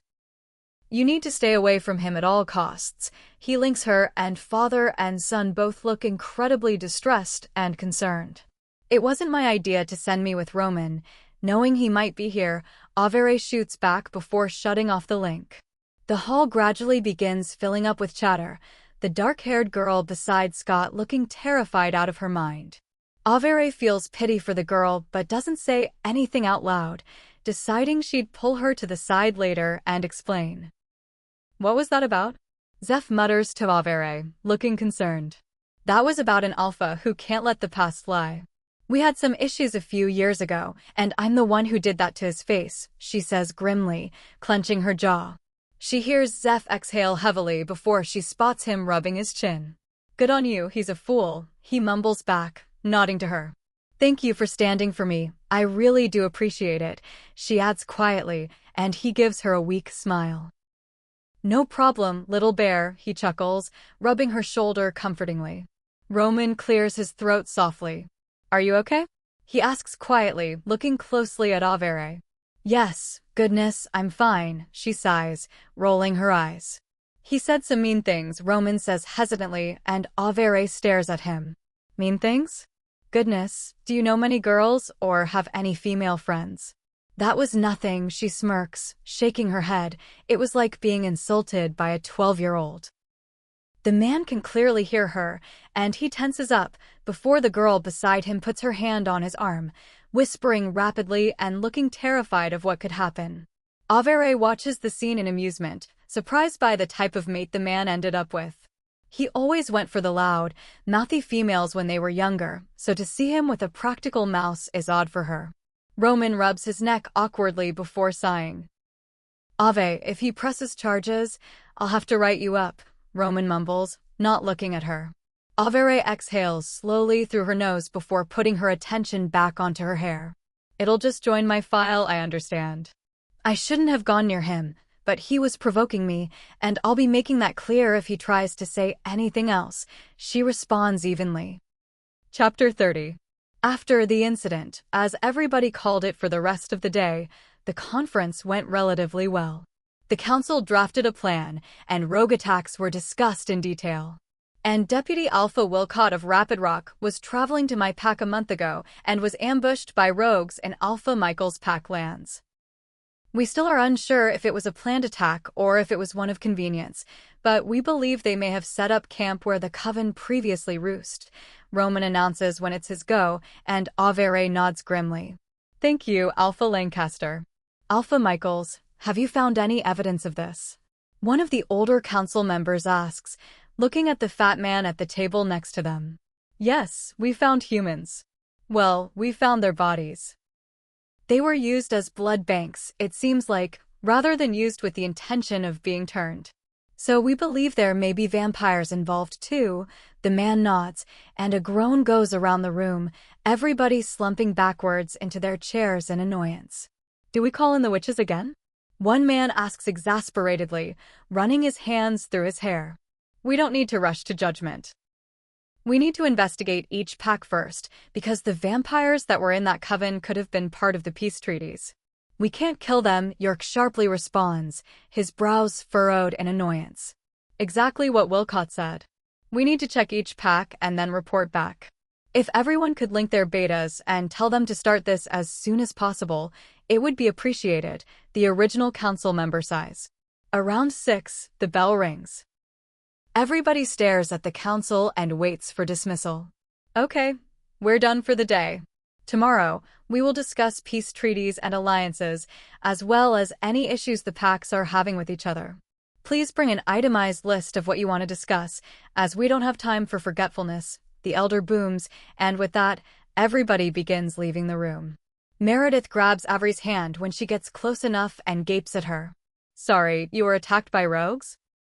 She gasps and Averey rolls her eyes. Mare, I don't tell you when I get attacked so that your sanity stays intact. Remember, I'm not a Luna, she laughs, shaking her head. Not yet, anyway, the other girl taunts, bumping her friend's hip with her own. Okay, be in my room at 8. We're having a wine night, Meredith McConaughey smirks, before vanishing to find her mate again. Goodness save us, Averey mumbles, rubbing her temples, already being able to feel the hangover she'll have tomorrow. Roman appears and guides Averey to where their maid is standing, looking visibly distressed. I'm very, very sorry, but we have been unable to secure a second room for you, she whimpers, and Averey shakes her head. Don't worry about it, we'll sort it out. Averey smiles softly, and the woman is shaking as she leads them to the dining hall. Averey exchanges a concerned look with Roman, who is uncharacteristically quiet. Why did Luna McConaughey say you weren't a Luna just yet? He asks curiously, and Averey rolls her eyes. She heard there's an alpha who's an unfortunate too, and she's convinced we're going to get together. Averey snorts, flicking her braid over her shoulder as they take their seats. Would that be so ridiculous? Roman inquires, furrowing his brows. No, I just highly doubt that there's an unfortunate alpha. There was shock and outrage when I was branded, so I don't know how the news of an alpha being branded would have been kept quiet, she shrugs, taking a sip of the wine in front of her. Goddess help her liver after her night of drinking tonight. The dinner passes without incident, and before Averey knows it, She's donning a pair of pajamas and wandering over to Meredith's room. She arrives in time to see Meredith shooing Mac out of the room, and when Meredith lays eyes on her, she pulls her into the room excitedly. Okay, we're watching Grease, Dirty Dancing, and something else, but I haven't decided what else, so we're gonna start with those two and work our way from there. She grins, grabbing the television remote and flinging herself onto the bed. Averey places herself down, and as soon as she does, Meredith smirks, leans closer to her, and whispers, "Mike and I were just busy here." Averey groans and jumps up, dumping herself onto a chair beside the bed. "You are horrible," she mutters, shaking her head. "Speaking of horrible, tell me all of the sordid details," Meredith smirks, crawling closer to her friend and putting her face in her hands excitedly. "Get lost," Averey laughs, shooing her friend away and pushing her chair further away from Meredith and the bed. "No, you can't do this to me," the woman whines. "I've heard so much about Alpha Lancaster. You need to tell me all of the details this instant." "We just kiss, that's it," Averey sighs in defeat, shaking her head at the woman in front of her, who looks significantly let down by this detail. "Are you serious? No real contact?" Meredith gasps, getting closer to her friend and grabbing her hand. "Oh, honey, I'm so sorry," she says, her face scrunched up with sympathy and pity for her. "What?" "I don't want to jump on somebody with a dead mate," Averey scoffs, and Meredith pulls back in confusion. "Dead mate," Meredith repeats, her voice baffled. "That's what I said," she exclaims, hitting the bed with her hands. "Geez, I'm too sober for this conversation," Meredith mutters, pouring the first glass of wine. "What do you mean, dead mate?"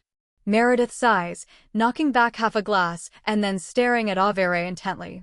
"Apparently, his mate Max is dead." "Female mate, I checked.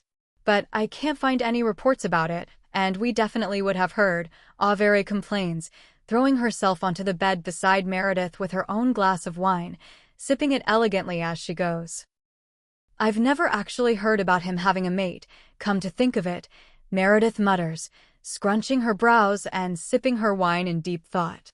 "I know. Exactly. York has no idea why I'm so curious, even though he knows we've kissed." "I knew you'd understand," Averey nods firmly, clinking their glasses together in cheers.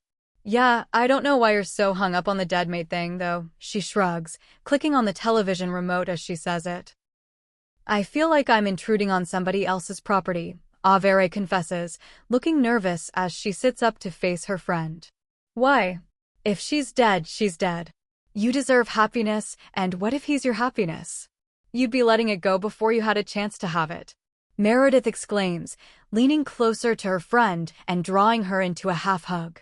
"It's too early for this mushy stuff," she mumbles, snuggling into her friend as the opening tune of Grease begins. Chapter 31. "Heck," Averey mumbles, stumbling through the hallway as she holds onto the wall.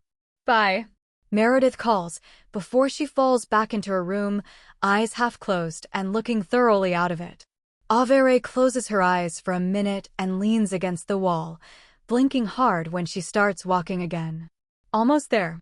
She nods and wanders down the hall to where she thinks her room might be. "I'm not so sure about that," Sonia butts in, taking the reins a little and beginning to steer her in the opposite direction of where she was going. "Thank you," Averey giggles out loud, drawing a weird look from a couple who are strolling down the hall. A door opens near her, and she spots Romen in his glasses. "Ave?" He groans, taking in her very drunk figure. She beams, stumbling over to him and cuddling him tightly. "Hello there," he chuckles, rubbing her back ruefully. "I could have come and gotten you from her room. You didn't have to wander around trying to find it yourself," he adds, walking her into the room slowly and watching as she flings herself onto the bed.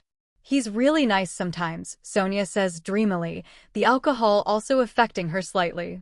"Only sometimes," Averey mumbles back, and Roman stares at her in confusion, shaking his head at her while he tries not to laugh. "Let's get some water into you," he sighs, grabbing a bottle from the dresser and sitting her up on the bed. "No," she grumbles stubbornly, "I want a hug." Averey is an affectionate drunk, and she doesn't get drunk very often. If I give you a hug, will you drink your water? Roman bargains, quirking a brow and sitting on the edge of the bed. Yes! Averey squeals enthusiastically, trying to launch herself at him and almost missing. He catches her awkwardly, trying to prop her up, but it's like she's boneless, flopping around and not being able to hold herself up properly. Averey wraps her legs around him happily, resting her head on his shoulder and squeezing him gently. Roman turns her head a little and starts pouring water into her open mouth, rubbing her back lightly when she manages to hold her head up by herself. "Good girl," he murmurs, and she gives him a weak smile, drinking the water down. "Can I not have any more water?" She grumbles, turning her head away from the bottle and resting her head back on him. "You're very comfy," she mumbles, rubbing her cheek against his shoulder before she settles. "You're very drunk," Roman chuckles, leaning back against the pillows once he closes the water bottle, placing it on the bedside table and wrapping his arms around her lightly. "Did you have a nice night?" She beams, staring up at him with wide eyes. "I did. I had some drinks with the guys. Not as many as you and Meredith, but we had a few. We talked about Dash." Averey cuts him off excitedly. "Was Zeph there?" "He's so nice, he's really lovely, and I'm so happy he found his mate. He stood for me." She grins, sitting up on his lap and looking into his eyes. "Yes, he was there, and yes, he did stand for you." Roman smiles, trying to stop himself laughing at how adorable she is. Booker rises in his head, cackling. "If she were sober, your reaction would be quite different." He smirks and Roman rolls his eyes outwardly. "We'll settle for just holding her tonight," Roman responds, holding her closer to him and rubbing her back. "I'm really happy I met you that day in the woods," Averey confesses, closing her eyes as she rests her head back on his chest. "I'm glad I met you that day, too," he whispers, lying down and pulling the sheets over them both. "Roman, I think." She starts, hesitating after a moment. "Yes?" he asks softly, peering down at her as he turns off the light. "Oh, she's gonna say it. She's gonna say it." Booker grins and Roman rolls his eyes again, a frequent occurrence when dealing with his wolf. There are a few moments of silence before Averey whispers, "I think I might like you." Roman doesn't get much sleep that night. The morning comes too quickly, and Roman feels the light flitting through the window shades hit his face. After a while of him lying in silence, he can feel Averey stir slightly on his chest. He looks down at her to see her staring at him in slight confusion. "Good morning," he mumbles gruffly, looking away from her. "Good morning," she responds quietly, putting her head back on his bare chest and avoiding his eyes. "How's your head?" he asks, brushing a strand of her hair out of his face. Pounding, like it always is after drinks with Mare, she chuckles ruefully, massaging her temples. "Did you mean what you said last night?" he questions, his tone monotone and cold. Averey freezes, her mind racing. "Sonia, what the heck did we say?" Averey pleads, forcing her wolf to wake up. "I have no idea. I have zero clues," Sonia groans. "Let me fix this hangover, then ask me questions." After their brief exchange, Sonia blocks Averey out, and Averey can feel the beginnings of the pressure in her skull lifting. "I don't know what I said," Averey mumbles, and Roman gently lifts her off of him. "They say drunk words are sober thoughts," he says grimly, sliding out of bed and grabbing his phone. "What did I say?" she cries out as he walks into the bathroom. "What the heck did I say?" she groans, rubbing her face and picking up her own phone. She has numerous drunk messages from Meredith and then an apology at the end. She has 6 texts from York, filling her in on the gossip he heard at the bar. Flicking through them, she notices a message about Roman, and she widens her eyes, squinting to try focusing on her screen. She spots her name in the quote, and she makes an extraordinary attempt to decipher the words. "Averey Wilcott will be my end." Sonia pops in to help, and Averey raises a brow. The heck does he mean, his end? Where has this prophecy stuff come from? Averey grumbles back, getting up from the bed too quickly and stumbling all over the place. "This wasn't one of your better ideas." "Oh my goodness, you fool," Sonia whimpers, and Averey slides down the bedside table to the ground. "I'm never drinking again." Averey responds with her eyes closed, her hands scrambling for her water bottle from the night before. Famous last words, her wolf snarls. Chapter 32. After slathering on a layer of concealer, Averey examines herself in the mirror. That's as good as it'll get, she mutters and glances at her phone, noticing a text from York. Ugh, she mutters, glancing at the bathroom door and rolling her eyes before she hops into a sky-blue silk slip dress. Leaving her hair down in its waves from the day before, she adds a small pair of stud earrings to her lobes and 2 rings to her second and third piercings. Popping her heels on, she grabs her purse, loading it with anything she could need for the day. Sonia growls as she comes back to life, the pain in Averey's head gone.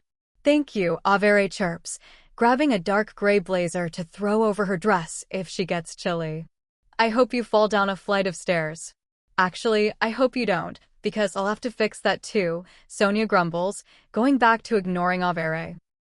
Romen, I'm going down for breakfast, Averey shouts, before she stomps out of the room, keeping her ears sharp for any noise from the bathroom.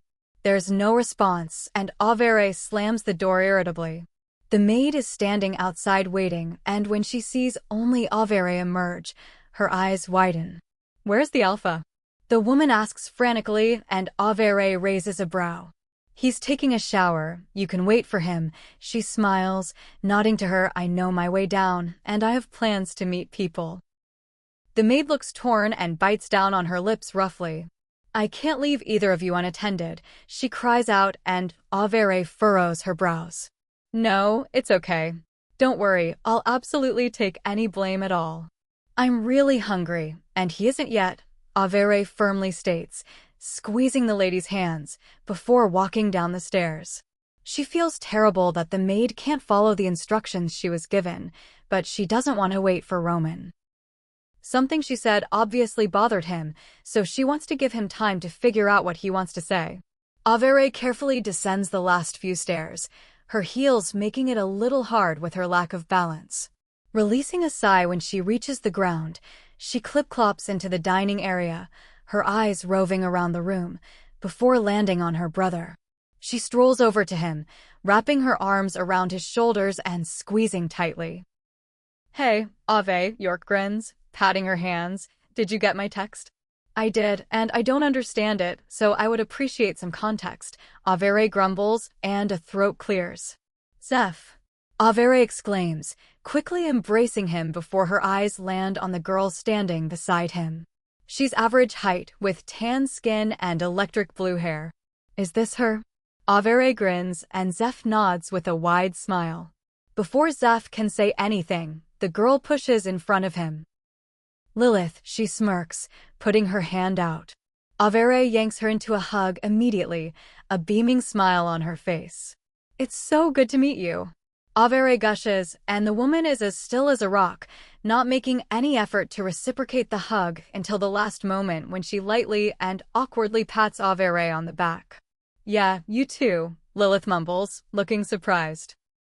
She's caught off guard by the affection and surprise her arrival caused, and she takes in the tall blonde in front of her, who looks like a child on Christmas.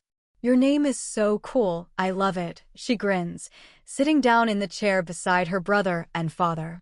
Averey, stop insulting Zeph's new mate, Richmond says without looking up from his newspaper, his glasses sliding down his nose. Romen, in his glasses, Sonia mumbles dreamily, before going off into her snooze again. I'm not insulting her, Dad, it's a compliment.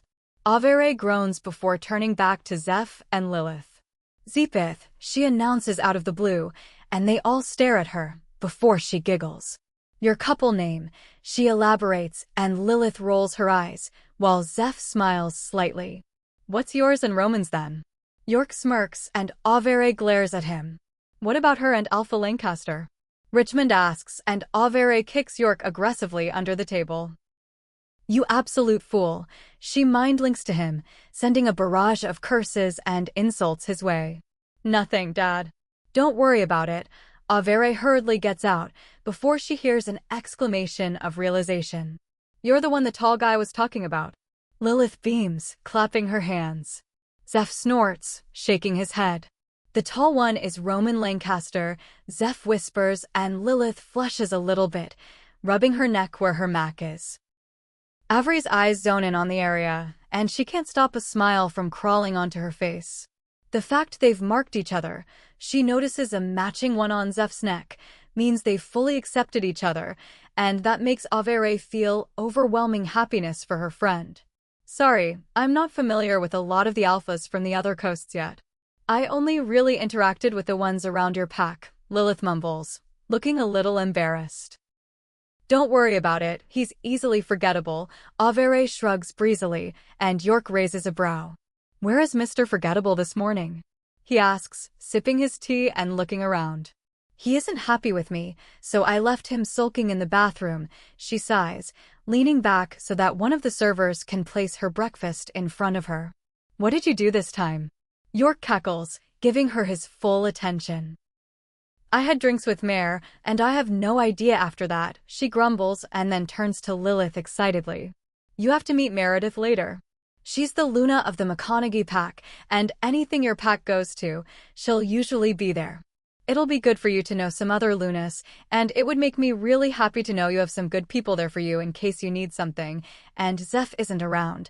Averey nods firmly, and Lilith runs a hand through her short blue hair. That would be really nice. I'd appreciate it. The woman nods hesitantly, and Zeph smiles at his mate, kissing her on the forehead and stroking her cheek gently. Chapter 33. Averey is half asleep, but in her defense, so is Lilith. The two women are leaning against each other, their heads resting on one another. Have you ever seen your one so peaceful? Romen asks in amusement, shaking his head at Averey as he pulls out his laptop and gets ready for the second half of the conference to begin. She's gorgeous, Zeph sighs dreamily, holding Lilith's hand loosely. Are you happy? Romen quietly questions, his eyes not leaving Averey's face. Happier than I've ever been in my life, Zeph whispers, leaning in and kissing Lilith. Lilith jolts awake and slaps Zeph across the face. Her jolting awake makes Averey bolt up, and now both women are alert and looking very irritated. What the heck? Averey groans, sitting back down and rubbing her face. She remembers she has makeup on, and then whips her hands away from her face, cursing everyone and everything she's ever known. Why did you do that? Lilith whines, looking miserable. He was trying to be cute, Romen weakly defends, and both women turn to stare at him. Next time, tell him to remember he's mated to a rogue who sleeps in defensive mode, Lilith growls, and Averey nods irritably. A scornful laugh echoes across the table, and they all turn to look at the man who released the sudden noise. What's wrong with him? Averey mutters, rolling her eyes. Watch out, Alpha Addison, your Luna might be the next to get burnt by that she-witch, Scott snarls, and Averey raises an eyebrow slowly. Scott, I mean this in the most sincere manner possible. I hope you learn to hold your tongue, Averey responds sweetly, batting her lashes at the disfigured man across from her. You can't stand not being the top dog, Wilcott, and you don't care who you trample on to get to it, he growls, and she laughs coldly. See, the difference is I don't care about you, and I never have, so you can back off right now and take that back, she replies sharply, and Romen sits her back down. She didn't even realize she had stood back up. I realized, you're not the one still in pain from that hangover you caused us, Sonia mumbles. You too. I will be forced to sanction both of you if you don't stop your squabbling, Romen sighs, feeling like he's talking to toddler children and not too fully grown, alpha-strength wolves. Oh, will he punish us? Sonia purrs, and a purr escapes Averey's lips from Sonia's thoughts. Averey claps a hand over her mouth and grimaces while she pulls her laptop out of Romen's bag one-handed. Why do you love embarrassing us? Averey snarls, and she can picture the smirk Sonia would be wearing on her face. It's my favorite hobby, because you're the one who has to suffer through it, not me, she cackles, and Averey is about to put a mental block in place. Sonia quickly butts in, hurrying to get her message out before Averey effectively tunes her out for the entire day. I need to be let out later, something doesn't feel right, and I'd like to find out what it is, she explains, and Averey rolls her eyes a little. Is this an excuse for me not to block you for the entire day? Averey sighs. No, I swear, I think Scott has something to do with it, Sonia adds, and at the mention of Scott's name, Averey rolls her eyes again. At this rate, they'll be rolling in circles in her head at all times. Fine, Averey groans, before tuning her wolf out slightly. To anybody else, Averey looks like she is daydreaming, but Romen notices her eyes flashing rapidly, so he leaves her alone. Are you excited for peace treaties? Romen asks her, a happy glint in his eyes. You're so weird, she groans, gently pushing his shoulder. I'm the peacekeeping alpha. Let me enjoy things, he laughs, the somber mood from 2 minutes previous entirely gone. Averey can see Lilith caressing Zeph's cheek and apologizing in a quiet voice. He takes her hand and kisses her palm, and she almost feels like an intruder to be watching this intimate scene. They're like something out of a romance movie, Averey whispers to Romen, and he nods in agreement. The heroine and hero in a novel, he replies quietly, his eyes never leaving Averey. Does anybody have any objections to the O'Connor pack and the Bianchi packs allying? One of the council members sighs, and when there are a few moments of silence, York bangs the gavel, a smirk on his face. Go forth in good health and unity. Thank you, Alpha O'Connor and Alpha Bianchi. York nods, and the two alphas in question sit down quickly. Are there any other alliances to be discussed? York asks, and there is complete silence in the room. Goodness, nobody is feeling very friendly today, Averey mutters, and Romen snorts quietly. Any issues or questions? York continues, shooting his sister a scolding look. Actually, yes, I do. Scott stands up, his upper lip curled in distaste. Fully aware of this man's dislike of his sister, York is instantly more guarded than he has been for the entire trip. Yes, Alpha Petty? York sighs, his jaw clenching slightly as he reminds himself to breathe and be civil with this male his wolf so hates. I have an issue with your Deputy Alpha, so I believe you will be biased on this matter, he announces, and Averey groans aloud. People turn to look at her, some looking slightly horrified. Scott Petty has a terrible reputation for violence, and he's volatile at the best of times. Nobody likes dealing with him, and he has very few alliances. His mate is present again, looking like she'd rather be swallowed by the floor than be present in the room. As you may know, the two of us have a history, he begins, and Averey cuts him off. Yes, history. Ancient history. 6-year-old history, which was resolved 6 entire years ago, Averey emphasizes, flinging her arms into the air. Deputy Alpha Wilcott, do not cut the speaker off. If you wish to talk, you will stand and wait your turn, the older council member reprimands, shaking his head. Averey grits her teeth but turns to look at Scott. I will attack him at any time you want me to. You say the word, and I'll silence him. Sonia growls, and Averey can feel her claws coming out and her canines descending. Your eyes are flashing, Lilith mutters to her, and Averey closes her eyes quickly, taking a moment to breathe. Any sudden shift or interruption could look like an admission of guilt. She did this to my face, Scott announces, and Averey jolts out of her chair, her eyes freely flashing now. Permission to speak? Averey snarls, I have the right to defend myself against my accuser unless the rules are different for women. The council all nod in unison, not wanting to get involved. Romen is ready to get up at any second, looking between the two. I did do that to his face in a justified argument. If you look in your files, it was a closed matter in which both of us and our witnesses agreed it would not be brought up again, so he has broken his part of the agreement, so I suppose I can break mine, she growls out. And she can hear the curious whispers and mumblings going around the room.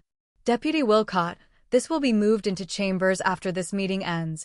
One of the council members quickly interrupts, obviously having been alerted by one of the others what this deal was. Alphas, Council, I'm so sorry to disturb you, a boy cries out as he bursts into the room, sweat running down his forehead, his face as pale as a ghost, and his eyes bulging out of his skull. His alpha stands, looking at the boy with thinly veiled irritation. What is it, Gabriel? The man asks impatiently, clenching his jaw as he waits for the boy to stop panting. We don't have all day for your silly tales. "It's not a tail, sir," the boy gasps, his hand going around his neck. One of the maids was found hanging, he chokes out, and everyone raises an eyebrow. Suicides aren't common in the werewolf community unless there has been the loss of a mate. And his alpha barks, and the boy is starting to change color. "She had carvings on her," the boy spits, before his other hand goes around his throat. Averey can see his claws extending from his fingers, and she leaps up, running over to the boy. "Somebody get a doctor," she screams, tackling the boy to the ground. Much to her brother's utter horror, and forcing his hands away from his neck, digging her own nails into his arms. With her rapid scratching, blood begins to ooze out of the boy, but it's silvery, and everybody surrounding them gasps. Slowly, the blood begins to turn red, the flow constant until Averey presses her hands over the wounds once she removes his hands from his neck. She looks up to see Lilith beside her, the blue-headed woman turning the boy's head to the side and checking his neck. "What the heck was that?" Lilith mutters lowly, and Averey has an unusually grave look on her face. "What I tried to warn everybody about 6 years ago," she growls back, her jaw set into a square shape and her canines extending. Chapter 34. Averey and Lilith are quickly moved to an office just off the dining hall, council members hurrying them along. Alpha Petty is dragged with them, and Zeph and Roman follow quickly, being turned away at the door. The three stand awkwardly in the office, Averey's hands covered in blood. She tries not to retch when she notices, and Lilith snatches a bottle of water off the desk, pouring it over her hands to get rid of some of the blood. "You weren't as freaked when you did this to my face," Scott mumbles, and Averey glares at him. "That boy was just a kid, and he was going to harm himself. He's innocent in all of this." "You, however, were the opposite of innocent," she snaps, muttering her thanks to Lilith. "So, guilty?" Scott smirks, and Averey bares her teeth at him. "Alpha Petty, you stay in your corner, and we'll stay in ours," Lilith announces, pulling Averey back to behind the desk, where she sits her down and stands behind her. "At least you didn't get blood on your dress," Lilith sighs, and Averey lets out a weak laugh. "That would have been easier to fix," she grumbles, running a hand through her hair and getting her fingers caught in a knot. "This day just keeps getting worse," she whispers, and Scott lets out a hoot of laughter. "There's a bit of a difference between a young boy trying to harm himself and you having a knot in your hair," he scoffs, and Averey glares at him again. "I didn't say there wasn't, I just said my day was getting worse." "Actually, the longer I'm around you, the worse things get," she retorts, and Lilith cringes. "That wasn't your best, and I've known you since this morning," Lilith mutters, shaking her head. "Lilith, really?"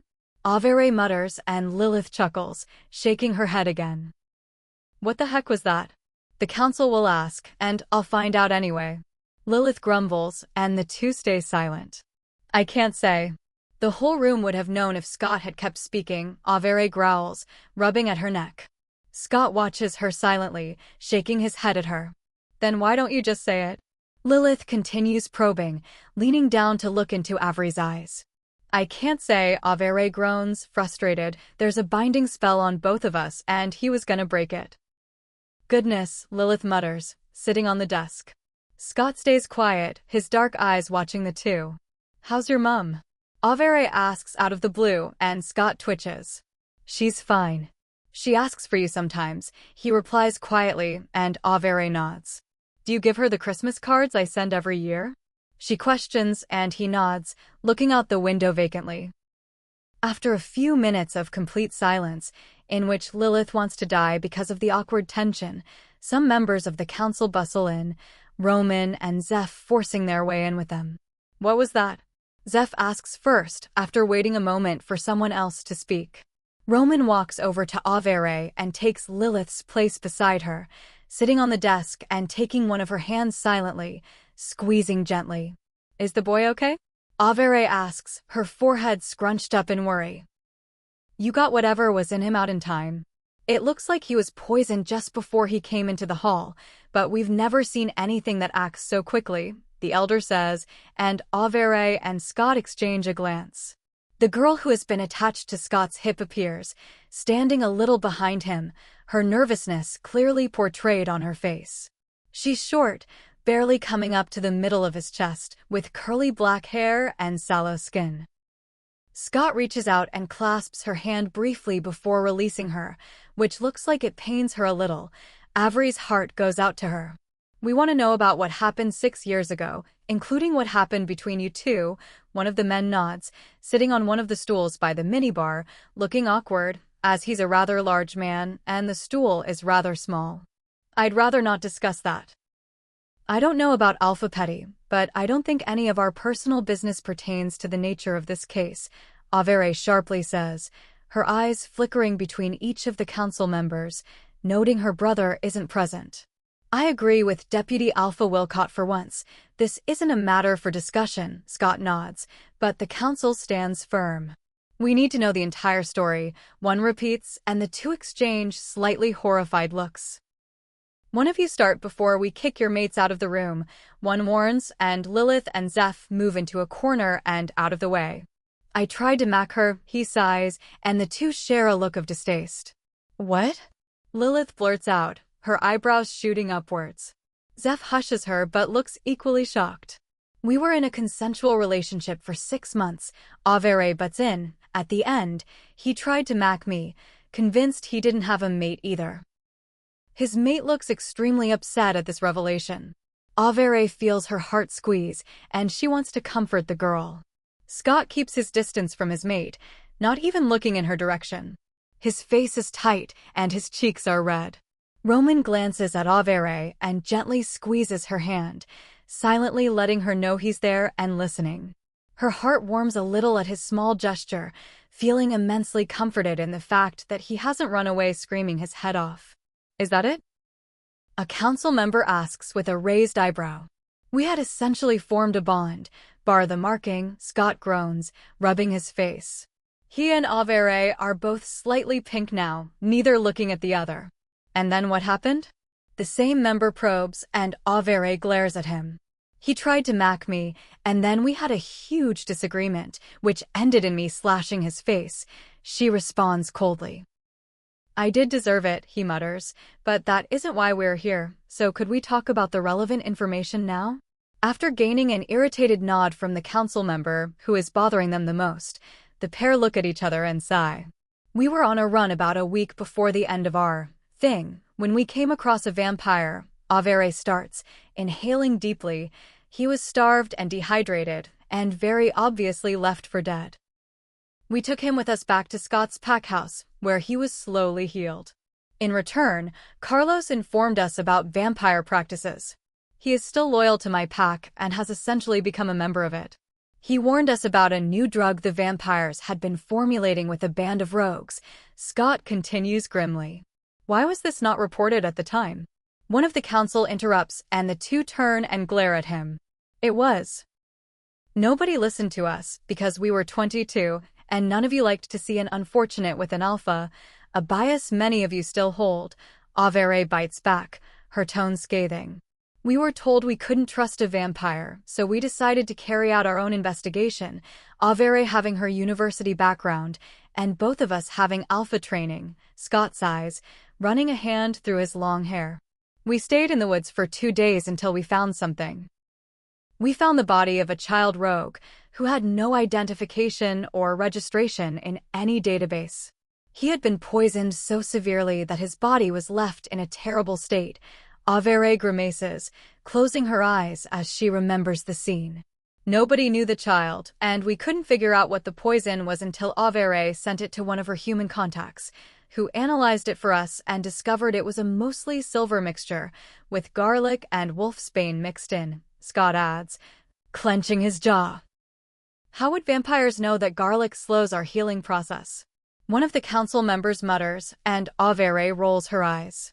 "We managed to find out where the rogues were, so I don't think it would be too hard for a vampire to figure it out." "They reek," Averey grumbles, scrunching her nose up. "The mixture makes people delirious. They feel an intense burning from the inside out, and they try to claw at their own skin for relief." Averey had to make an incision on the boy to allow the toxin to escape, Scott sighs, sitting against a bookcase and beginning to braid his hair. His mate slaps his hands away gently and braids it for him silently, not looking around the room except when she gets to the end. "Oh," Averey quietly exclaims, throwing her a hair tie. "So when would the boy in the hall have been dosed?" One of the younger council members asks, and Averey juts her chin out. "Most likely just before he ran into the hall. It's very fast acting, and it doesn't take long to seriously damage you. The assailant most likely followed him from where he found the maid's body," she sighs, hearing a muffled gasp from Lilith in the corner. "I've seen this stuff before," she gapes, standing up from where she's sitting. "They tested it on some of the rogues I knew," she cringes, shaking her head rapidly to try to rid herself of the memory. "So you've seen how it works," Averey murmurs, cocking her head to the side. "That's why I checked his neck. I wasn't sure it was what I thought, but there was a syringe mark on his neck," Lilith responds quietly, mostly speaking to Averey. Some of the council members ask her to repeat what she said, but she remains silent. She doesn't trust them, and she might be right not to. Sonia whirs to life with this comment, startling Averey, who almost topples out of her chair, but manages to right herself before anyone notices. "When we found the encampment, it was too late. The vampires in question had killed 40 rogues, and they didn't see it coming. We guessed that they attacked their partners at night, so the wolves died in their sleep, which is a small mercy, I suppose," Scott states, leaning into his mate slightly. "We spent the next 3 days hunting the vampires, and we killed them all, or we thought we did," Averey growls, her eyes flashing. "I don't know how one of them would have gotten away," Scott agrees, shaking his head. "Whoever tried to harm that boy staged the maid as a distraction.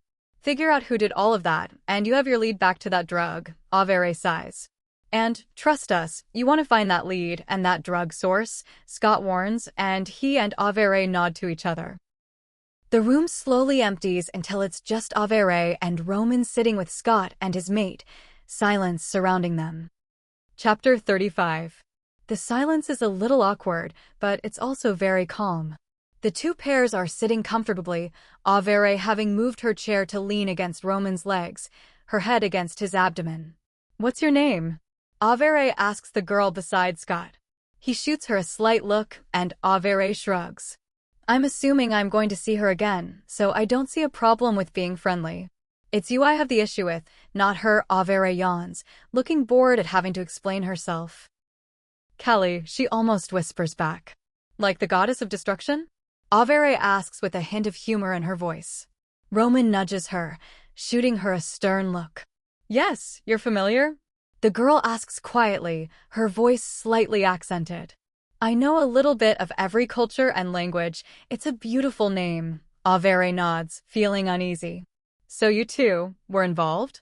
Callie manages to get out, and Scott and Averey exchange a regretful look.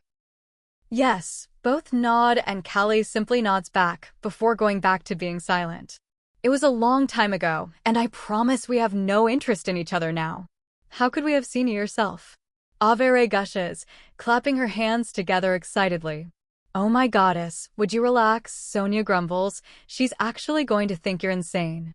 Besides," Averey continues, "I have someone else in my life now." Romen freezes up a little at this sentence, wondering if she's talking about herself or him. Her confidence can actually be intimidating at times, but that's his own issue, not hers. "Well done, you absolute fool," Sonia hisses, practically able to sense Romen withdraw from the energy in the room. Averey closes her eyes and inhales deeply. "Thank you," Kelly mumbles back, a ghost of a smile on her face. "We're going to go now." "Petty, Callie, it was nice to speak to you," Romen nods, standing up and bringing Averey up out of her chair with him. Averey quirks a brow, wondering where this is, almost controlling or dominating, side of him has come from. He slides his hand into hers, and they walk out of the office and back into the hall, where some alphas are still lingering. Averey smiles and nods and says hello to Alpha Tim and Mike, Meredith's mate. She doesn't see Meredith, but she spots a flash of blue hair vanishing out the door and can hear her friends laugh, so she smiles at the knowledge that the two found each other. Romen quietly collects their things, holding her clutch for her, which she raises a brow at, but doesn't question it as he retakes her hand, and the two quietly walk towards the dining hall. Grab 2 plates. I don't mind what, he whispers into her ear, and come meet me upstairs. We need to talk. At those words, Averey could have sworn her heart dropped to the floor. She nods wordlessly, quickly walking into the dining hall and picking up 2 plates of food. There's water in the room, and their maid will no doubt insist on getting them whatever they want. She numbly walks up the stairs, utterly oblivious to everything around her. Averey? Averey? Hello, is anyone home? Meredith jokes, Lilith beside her, both looking concerned at the sight of Averey's ghostly face.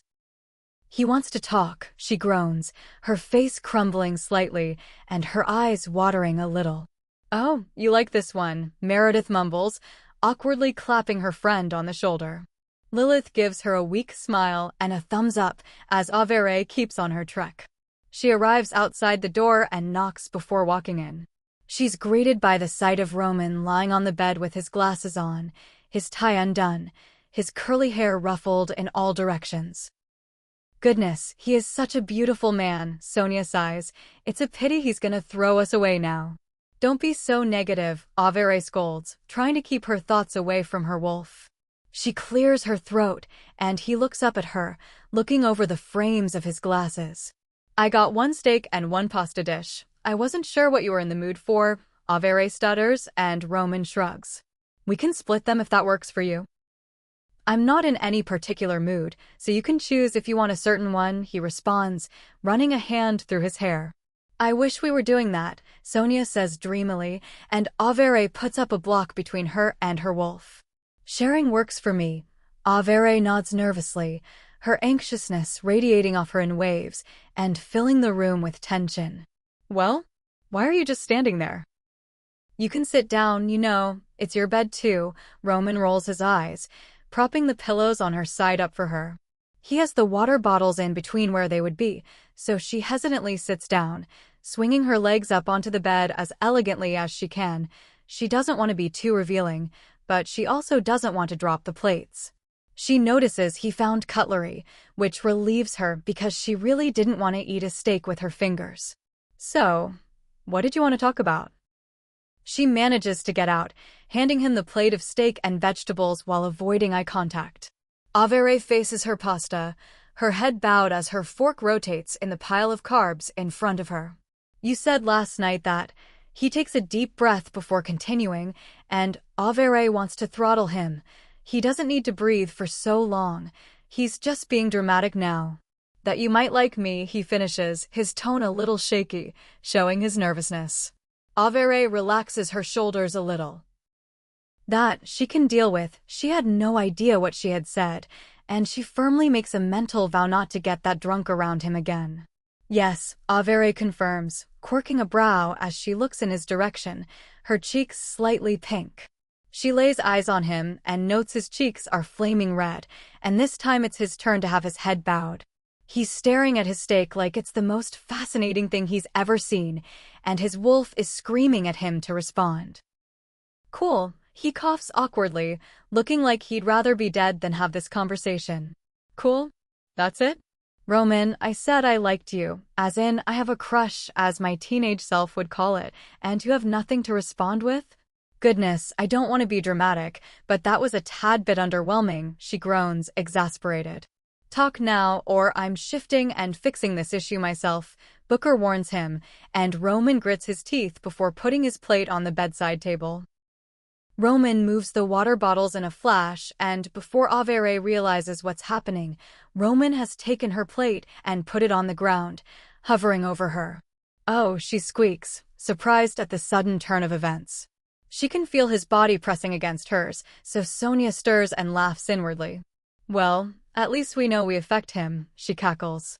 I have nothing to say, but I can show you what I would say, he whispers, and Averey nods quickly, her mouth slightly open in shock. He puts a hand behind her head and lowers his forehead to hers. Are you sure? He breathes, and she stares at him. My legs are wrapped around your hips, and my hands are in your hair, so shut up and kiss me, she hisses, before she makes the move herself and pulls his head down to her. Oh, He mutters against her lips, and she rolls her eyes at him before she closes them. They kiss slowly, their lips moving in sync. They bump teeth once or twice and need laughter breaks, but the encounter is mostly smooth sailing. Averey flips them over, and she straddles him. It's Roman's turn to look startled, and he looks completely out of his depth. Not used to not being in control, Alpha? She smirks, gently kissing his neck. A little noise escapes his lips, and Averey has to force herself not to laugh. She sits up, resting her hands on his chest. Roman shoots her an unamused look, and she bats her lashes at him, lying back on his chest. So, I suppose this means you like me? She smiles, looking at the wall. I thought you were smart. I didn't know I had to spell it out for you, he smirks, before pulling her face down to his. Chapter 36. It's like he's a nun, Averey whines, and Lilith looks up from painting her nails in the corner of the room. Maybe he just respects you? She suggests, rolling her eyes and picking the silver nail polish back up. Maybe you should make the first move? Meredith grumbles, plucking her brows in the mirror. I make the first move with everything. It's his turn, Averey grunts, pulling herself back up onto the bed with a lot of effort, from where she was half slumped onto the ground. Mike is the least spontaneous person I've ever met if we're complaining about mates, Meredith moans, dropping her tweezers in a huff. Zeph is afraid to tell me anything important in case it scares me, Lilith comments, a brief look of irritation crossing her face before it returns to its neutral expression. And Roman isn't my mate, Averey scowls, and the other two share a look. That just means you aren't obliged to deal with him, Meredith shrugs, watching her best friend flop around like a slug on a hot day. I guess, she mutters, reading through her texts and seeing one from York. Oh, my fool of a brother wants me to find him, so I suppose I'll find you both later. Averey rolls her eyes while she stands up, shaking her head. We're leaving early tomorrow, Meredith calls after her as she walks out of the room. We'll have breakfast, Averey shouts over her shoulder, closing the door behind her. Wandering around the halls until she finds the room number her brother hides in, she knocks and waits for him to come to the door. Goddess only knows what she'd walk in on if she didn't wait for him to open the door for her. She hears him curse loudly before she hears the door click and open. I didn't expect you to be here that quickly, he mutters, a towel around his waist and shaving foam on his face. I'm nothing if not punctual, little brother, she smirks, taking a seat on his bed. That is a barefaced lie, you jerk, he snaps, shaking his head at her. I'll be ready in a minute. Louisa wanted to call us, and apparently it's essential that she rings us right minute, York grumbles, storming into the bathroom and slamming the door. 5 minutes later, he emerges dressed and clean-shaven, and Averey can't stop herself. That was longer than a minute, she comments smugly, and he looks murderous. Just act as you like me for this call, or Louisa will complain to Mum, he mutters, and the two sit on the bed while York video calls their sister. She answers quickly, and the bright red hair that greets them is a shock to Averey, who forgot how vibrant her sister's hair got in the summer. Hello, Carrot, Averey greets cheerfully, and York elbows her roughly. Don't be rude, he hisses, and Averey mimes hitting him with a handbag as she saw in an episode of The Kardashians. Hello, sissy, the woman beams back, looking excited. The two Wilcotts exchange a look, both looking extremely confused. Their sister wasn't outgoing like them, even around them. She was bratty, and somehow very commanding, which made her an excellent female beta. Women and children felt they could trust her and talk to her when they first met her, but then she revealed the ugly side to her personality. How are you? York asks weakly, he and Averey mind-linking as subtly as possible. Are you scared? I'm scared, Averey says, and York bites back a smile. I am so afraid of what she's about to say. I can't explain it. What if she says she's going to move back to us? He asks, and a look of horror crosses their faces at the same time. What's wrong? Louisa asks cheerfully, and Averey and York say nothing, far too quickly and far too on cue. So, I have some news for you guys, she beams, and the two take each other's hands out of view of the camera, both dreading what she's about to say. Yes! Averey asks with a sigh once there's been a minute's silence. I'm pregnant. Louisa squeals, and Averey's first thought is oh no. Her outward thought is to squeal too, and she does this, throwing her hands in the air. York lets out a whoop and puts the phone down. That's brilliant. Averey screams, doing a little dance. Louisa had battled with infertility for no apparent reason, and it had almost torn her and her mate apart. Averey remembers those extremely upsetting phone calls in the middle of the night when her sister had just found her mate, and they were trying to have a child. She didn't like her sister, but she wouldn't wish such unhappiness on anyone. Is Xavier over the moon? York grins, and Averey remembers the fact that her brother-in-law exists with a start. He is. We both are, and the pack will be, too, but I wanted to tell you guys before we told anybody else. Mum is going to faint, she grins, and Averey and York exchange another look. You should wait until tomorrow to tell her then, because Dad is here with us, York warns, and Louisa's face drops a little. If you want a celebration, I can get Meredith in here, and we can scream some more? Averey suggests, watching as her sister retreats into herself a little more. No, it's okay, she mumbles, and Averey resists the urge to scowl.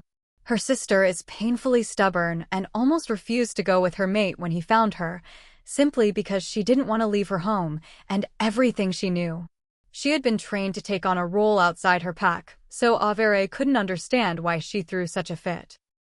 Averey had always been her sister's protector, regardless of age, and she really tried her best to toughen Louisa up a little, because some wolves attacked as soon as they saw weakness. The result was a brilliant tracker who was so obstinate that she couldn't introduce herself sometimes. Luckily, she has an extremely extroverted mate who helped her in conversation and social situations, or she probably wouldn't have lasted a week in her new pack. We're really happy for you, sis. Averey smiles weakly, and York nods enthusiastically. We knew it would happen, and it did. York beams, and Louisa suddenly wiggles her brows. So, any sign of babies for you, Averey? She grins, and York scowls. Louisa, seriously, he snaps at her, shooting her a look. Louisa was probably the most insensitive when it came to Averey being an unfortunate, and wasn't the kindest when Averey was branded. She acted like it was shameful for their family and that it was Averey's fault. Their bond had never really healed from that, but Averey attempted to make amends occasionally. Chapter 37. The beginning of the night is spent in the most relaxing way Averey could think of. She has a bubble bath when she gets back to her room, and she reads some files that were slid her way by various alphas. Averey? Romen calls, knocking on the bathroom door. Heck, Averey mutters, groping around the tub for a towel. Yeah, I'm in here, she calls back, her voice higher than usual as she desperately looks for something to conserve her modesty with. She finally grasps one of the towels off the rail a meter away and stands up out of the bath, wrapping herself in the towel tightly. Romen walks in just as she finishes covering herself, and she stares at him in silence, raising a brow when he just stares back. You needed me? She sighs, leaning against the wall, some of her hair coming out of its top knot and falling into her face. She blows at her hair, trying to keep it out of her eyes. I was just wondering if you were hungry, or if you wanted to go for a run. He scratches his neck awkwardly, suddenly looking everywhere but her. She rolls her eyes at his embarrassment. She's the one practically naked. I'm a little hungry because you did interrupt my dinner, she smirks, and he lets out a light laugh. That's true. I'll see what I can get you. You enjoy your bath, he smiles, walking over to press a kiss to her forehead. The scene feels oddly domesticated, and Averey wrinkles her nose up a little. Okay, knock when you come back, she responds after a pause, and when he closes the door, and she can hear the bedroom door close and lock, she sighs, flinging her towel onto the floor and sinking back into her bath. She can't relax as much now, and she feels a little on edge, which is somewhat irritating, as her entire plan for the evening was to switch off and spend some time by herself. She grumpily picks up her files and continues to read them, her scowl a little more prominent now. Romen, true to his word, returns with dinner, and they eat a little while having a conversation about the day's events. So, you and Scott? Romen chuckles out of the blue, shaking his head. What about Scott and me? Averey asks, raising her eyebrows as she looks over at him. She still feels tense since her bath was ruined earlier, and she's feeling slightly vengeful about it. It had been an excellent bath. Literally, he could have just texted us to ask about dinner, or surprised us with it, Sonia grumbles. She had been napping when Averey had been relaxing, and she wasn't happy in the slightest to be awoken as she had been. It's just weird. I can't picture the two of you together at all, he shrugs, and Averey can hear a slightly disapproving tone in his voice. She rolls her eyes and turns her body to face him, staring into his eyes. It's none of your business. It doesn't matter that you can't picture us together. I'm sure people say that about us, too, Averey retorts, her temper peaking slightly. I know that wasn't the whole story earlier, he shrugs, keeping a hold on his own temper, not looking at her and continuing to stare at the television, which is playing some reality television show he doesn't recognize. Then what do you think the whole story is? She asks, forcing herself to breathe calmly to try to reduce some of her rage. I don't know, but I know it would have taken more than a minor disagreement for you to scratch up his face as you did, he responds in a monotone voice. Averey doesn't like this side of him. She's used to the commanding side and the playful side, but she hates it when he brings out this cold side, and she doesn't cooperate with him when he uses it. I'm going to go on a walk because I don't want to lash out at you for assuming things. I am also afraid you're going to say something that you can't take back, so I'm going to get out of here for a while. Ring me when you're prepared to talk about this like two adults, she calmly states, picking up her phone and walking out of the room with her shoulders stiff. Releasing a breath as soon as she walks out of the room, she rolls the sleeves of her sweatshirt down and looks down at her slippers. Well, the second night is always more casual, Sonia weakly defends, and Averey cringes. She walks down the stairs and finds the bar with ease, following the noise. Somehow, it's only 10 p.m., which she refuses to believe. It seems so much later, and so much has happened in the last few hours. Spotting some loonish she knows, she slides into a seat beside them. They greet her in confusion, one or two raising brows to each other. We hear you're involved with Alpha Romen now. What's that like? One giggles, and Averey rolls her eyes. I wouldn't know, she responds, knocking back 3 shots in quick succession. Meredith spots her friend across the room and hurries over, cursing under her breath. Where are you going, babe? Mike calls after her, and she quickly mind-links him. Averey looks ready to explode. She shoots back to him and arrives at Averey's side in no time. Hello, ladies. I have to steal Averey for a few minutes, she beams, hauling Averey out of her seat and dragging her into a corner. What the heck happened? She questions, shaking her friend gently. Louisa is pregnant, and she of course just had to ask me when I would be, so that hurt a teeny bit, but then Romen got irritated about the fact I used to date Scott, so then he had a little icy tone on. So I got annoyed because it isn't any of his business. It was 6 years ago, way before I met him, Averey blubbers, her eyes starting to fill with tears.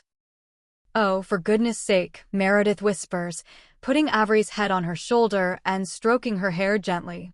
Ignore your sister, she's always been difficult, she murmurs, and we can find you a different room to stay in tonight to get away from Romen. I'll sort it all out.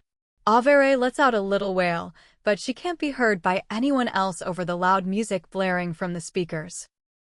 I know, love, it's okay, Meredith murmurs. Do you want me to find Lilith and we can get you your own room? Or will I get York? Or do you want to stay with me? Averey is so confused by the sentences that Meredith said that she momentarily stops crying. I don't mind. I want to stay with you for a little while if Mike doesn't mind, she sniffles, shaking a little bit. Meredith hates seeing her friend like this, and she has multiple times before when Averey gets overwhelmed. She leads her out of the bar, taking her to her and Mike's room for some peace. What led up to this? Meredith croons, letting Averey cuddle into her side. I feel bad, Romen's maid is dead, and I feel like I'm taking him from her, she whispers, tears running down her cheeks. If she's dead, you can't take him from her, Meredith points out, shrugging a little. I feel like I'm disrespecting her, and I wouldn't like to be disrespected like that, Averey mumbles, I feel terrible about it. Meredith runs a hand through her hair, pitying her friend more than ever. If I had been given a mate, none of this would be a problem, she whispers, and Meredith can hear the pain in her voice. It makes her tear up, and she looks up at the ceiling, clenching her jaw and blinking rapidly. You weren't given a mate for a reason. You are the strongest person I know, and you shouldn't let yourself be defined by being mateless, Meredith hisses fiercely after a moment of silence to steady herself. If she had started crying, nothing would have been solved, and they'd both get overly upset and distressed until Mike came and fixed Meredith, and York came to haul Averey away. Averey can feel her mood sink, and she sighs, biting her lips to try to stop herself from crying and wailing. Tomorrow is going to be a really bad day, she whispers, staring blankly at the wall ahead of her. Chapter 38. Averey is dragged to an empty room by Mike and Meredith, who tuck her in and stay for a few minutes until she falls asleep. I really don't like this, Meredith murmurs, and Mike nods silently, wrapping his arm around her waist. I'll ring York and tell him he'll have to take her home tomorrow. I can't watch her go to Lancaster's pack and be on her own like this, Mike whispers to Meredith, kissing her hair silently. They watch over Averey for a few more minutes, the atmosphere in the room heavy. When they eventually leave, they close the door quietly. Meredith runs a hand through her dark hair in worry and sighs reluctantly. If you tell York, I'll go and get her bags from Romen's room, she suggests, and Mike nods firmly. If he goes near you, scream, he scowls, hugging his mate before they depart. Meredith walks slowly to where Averey stayed, her journey feeling like a death march. She knows fully well that Averey's misery isn't entirely down to Romen, but she also knows that a part of her hates herself for getting attached to somebody she shouldn't be attached to.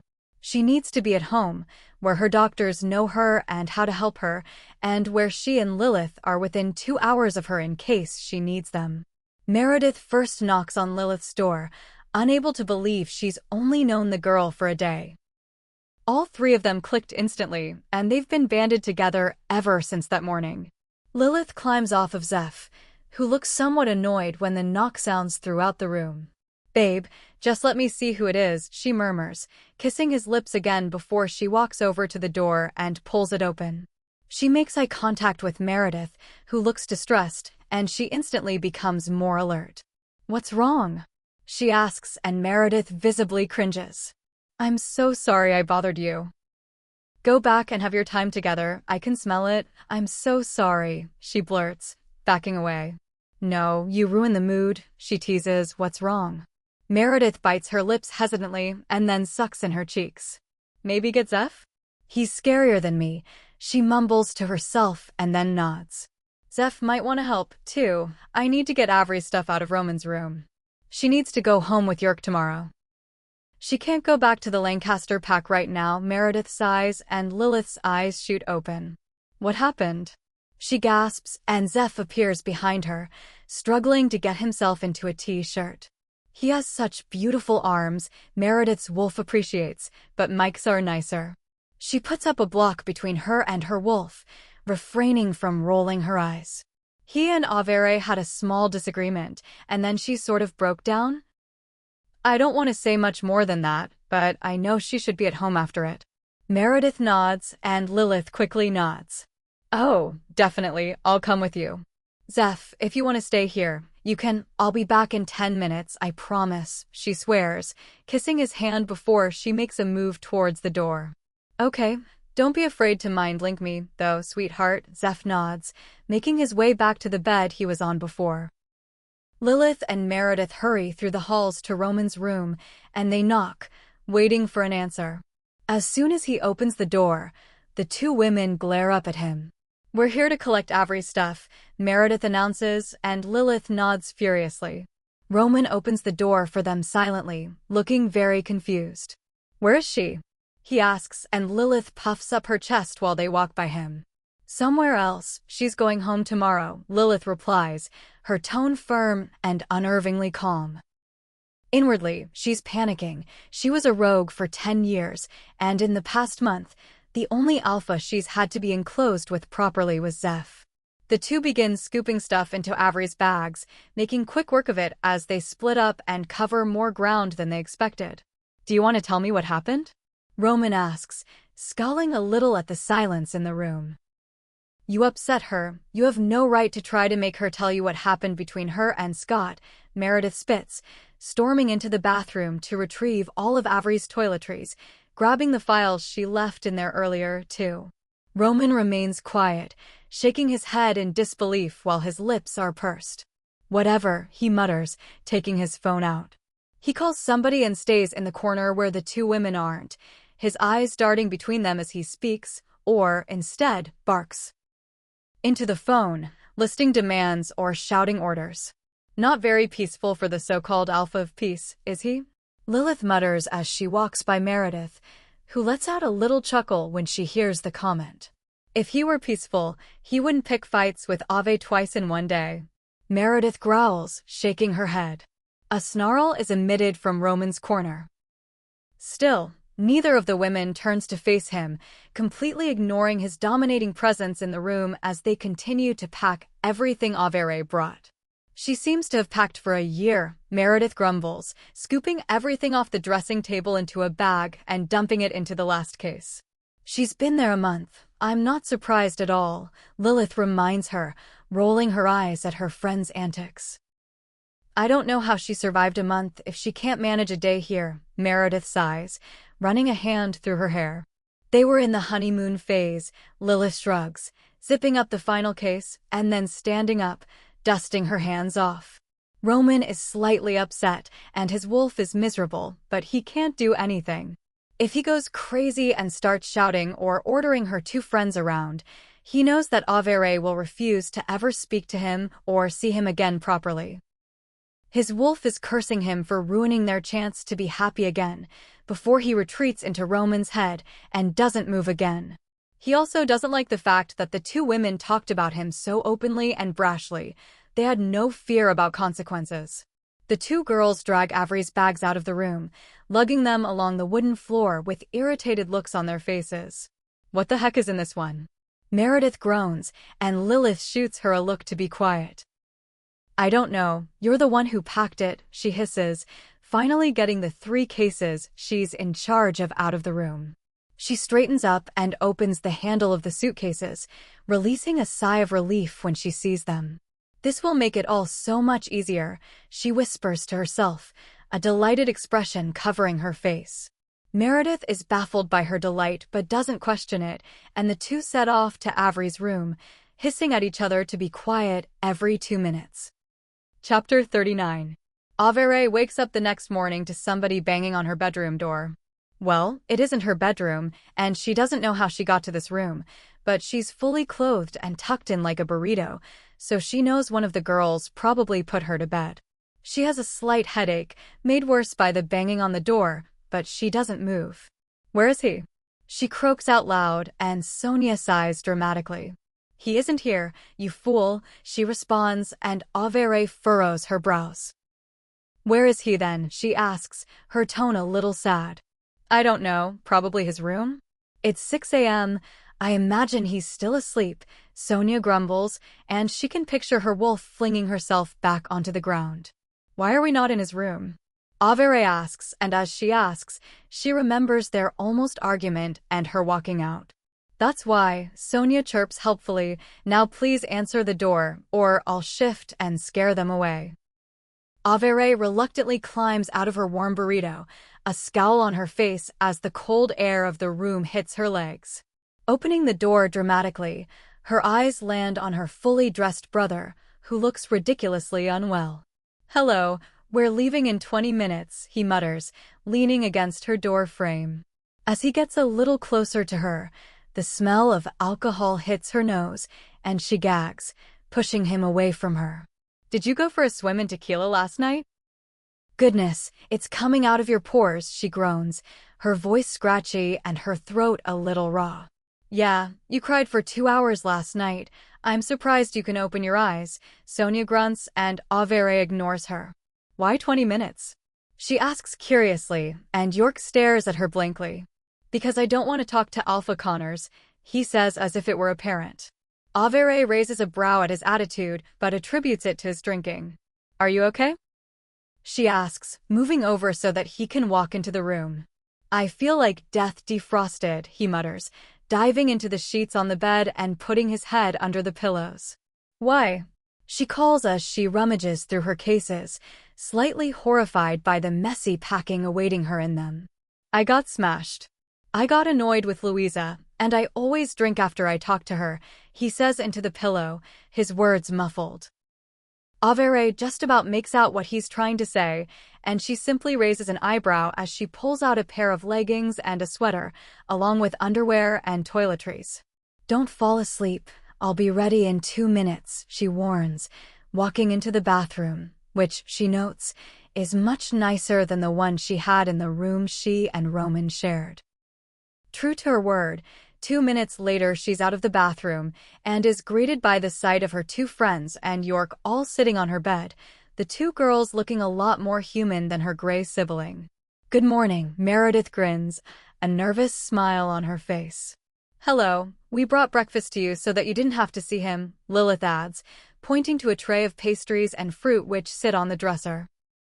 Oh, thank you, Averey says after a moment, not really sure what to say to her 2 friends. So it was you who tucked me in, I hope? She directs Meredith as she forces the clothes she slept in to fit into one of the suitcases. Yep, just like a burrito, she smirks, flicking her ponytail back. You did a good job, I couldn't move. Averey rolls her eyes, spearing a strawberry with the fork on the tray. That was the goal, sweetie. No crawling back into his bed, Meredith cackles, and York flinches at the loud noise. He flops back down onto the bed, and Lilith observes him silently. Has he always looked this bad? Or is it new, because he really doesn't look very well, she comments, squinting at York's face, half of which is smashed into a pillow. He's hungover, Averey replies, finishing off her fruit happily. So you're going home with York? Lilith asks, glancing up from the phone she had whipped out without anybody realizing. Yeah, I guess. I wasn't sure what to do, but Roman made that choice for me, I guess. She shrugs and stops eating suddenly. Did you grab the files from the bathroom? She asks, her tone urgent and stressed. Yes, of course I did. Mike's file was in the pile. Meredith rolls her eyes. You really have zero faith in me. No, it isn't that. Other alphas gave them to me to look at for a reason, and I don't want Roman getting involved. It doesn't concern him. And I don't want any alphas to think that I broke their trust, because he can't keep his nose out of my stuff. She shrugs again, deciding to have a blueberry muffin off the tray. It's less disappointing than she expected after the first bite, so she quickly demolishes it, sipping the juice the girls brought for her as well. Lilith's eyes suddenly flash, and she stands up. Zeph is ready to go if you want to say goodbye. She smiles, her eyes sparkling as she mentions her mate. You 2 are so cute that it's sickening, Meredith voices, and Averey stares at her in horror. Excuse me, who is the one who wouldn't leave her mate's side to dance with me? You are, Averey shoots at her and Lilith laughs. I'll take that as a yes, let's go, she chuckles, linking arms with the 2 girls and leaving York to rot on the bed. I'll be back in a few minutes, Yorkie. You better be ready to move then, Averey calls over her shoulder, and the 3 descend the stairs, unlinking halfway down as it makes it too awkward to walk. Zeph is waiting at the end of the staircase, and he sweeps Lilith into his arms, grinning down at her. Time to go home, my angel, he murmurs, kissing her nose. Averey looks away from the scene, not wanting to be a downer, merely looking away instead. Meredith ruins the cute moment, squealing EW as loudly as she can. Zeph glances over at her, a small smile on his face, shaking his head. You and Michael are a lot worse. Don't make me remind you of what I walked in on this morning, Zeph warns with a light laugh, and Meredith goes bright red, making a zipping motion over her lips before staying quiet. It was lovely to meet you, Averey, Lilith says sincerely, wrapping her arms around the other girl tightly. Please don't be afraid to call us. We don't mind what time it is, Zeph adds, hugging Averey once Lilith releases her from her death grip. Lilith hugs Meredith and whispers something to her, to which the dark-haired girl nods with a smirk. Zeph and Lilith leave after another few minutes of goodbyes, during which Averey tears up a little. I can't believe I've only known you a day, she mumbles into Lilith's hair, hugging her short friend tightly. We're platonic soulmates, get over it, Lilith laughs, rubbing her back gently before the couple leaves for their pack. Averey and Meredith wave as they drive away, waving frantically until their car is out of sight. I'm going to miss her, Averey sighs, and Meredith nudges her gently. We can meet for lunch next week, and we can video chat. Especially if you're going to be at home, we'll all be on nearly the same time zone. Meredith grins, hugging her friend tightly. I have to go find Mike now. He told me to rescue him if he didn't resurface from a meeting by now, she says sadly, looking up at her friend. Call me when you get home, please, Averey sighs, drawing her into a hug. I always do, silly, Meredith mumbles into her shoulder, the hug fierce and tight as people sidestep around them to get out of the door. Meredith vanishes into the dining room, and Averey walks back up the stairs, passing some familiar and some not-so-familiar faces on the way up. Hey, Kelly, she smiles, nodding to the tiny woman who wanders by her. Oh, hi Averey, she smiles back politely, her nervousness radiating off of her. Have a safe journey home, and if you ever need anything, I want you to know you can always call Rapid Rock, Averey murmurs to her as she pulls her off to the side. Even if you just need a chat. I know that your pack can be a little unfriendly, so I'm here if you need a rant or a cry, she smiles, sliding her the business card she keeps in all of her jacket pockets. Callie puts it into her clutch carefully, shocked into silence for a moment. I really do appreciate it, and I might take you up on that offer one day, she whispers, surprising Averey by hugging her. Some passing Lunas watch the scene with raised eyebrows, observing Averey hugging the shorter woman back. I hope you have a safe journey home, Averey smiles, and Callie grins shyly. You too, please be careful, and I hope everything goes okay, she smiles back, before hurrying down the stairs in a flurry of flowing colorful material. Averey reaches her new room pretty quickly and shoves York off the bed to wake him up. Come on, loser, we need to go, she announces, slinging a bag over her shoulder before deciding she needs to use the toilet again before they leave. York lets out a high-pitched whine, making Sonia flinch at the sudden noise. You have 1 more minute, Averey warns him over her shoulder before she goes into the bathroom to quickly do her business. She really doesn't want to risk running into Romen. Where's Dad? I haven't seen him this morning, Averey asks, shoving another blueberry muffin from her tray into her mouth, while York steadies himself against one of the wardrobes. He wanted to run to the airport. He woke me up at 4 a.m. to tell me that, York whispers, massaging his temples. What did you drink last night? Averey asks curiously, staring at her brother in mild concern. I have no idea. Alcohol usually does not affect me, he mumbles, grabbing one of his sister's bags and beginning the descent down the stairs. Averey furrows her brows and mind links with her father. Dad, something is wrong with York, but I don't know what. She sends a message urgently and receives blank silence in return. He should get back to her soon enough, so she grabs the rest of her bags, looking a bit like a pack horse, and trudges down the stairs, a maid chasing her with the final bag. Chapter 40. The drive to the airport is relatively quiet, York occasionally groaning in pain in his seat. Averey shoots him worried looks, and when he catches on, he turns the other way, his back facing her and his head against the window. His new position seems to make things a lot worse, and he quickly flips back over, his hand flying out to scrabble for his water bottle desperately. Ezra, his wolf, is freaking out. He can't calm himself down, and all he can feel is his heart racing as sweat builds upon his brow and neck. Averey, he gasps, panting for air as his sister roars to the guards to stop the car. She quickly drags him out of the vehicle, ripping open his shirt and tilting his head back. Is this a panic attack or something else? She asks, looking into his eyes as he starts convulsing. We don't know. Ezra links to Sonia, and she can hear the terror in his voice as he loses control of his body and stops responding to her. Averey curses under her breath, the guards all standing around her and her brother, guns at the ready, and their eyes darting around the surrounding forest. "Somebody call my father," she commands, holding York's head still as he continues to seize. "Deputy Alpha, we don't have any phone signal here," one guard barks back, looking straight ahead.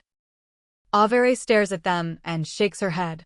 "You're all actual werewolves in case you've forgotten. Mind link him, and do it now. I'm keeping my link open for Ezra," she snarls, letting Sonia take control for a moment to try to force Ezra to wake up.